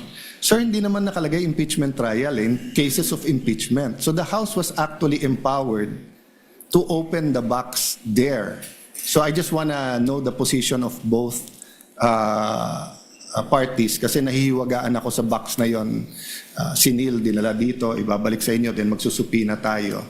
But dun sa graduate na yung nagtanong sa akin doon, They discussed it daw in class, and their professor and their class, ang consensus is that the House could have opened it because the wording in the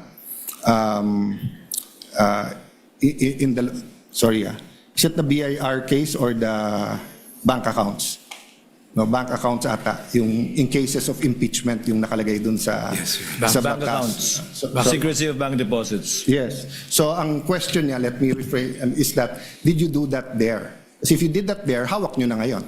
Hindi na namin problema sana. No? So those two questions lang regarding the, do you think nag-comply yung requirements dun sa companies, and should we give notice to the companies? And secondly, about bank account, could you have opened it already in the House? Yung BIR din ba? Counsel for the panel of prosecutors may respond. Thereafter, counsel for respondents. Thank you, Your Honor. And we would like to thank Counsel, thank you very Senator much. Judge Thank you, Allen for his Senator interjections. If Your Honor, please, the doctrine of piercing the corporate veil applies when we are determining liability of the company or corporation involved. In this particular case, that doctrine has no application at all. We are asking for those records to be produced so that we can determine the extent of participation of the Vice President, as she herself had admitted those business interests in her salience. Kaya po namin hinihingi po yun. Kaya sa tingin po namin ay wala pong aplikasyon ang piercing the corporate veil. Second, as far as opening the box is concerned, while it is true that under Republic Act 1405, there's no qualification that impeachment trial lang po ang pwede. As I understand it, it was the better judgment of the committee out of sheer discretion and prudence not to, because at that time we were already being bombarded with petitions left and right seeking to restrain our proceedings, and we felt that it would be more prudent to bring the matter to this honorable court. Thank you. Your Honor. Counsel for the respondent. On the first point, Your Honors, on piercing of the corporate veil, para sa amin, pwede lang naman under jurisprudence mag-pierce ng corporate veil. Ibig sabihin, kasi separate and distinct personality mga korporasyon, you can pierce that veil if there's an allegation of fraud. And in this case, wala naman pong allegation ng fraud. Pangalawa, kung totoo po na talagang hinahanap lang po ng kinakagalang-galang na prosecution ay tungkol dun sa divestment issue, then they will not need the tax records, the bank records, or even the AMLAC records of these companies, because all they need would be the GIS. The General Information Sheet would show you exactly the extent of the interest of the stockholders, hindi po ba? Pangalawa, pagdating naman po dun sa what's our position, pagdating sa bank secrecy and the exception on cases of impeachment. Sa aming pananaw, at the committee level, meaning Committee on Justice, ay hindi pa po applicable yung exception na ito. And we are holding on to the ruling of Marquez versus Ombudsman or Desierto, I believe, no? Wherein it was said na pagdating sa preliminary investigation, hindi pa po applicable yung mga exceptions under the Bank Secrecy Act, and there has to be a pending case before such bank documents are in fact subpoenaed. That is our position, Your Honors. Thank you, counsels for the parties. Chair will now make a ruling, but prior to that ruling, Chair would like to inquire very, very briefly from the counsels. First, for the counsel for respondent, may the court know when the respondent was married to her spouse, and what is the property regime governing their marriage? Your Honor, I believe they were married, but let me just check the facts just to be sure, but I think it was 2007. 2007, Your Honor. Can I get back to you on the specific date for that? The date would not be necessary because 2007 would mean they would be covered under the family code. So may the Yes, Your Honor. chair ask, what is the property regime governing their marriage? As far as I know, there are no property regime arrangements or prenup. That's why, Your Honor, I would assume it would be the default property regime, which would be The absolute community of property. Thank you, counsel. Chair will now make its ruling. The impeachment court will now resolve the prosecution's renewed request for the issuance of subpoena ducis tecum dated July 6, 2026. You may seat, counsels. Directed to the concerned banking institutions and anti-money laundering council. The court begins with the standards governing the issuance of subpoena duces tecum. These are set forth in Section 3, Rule 21 of the Rules of Court, which provides, among others, that in the case of a subpoena duces tecum, it shall contain a reasonable description of the books, documents, or things demanded, which must appear to the court as prima facie relevant. Settled jurisprudence has affirmed and clarified these requirements in the 2021 case of Republic versus Sandigan Bayan, dated 2/15/21, where the Supreme Court stated, quote, "A subpoena duces tecum may be issued if the tests of relevancy and definiteness are satisfied. The court must ensure that, number one, the books, documents, or other things requested must appear prima facie relevant to the issue, subject of the controversy, the test of relevancy. And number two, such books must be reasonably described by the parties to be readily identified, the test of definiteness." In the case of BSB Group Inc. versus Go, GR number 168644, the court stated that evidence is relevant when it bears such a direct relation to the fact in issue as to induce a belief in its existence or non-existence, and when it relates to a collateral fact from which the existence or non-existence of the principal fact may logically be inferred. These requirements are intended to ensure that the subpoena is not used, as mentioned earlier and discussed earlier, as a tool for a fishing expedition as held in Apostol versus Lubingan Rafael, GR number 260640, dated October 1, 2025. We are also aware of the ruling of the Supreme Court in HC Libanao versus Philippine National Oil Company, GR number L13463, quote, "A general inquisitorial examination of all the books, papers, and documents of an adversary conducted with a view to ascertain whether something of value may or may not show up will not be enforced." However, after a careful examination of the records requested, the court finds that the requested documents meet the requirements set forth above. They are reasonably described, readily identifiable, prima facie relevant, and material to the allegations under Article 2. This is not the first time that bank records have been examined by an impeachment trial. During the impeachment trial of former Chief Justice Corona, the Senate, sitting as an impeachment court, granted the prosecution's request for the production of bank records. In granting that request, the court cited Section 2 of Republic Act No. 1405, which expressly recognizes cases of impeachment as an exception to the confidentiality of bank deposits and the rights to privacy of depositors. As to the requested period from 2007 to 2021, the defense's objection is overruled. The respondents' invocation of what they referred to as offenses in term, quote-unquote, in their memorandum, doctrine in Duterte versus HOR, does not avail. First, the documents requested under the subpoena duces tecum will not be used to allege additional independent impeachable offenses. The court will not allow this in adherence to the doctrine laid down in Duterte v. HOR, as this will violate the respondent's right to be informed of the nature and cause of the accusations against her and her rights to due process at every stage of the proceedings. Rather, the court will only allow these records to be used to establish a factual baseline against which the respondent's assets, financial transactions, and business interests during her present term may be assessed. Establishing such a factual baseline is recognized in settled jurisprudence involving allegations that a public officer's wealth is manifestly disproportionate to the lawful income and financial capacity of the officer and the officer's spouse. As held by the Supreme Court in Concerned Taxpayer versus Doblada Jr., dated 8 June 2005, quote, "In determining whether the properties acquired were manifestly out of proportion to the lawful income of the spouses, necessarily requires comparing their value with the spouse's salaries, benefits, other lawful income, and revenues from legitimately acquired properties or businesses."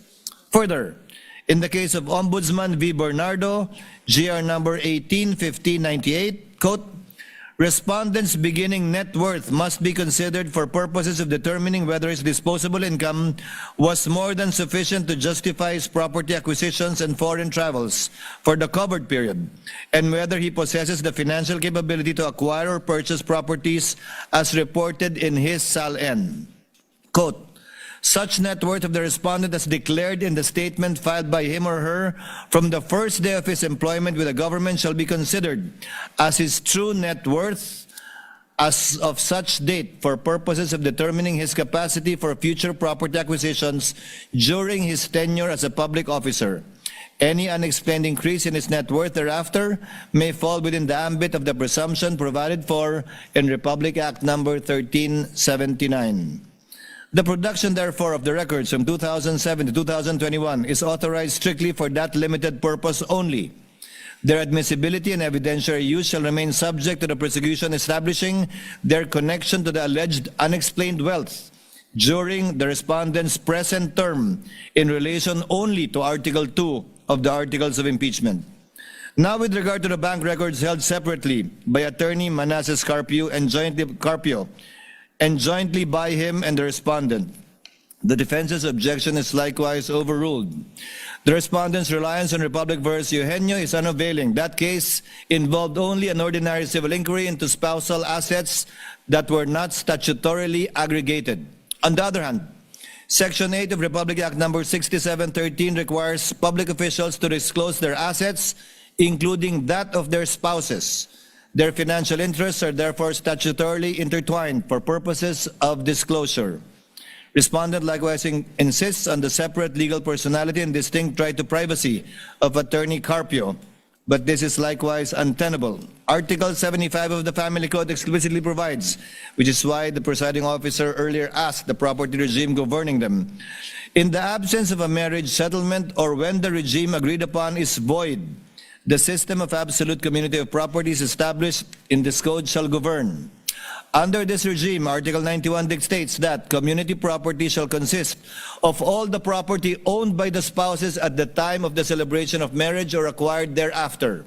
Furthermore, the Family Code imposes a strict statutory presumption under Article 93, which mandates that property acquired during the marriage is presumed to belong to the community unless it is proved that it is one of those excluded therefrom. The law is clear on the matter. The legal necessity of examining the financial records of Attorney Carpio is firmly cemented by the default property regime of absolute community of property governing his marriage to the respondent. Absent any proof of a different property regime governing their marriage, any funds deposited in the bank accounts of Attorney Carpio are legally presumed to form a single, indivisible mass of community property jointly owned with the respondent vice president. Because Philippine civil law legally merges their assets, properties, and income into a single absolute community, it is a legal and mathematical impossibility to determine the respondent's true net worth or lawful income without examining the bank accounts of her husband. Investigating Mr. Carpio's financial records is therefore not an unwarranted intrusion into a third party's privacy, but an absolute legal prerequisite in determining the actual aggregated wealth of the respondent. The defense likewise invokes the Data Privacy Act, classifying the records as sensitive personal information, requiring strict scrutiny, quote-unquote, citing Zoleta versus Ombudsman. The court, however, in Zoleta did not really use the phrase strict scrutiny, but said strict adherence to the Data Privacy Act. Accordingly, Section 16B of the Data Privacy Act expressly states that the right to privacy does not apply when personal information is needed pursuant to a subpoena. Furthermore, Rule 5, Section 22F of the DPA, Data Privacy Act Implementing Rules, expressly permits the processing of sensitive information, personal information, when provided to government or public authority pursuant to a constitutional or statutory mandate, and when necessary for the protection of lawful rights, interests in court proceedings. Now, as to the 21 listed corporate entities and partnership, the requests are granted with respect only to 19 corporate entities and partnership. The respondent's connection to these entities is prima facie shown by the general information sheets in the articles of partnership, which have been pre-marked in evidence, and by her admitted sal-ends from 2022 to 2025. The request, therefore, is not considered as a fishing expedition, and subpoenas may issue for their peso-denominated accounts strictly only in relation to Article 2. However, the request directed to banking institutions concerning JTC Group of Companies and Pikimong Philippines Corporation are denied. Their general information sheets do not identify the respondent or her spouse as shareholders, and the prosecution at this time failed to show either a direct business interest or a clear and convincing basis to disregard their separate juridical personalities. As held in Pantranco Employees Association v. NLRC, GR 170689, and Lanuza versus BF Corporation, GR number 174938. The corporate veil may not be pierced on mere suspicion or speculation. Misuse of the corporation as an alter ego, conduit, or instrument of fraud must be clearly established.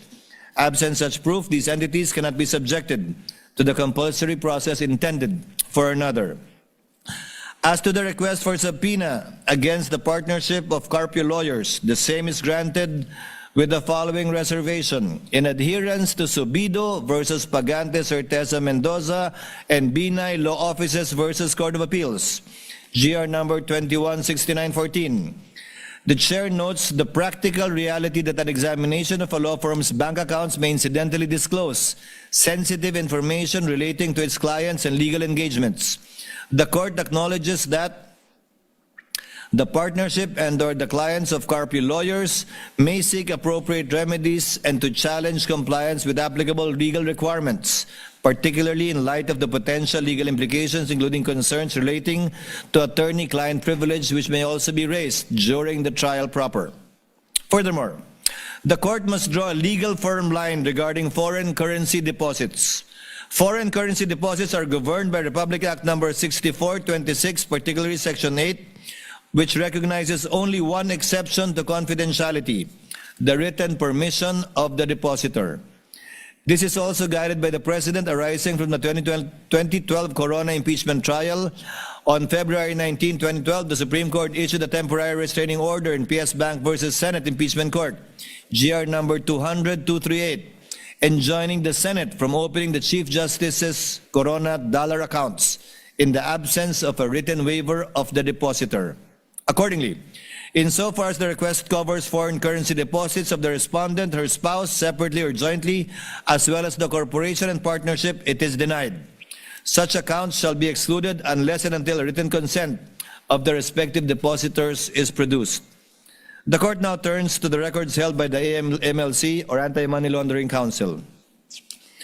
As to the request directed to the Anti-Money Laundering Council, the same are granted with respect to the respondent, her spouse, and the 19 entities and one partnership for which a prima facie connection has been shown through the pre-marked general information sheets, articles of partnership, and the respondent's admitted salience. However, the requests as to JTC Group of Companies and Pikimong Philippines Corporation are denied for failure at this stage to establish a prima facie link, the respondent or her spouse and said entities, or any sufficient basis to disregard their separate juridical personalities as previously stated. The defense vigorously argues that AMLC is absolutely shielded from this court's compulsory process by the confidentiality provisions of Section 80 of the Anti-Money Laundering Act, as amended, and warrants that compliance would expose AMLC officers to criminal sanctions for breach of confidentiality. The court, however, finds this argument unavailing. Section 8A regulates unauthorized and arbitrary disclosures by AMLAC personnel. It does not and constitutionally cannot nullify the lawful subpoena powers of the Senate sitting as an impeachment court, where compliance with the lawful constitutional subpoena is a justifying circumstances that, if at all, would extinguish any penal liability under Article 11, Paragraph 6 of the Revised Penal Code for any person acting in obedience to an order issued by a superior or some lawful purpose. In the landmark case of Republic versus Sandigan Bayan, GR 2322724, the Supreme Court explicitly rejected the AMLC's attempt to quash a subpoena ducis tecum, ruling verbatim, quote, "The Anti-Money Laundering Council is not merely a repository of reports and information on covert and suspicious transactions. It was created precisely to investigate and institute charges against those suspected to commit money laundering activities. The criminal prosecution of such activities would be unduly hampered if we were to prohibit it from disclosing such information. For the Anti-Money Laundering Council to refuse disclosing the information required of it would be to go against its very function under the law." Further, as held by the Supreme Court in Sabio versus Gordon, GR number 174340, by parity explained that statutory provisions on confidentiality and exemptions from inquiry cannot be invoked to deny access to information by Congress in aid of legislation. It is therefore the position of this court that, If the Sandigan Bayan, pursuant to its subpoena powers, cannot be denied AMLC records, as well as the legislature in aid of legislation, it most certainly cannot be denied to the Senate, sitting as an impeachment court. The defense also vehemently objects to the production of AMLC documents by pointing out to the agency's own printed footnotes,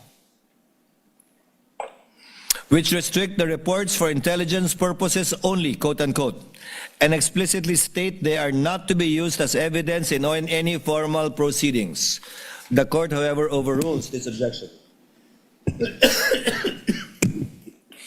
The admissibility and evidentiary weight of documents in an impeachment trial are determined by the Constitution, the rules of court, and the judgment of the impeachment court, not by unilateral disclaimers printed by an executive agency on its letterhead. An administrative footnote or internal intelligence sharing protocol cannot rise to the level of a constitutional or statutory exclusionary rule. While the MLC's internal protocols are validly designed to prevent premature leaks during ongoing investigations, they cannot legally operate to tie the hands of the impeachment court once the documents are lawfully subpoenaed. Because the requested suspicious transaction reports and covered transaction reports satisfy the threshold of prima facie relevance in tracing the alleged accumulation of unexplained wealth under Article 2, they shall be produced. The defense further invokes the 5-year record retention period under the AMLA regulations. The 5-year period is a minimum mandatory retention requirement imposed on covered institutions. It is not an absolute prohibition against keeping or producing all the records. Accordingly, let AMLC invoke this limitation in its return, which this court shall take into account and inform the parties thereon accordingly, should they be unable to comply with the subpoena.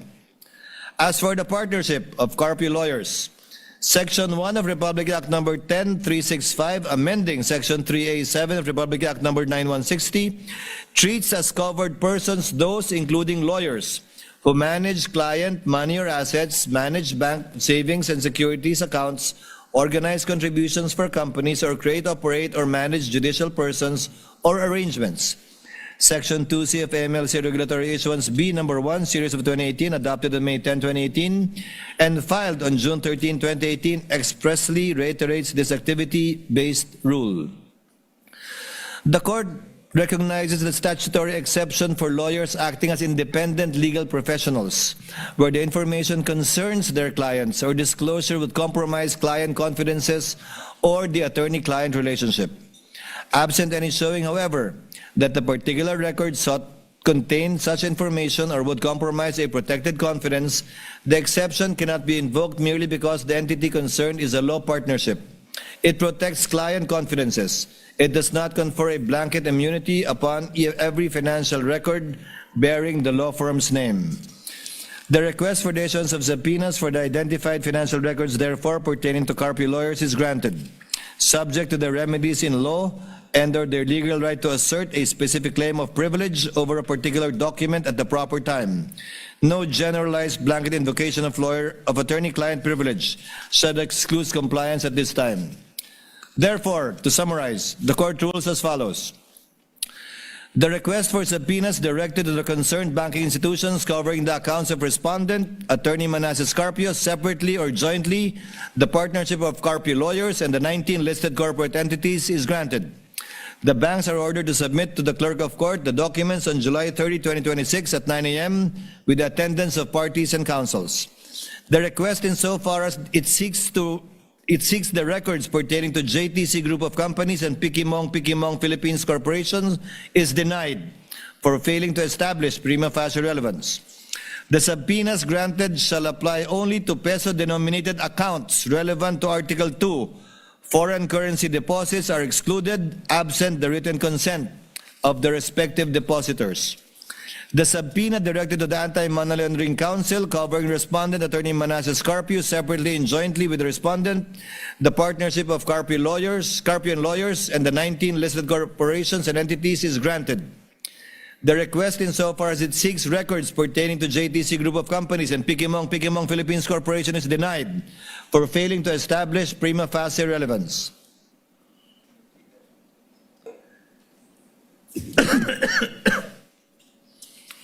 Finally, the court is cognizant of the Supreme Court ruling in Almonte v. Vasquez, GR 95367, where it stated that a government privilege against disclosure is recognized with respect to state secrets, and it is not amiss to state that even matters of national security have been inquired into in appropriate in-camera proceedings by the court.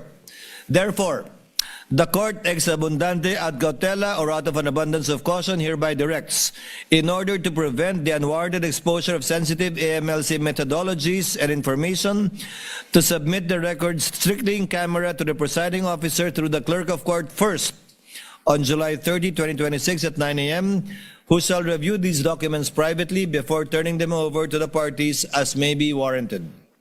The parties are directed to be represented by counsel on the aforementioned time and date for the proper inspection, comparison, photocopying, and or marking of these documents as the case may be. So ordered. Moving now on. BR. The impeachment court will now resolve the prosecution's request for the issuance of subpoena dated July 6, 2026, directed to the Commission or Internal Revenue. At the outset, the presiding officer reiterates and adopts by reference the court citation of applicable rules regarding the issuance of subpoena ducis tecum, which forms an integral part of this order. The foregoing standards are deemed reproduced and shall govern the court's disposition of the present subpoena requests. After examining the records sought, the court finds that the requested documents meet the requirements set forth. They are reasonably described, readily identifiable, and prima facie relevant and material to the allegations under Article 2. However, the court, similarly, requests insofar as it seeks the records of JTC Group of Companies, Philippines Inc., and Pikimong Philippines Corporation. The prosecution failed to establish a prima facie nexus between these entities to either the respondent or to her spouse. The records sought, therefore, do not at this time satisfy the requirement of prima facie relevance under Rule 21 of the Rules of Civil Procedure. The court also resolves the respondent's objection to the requested period from 2007 to 2021. They anchored their opposition on the Supreme Court's pronouncement in Duterte v. HOR that the basis of any charge must be for impeachable acts or omissions committed in relation to their office and during the current term of the impeachable officer. The argument, as stated earlier, fails because first, the documents requested under the subpoena ducis tecum will not be used to allege additional impeachable offenses. This court will not allow it.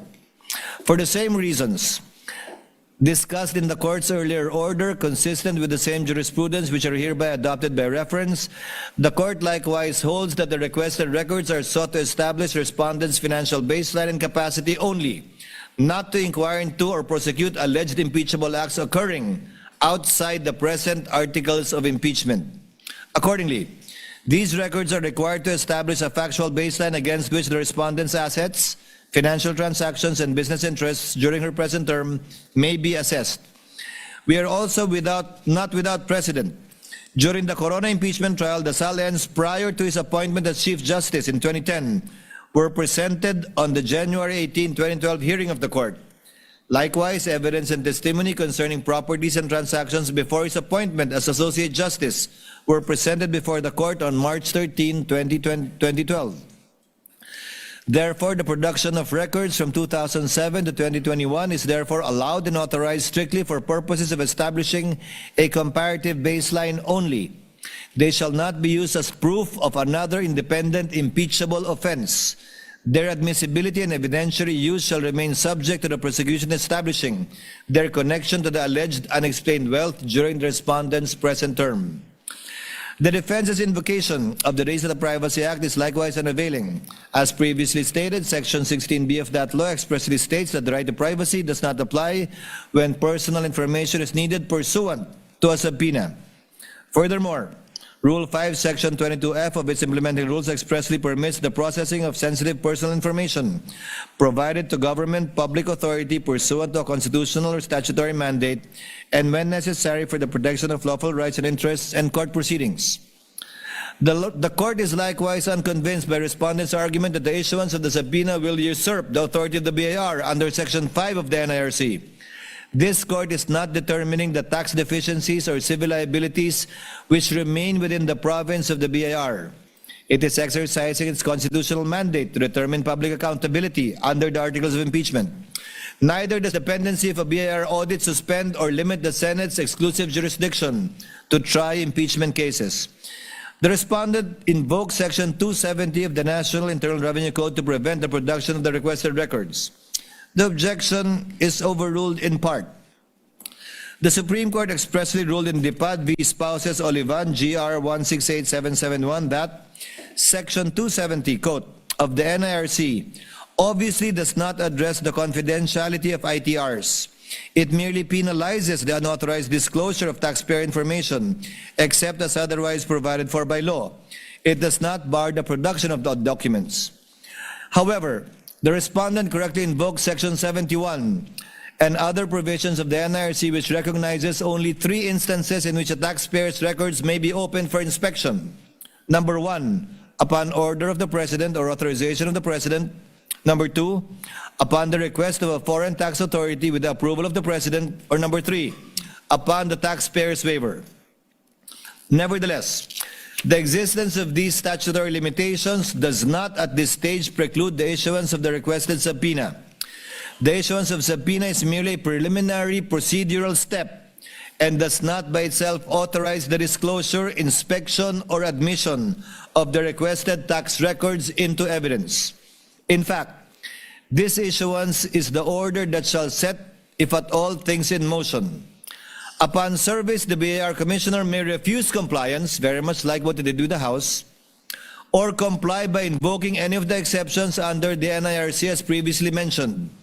Without a satisfactory showing of faithful compliance with any of the enumerated exceptions, this court shall not receive any subpoenaed records from the BIR, similar to what was done when the sealed box ordered by this court to be returned to them. There is also a precedent during the 2012 Corona impeachment trial. The Senate issued the subpoena and thereafter awaited the return of the BIR Commissioner. The requested records were produced only after the requisite presidential authorization had been obtained, one of the recognized exceptions under Section 71 of the NIRC. The respondent, however, is not without recourse nor remedy. In the event the requested tax records are lawfully produced pursuant to any of the statutory exceptions, the respondent may at the appropriate stage of the proceedings raise any and all objections concerning their relevance, materiality, authenticity, admissibility, and other evidentiary infirmities. The issuance of subpoena should not be construed as a ruling on the admissibility of the documents ultimately produced. On this basis, the subpoena shall therefore be issued, and we shall await the return of the BIR Commissioner, at which time the court shall take such action as may be deemed necessary and appropriate.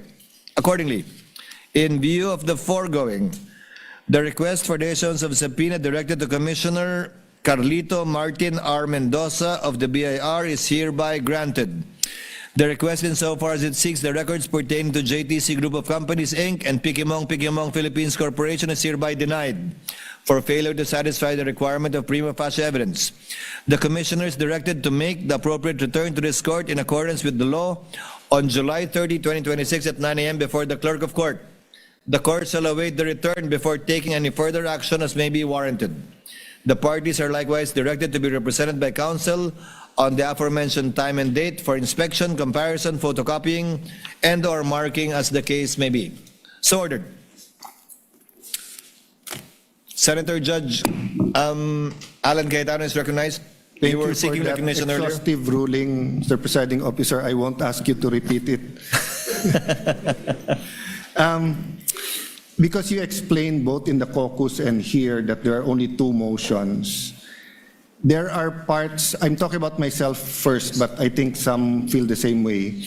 There are some parts that we agree, some parts we disagree. For example, to subpoena the certain records between 2022 to 2026. Then in my case, I agree with the know your client opening balance just for reference so that you have a starting point. So may I suggest that instead of objecting, I don't know if I'm alone or with others, I will not manifest anymore, but may I submit in writing which parts of the ruling I disagree, and if anyone wants to either manifest or submit in writing. But I do have one question to the presiding officer. So you narrated everything. In the page 2 of the request for subpoena for 004,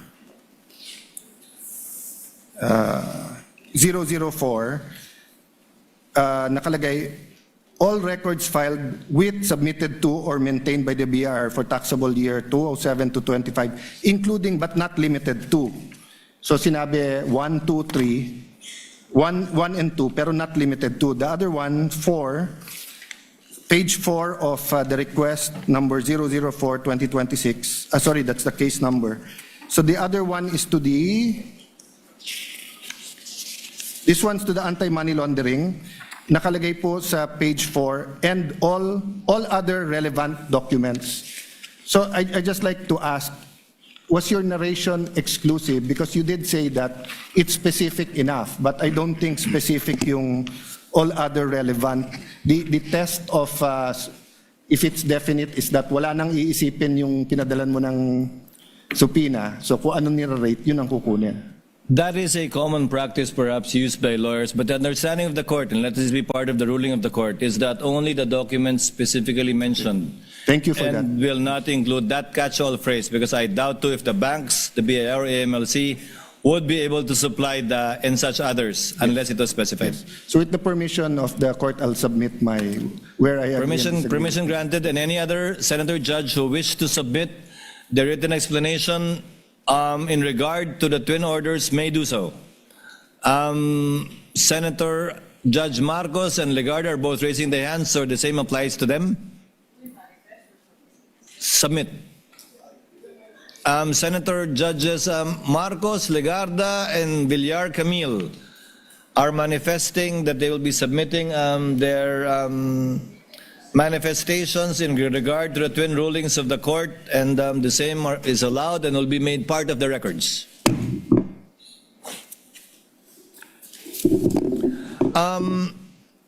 For the information of the court, yes, Senator Judge Pia Cayetano is recognized. What is your pleasure, ma'am? Mr. Presiding Officer, I'll just make a short manifestation because The lady may proceed. Alan's written submission might be so long, it might just be easier for me to make my own manifestation. Para tumawa naman kayo, guys. Sobrang seryoso natin. But it is a serious topic. Very simply, Mr. President, personally, on the issue of the dates, no, for the submission of the, what was it, 2007? Goes back as 2007 to 2026. And the term of the Vice President in question is 2022 to 2026. My humble position is, and I'm cognizant of the case that was cited by the prosecution. I also found that my own research, the presiding officer used it in the justification of the decision, says that you go back to set that baseline. I understand that. Madali naman siyang intindihan. Ang sa akin lang naman, in the interest also of considering the rights of the person under trial, we could have considered starting at 2022, and if there's more than, kung dun pa lang, it already shows that unexplained from 22 to 2026, there may be no reason to go back and at least respect that part of the record. So yun lang naman ang sa akin. Kasi hindi naman mahirap na tingnan yung 2022 to 2026. O hindi mo makita yung baseline pero may trend. Then dun, saka tayo pupunta doon. Diba? That's our way of showing respect also for the persons who are brought here to trial. But anyway, we submit to the ruling. I just wanted to explain that that could have been a middle ground, Mr. Presiding Officer. Thank you. Noted and well taken, Senator Judge Pia Cayetano. Chair would now like to take up some administrative matters. We are in receipt of a motion to set conference for the transfer of markings and comparison of video exhibits filed by the prosecution. Since this was received only last Friday, the court was not able to act on it on their requested dates. Court therefore sets this to July 21, tomorrow at 9 a.m. Due notice is given to both parties for this purpose. Likewise, the court is in receipt, the presiding officer rather, as well as the Senate President, of a letter of manifestation signed by Senator Judge Marcoleta, citing a rule in the Arab impeachment trial and wanting his vote to be considered. Chair, the presiding officer in this court will not act on it at this time, but instead, since we will be resuming next week, we'll be referring this matter to the Senate as a legislative body, given that it's the Senate that will be amending the rules, to allow participation through a vote, because apparently, as pointed out by Senator Judge Marcoleta, during the Estrada impeachment trial, a rule was adopted, which we are confirming, that allows the Senate President to provide a mechanism by which a senator who cannot vote under any unavoidable circumstances to cast his vote on any matter. But since this impinges upon the rules of the impeachment court, this matter should properly be taken up by the Senate as a legislative body. And whatever decision the Senate will have as a legislative body, the court shall implement it.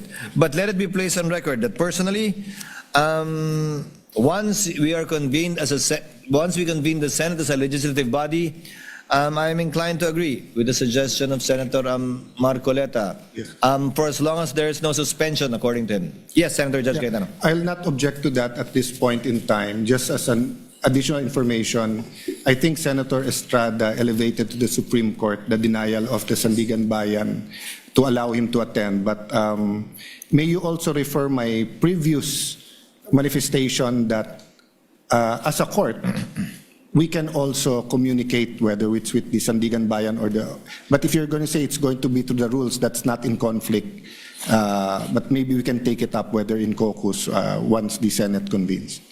The point of Senator Judge Allen is well taken. We shall do so at the appropriate time. Now, on other matter, Senator Judge Padilla is recognized. What is your pleasure, sir? Mahal na tagapamahalang hukom, patungkol po doon sa nangyaring ruling, nais ko lang po sanang magmanifesto. The gentleman may proceed. Ginoong tagapangulo at mga kasama, matagal ko na pong isinusulong ang freedom of information dahil ito po ay bumagsak sa aking komite. Ito po ay tunay na kailangan natin sapagkat dito po talaga natin mapapatunayan yung sinasabi nating public trust. Pero meron din po kasing napakahalaga yung tinatawag na equal protection of the laws. Sang-ayon po sa Artikulo 3, Section 1 ng ating Konstitusyon, Bill of Rights, ang nagsasabing hindi dapat alisan ng buhay, kalayaan o ari-arian ng sinumang tao ng hindi kaparaanan ng batas. Ni pagkaitan ang sinumang tao ng pantay na pangangalaga ng batas. Ang mga pamantayang ginagamit natin ngayon ay dapat pareho ring ipinatutupad sa lahat ng impeachable officials, anuman ang kanilang pangalan o posisyon. Hindi ko po makakalimutan ang naging pahayag ng dating Senadora Miriam Santiago dito mismo. Siya po ay isang huwes at ginagalang na propesora ng batas. Ang sabi niya, constitutional analysis is a technical field. Ang pagsusuri sa konstitusyon ay hindi isang sining. Isa itong technical na larangan. Hindi po dapat ito ini-interpret ng basta-basta o kailangan may due process. Nung una ko pong narinig kanina na ipaliwanag po ng ating Senator Judge Alan Peter Cayetano, tinanong sa prosecution kung ganito rin ba ang ginawa nila noong may impeachment kay Presidente Bongbong Marcos. Napakalinaw po na ang sagot nila ay hindi naman sila nagtanong. Hindi sila nagsaliksik kung paanong ginagawa nila ngayon sa pangalawang Pangulo. Ang akin po lamang, makatarungan ba na hindi parehas ang trato natin dito? Dapat sana parehas eh. Kaya po, ang hinihiling ko sa atin, total naman, lahat naman kayo ay sumang-ayon na sa Freedom of Information Bill ko. Hindi pa nga lang nagsasubmit ang House of Representatives. Bakit kung ganito ang pamantayan natin, edi buksan na natin lahat ng bank records natin. Lahat na. Tayong lahat ay buksan na natin. Lahat. Para mapakita sa taong bayan na wala tayong kinikilingan dito. Ito ay oras na para samantalahin natin ang pagkakataong ito na ipasa yung FOI. Kasi kung ganito, na parang meron tayong tinititigan sa tinitingnan, hindi maganda ito para sa taong bayan. Tandaan po natin, pantay-pantay tayo sa harap ng Diyos at ng batas. At hinihingi ko po sa inyo na ilagay sa record ang aking pagtutol sa ruling na ito. Maraming salamat. For the record, there is a pending bill as well requiring all public officials filing a SAL-N to execute a waiver in favor of relevant government agencies together with their SAL-N, on top and in addition of the FOI bill filed by the Honorable Padilla na tinatalakay din po natin sa ngayon. Before proceeding on one more matter, may I inquire from the lead prosecutor or someone from the panel of prosecutors who their intended witnesses will be for tomorrow and Tuesday? Sorry, tomorrow and Wednesday. Forgive me.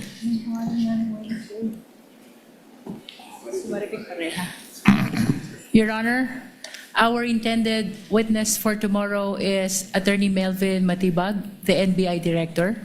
And for Wednesday, Your Honor, it will be Marivic Pareja of the Legislative Archive Office of the House of Representatives, Your Honor. And on Wednesday, the bank officials?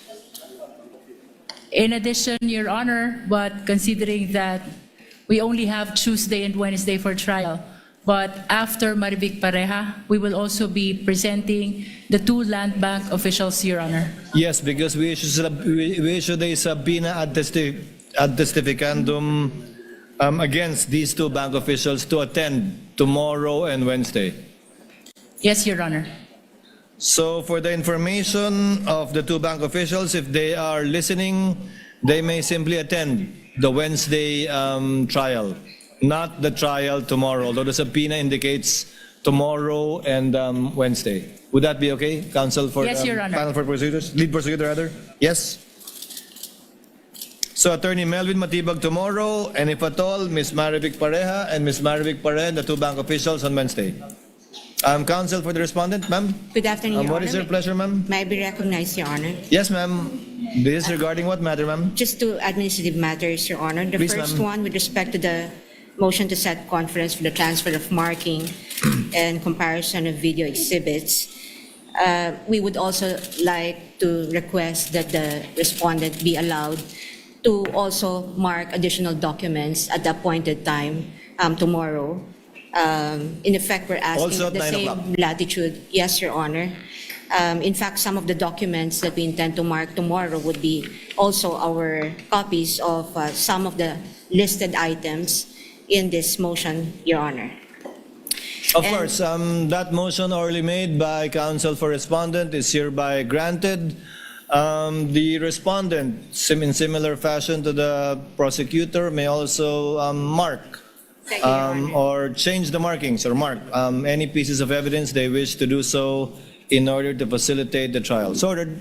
Thank you, Your Honor. And just to place on record the additional marking of evidence and whatever transfer of markings that the prosecution will do tomorrow is without prejudice to Section 3, Administrative Matter Number 2026-001 of this impeachment court with respect to the guidelines for the conduct of the pretrial conference, which explicitly states that the marking is without prejudice to any questions on admissibility, relevance, etc., Your Honor. That is the understanding, counsel. Yes. And the second The matter, chair Your confirms that.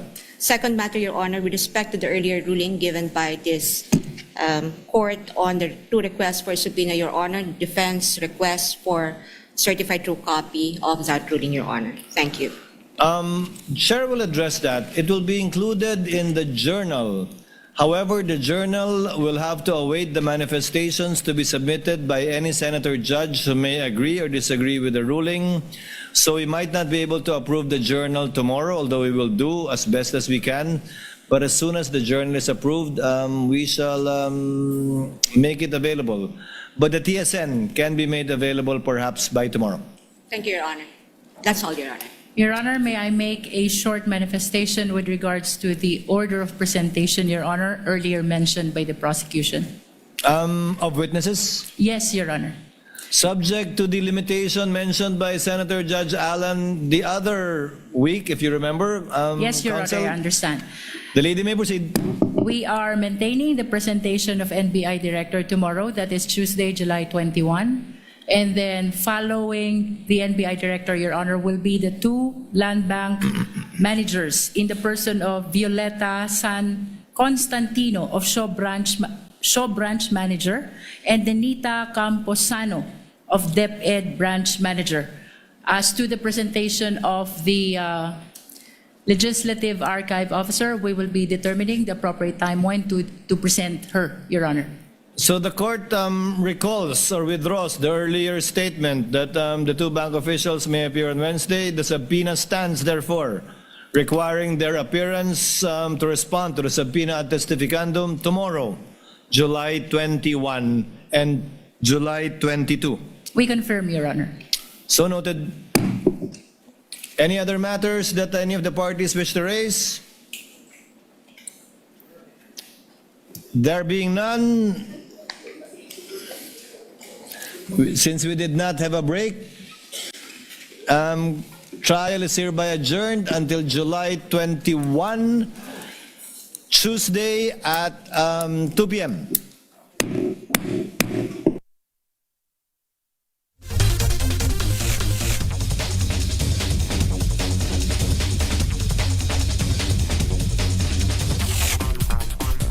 This time check is brought to you by ACS Manufacturing Corporation, ISO certified.